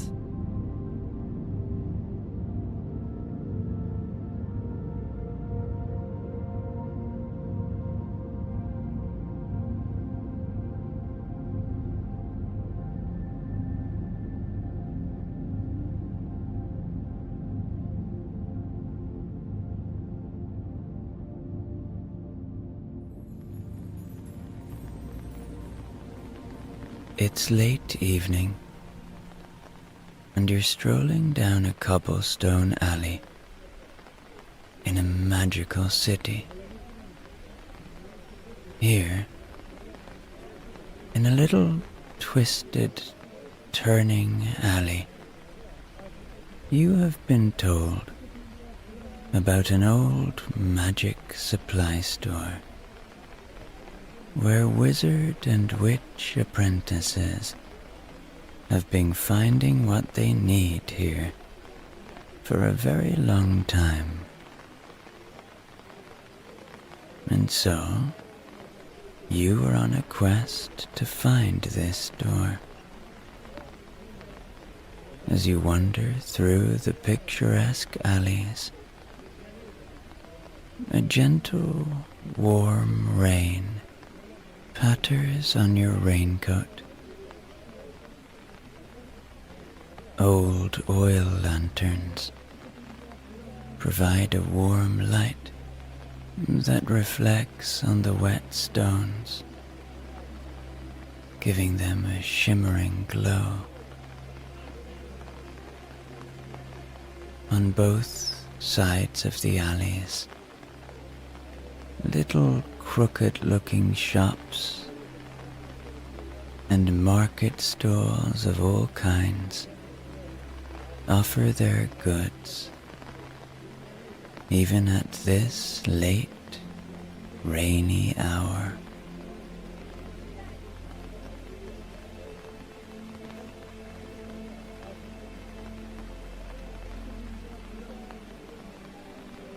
A wizard in a deep blue coat negotiates with a merchant over the price of a flickering fireball dancing in her palm. Children dart between the legs of adults, enjoying the rainy, fresh air. Their eyes sparkle in the light of the glowing shop windows. Above all this floats the scent of roasted almonds, mixed with the sweet smell of magical smoke, rising from a nearby stand with potion ingredients. Little sparks dance in the air, ignited by the wands of young apprentices, testing their skills. On a balcony above you, an old woman tenderly tends to her plants, which magically bloom at night and stretch their glowing blossoms into the darkness. But all of this blurs into mere background action as you set your eyes upon the magic supply store. You look upon it. The facade is marked by time, with ivy clinging to the old stones and weathered wood. Large windows display a carefully curated selection of magical apparatus. Each item seems to tell a story, to whisper of distant worlds, or to hold secrets of ancient magic. It is said that this shop has been run for many centuries by an old wizard with a kind soul. And no matter who enters the shop, everyone is said to find what they long for deep inside. You are curious now, perhaps, and so you open the heavy wooden door and enter the shop. A little bell sounds, and once inside, you immediately feel a pleasant warmth. The air is filled with a light scent of old paper, resins, and a hint of something indescribable. The room extends surprisingly far back, much larger than it seemed from the outside. Countless shelves filled with all sorts of things reach up high to the ceiling, so high you can't even see the top. They extend into the darkness above. It's amazing. Magic almost. Crystals sparkle next to ancient scrolls, and jars with shimmering liquids stand next to artfully crafted amulets. Then you see an old man, probably the shop owner, bidding farewell to a customer. "I'm happy everything is to your satisfaction, Master Alaric. May the stars illuminate your path," he says. The customer, a man with silver-grey hair, and deeply folded eyes nods. A satisfied smile plays around his lips as he takes his small but undoubtedly precious package and leaves the shop. Then the warm old man turns to you. He looks upon you with kind eyes, and despite his advanced age, he has within him a lively energy.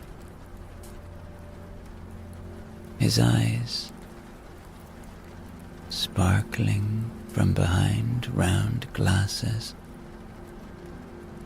fix on you for a moment, and you feel perhaps that he is not just seeing you, but reading you. Ah, a new face. He speaks to you warmly and invitingly. I sense you bring questions, and perhaps also desires that lie deeper than words can capture. He approaches you, and with a gesture he says, "Come closer. I am Merlin, keeper of my collection of wonders. Let's discover together whatever your heart desires." And without further hesitation, he begins to guide you through the maze of shelves and drawers, all filled to the brim with magical treasures. You follow him, perhaps with a feeling of anticipation, excited about what this magical place holds for you. In a corner of the shop, you see cauldrons of various sizes, standing on old iron tripods. They bubble and hiss, and you watch fascinated as large wooden spoons float in the air and stir through the colorful brews as if by magic. Here we brew potions, Merlin explains. Each brew has its own properties and requires a special kind of brewing art. In a seemingly choreographed movement, the enchanted spoons dive into the steaming cauldrons and stir precisely. You also see how the liquids in the cauldrons change colors from deep purple to bright green, and then to a calm blue. clouds of steam rise, and each cauldron carries a different, pleasant scent with it. Here, a hint of jasmine. There, the aroma of juniper.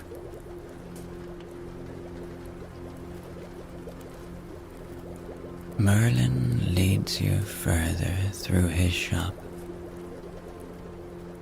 As you walk, he points to a shelf with a collection of wands. Each wand, Merlin says, is made of a different wood, and each wand is crafted for its own particular hand. You feel drawn to a specific wand, and with a nod from Merlin, you pick it up.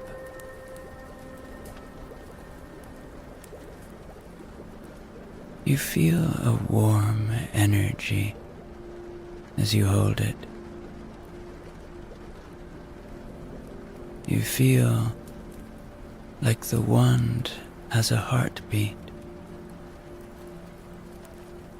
and it feels like it synchronizes with yours. But there's more here to discover. You put the wand down and continue your tour.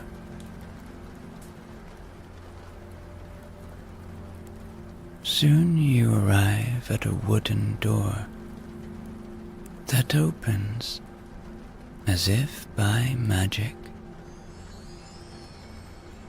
Merlin goes ahead, and you step over the threshold. What you see on the other side is mesmerizing. An enchanted garden, a hidden garden in the heart of the shop, under a glass roof on which the gentle drops of night rain patter. Plants and herbs grow that are not to be found anywhere else. And in the middle, a gnarled tree reaches up to the glass roof. The plants shimmer with an inner light that softly pulsates, giving the room a dreamlike atmosphere. The air here is rich and pure, filled with the soothing scents of lavender, mint, and night-blooming jasmine.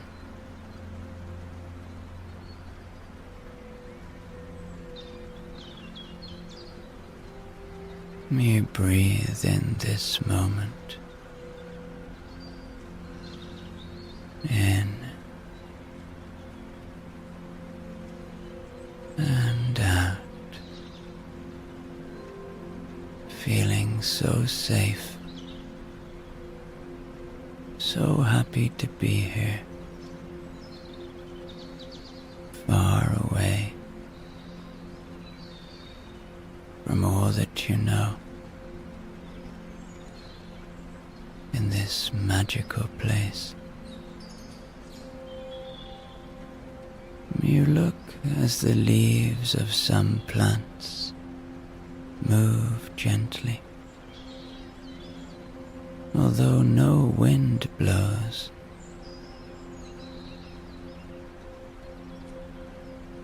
These plants, Merlin tells you,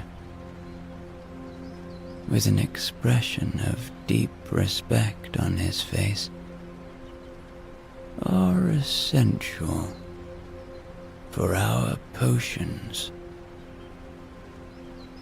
They are not just part of our recipes. They are what breathes life into our potions. You walk along small paths between the beds, past gnarled roots and delicate blossoms that glow mysteriously in the light of fluorescent fungi and mosses.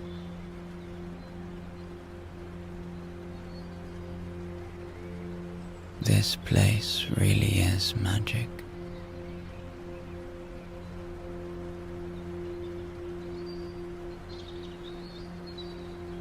You reach the trunk of the large tree and look up. The branches spread out like the arms of a wise protector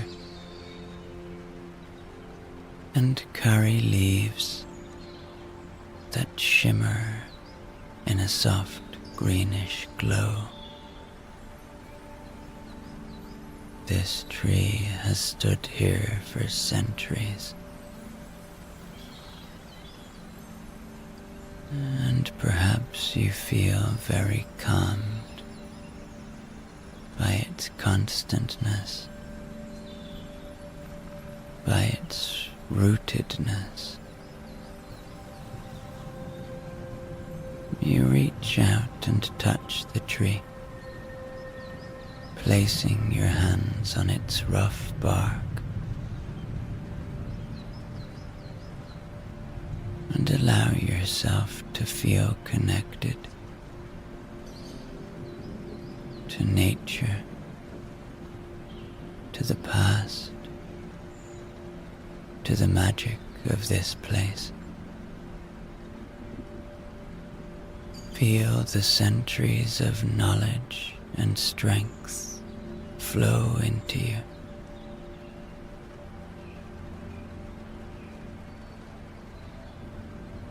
Let go in this moment. Let go of everything.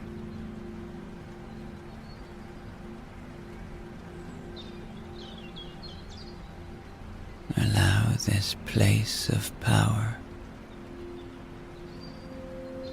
to bring about deep safety within you, to bring about freedom within you.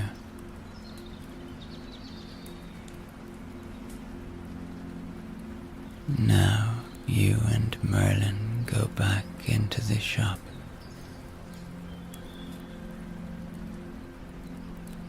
His hand glides over artfully crafted bottles and boxes until it finally rests on an unassuming but elegant container. This here, he begins, with a mysterious glimmer in his eyes, could be just right for you. He opens the vessel, and a scent that is both soothing and at the same time invigorating rises to your nose. It's incense, but you immediately feel that it's not ordinary.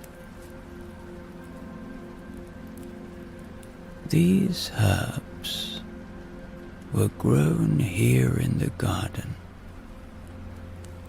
touched by the moonlight and blessed by stardust. They will capture the essence of your deepest dreams and help you realize them. You nod,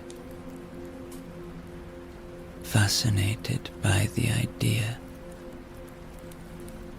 that such a small item could hold so much power. Merlin carefully packs the incense into a small box, seals it with wax,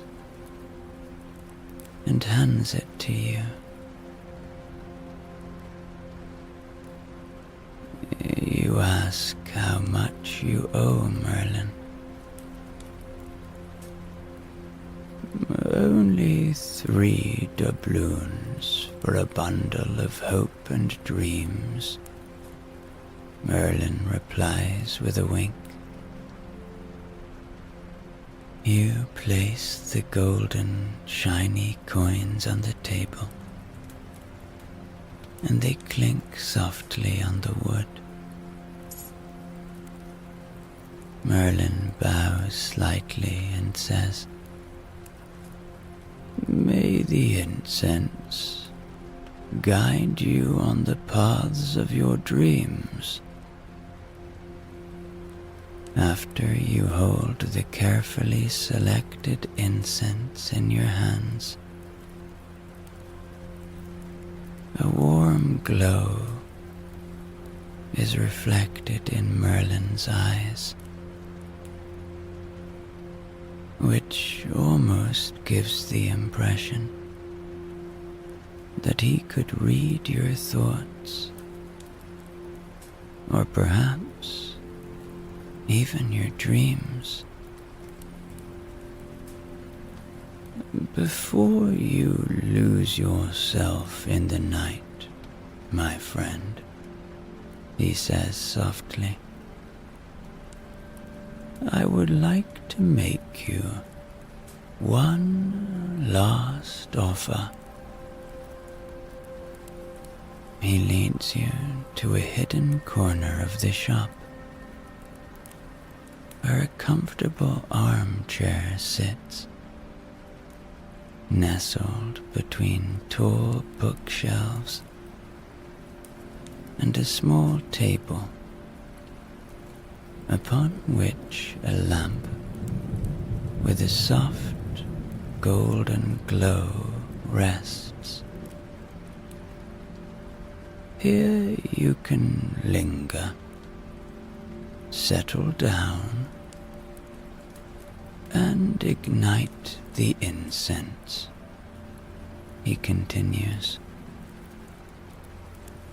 Let the fragrance envelop your senses and take you on a journey only your heart knows. This is a place of peace, a refuge from the hustle and bustle of the outside world. You gratefully accept his offer. For the warmth and tranquility of this magical place, you sink into the armchair, which wraps around you softly, as if it were made just for you. Merlin lights the incense, And soon, spiral tendrils of smoke fill the room. The scent is indescribable. The old wizard's eyes twinkle. May your dreams guide you, and your wishes come true, he murmurs, before retreating into the shop.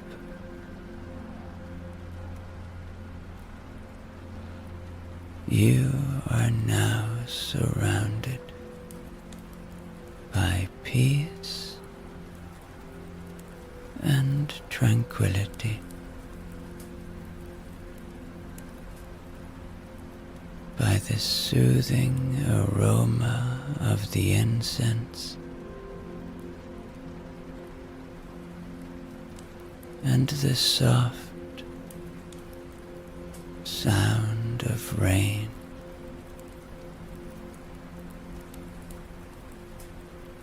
A comfortable drowsiness overcomes you,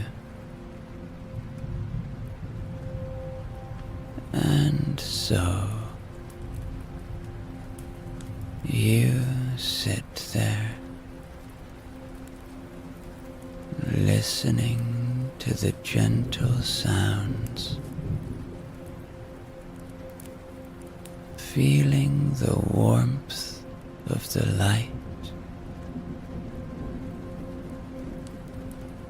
and the weight of the world slipping from your shoulders. Here in the heart of the magic shop, you are free.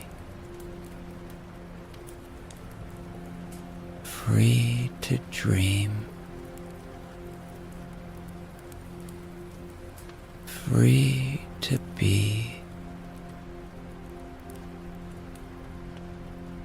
Free to stay. As long as your heart desires.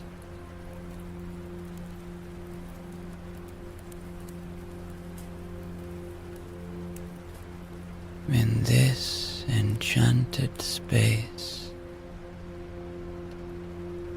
time seems to stand still.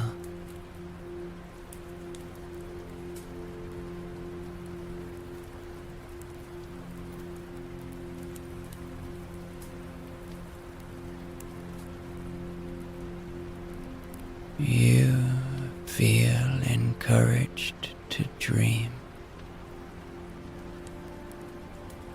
to believe in the magic that resides within you and all around you. Allow yourself to feel a sense of contentment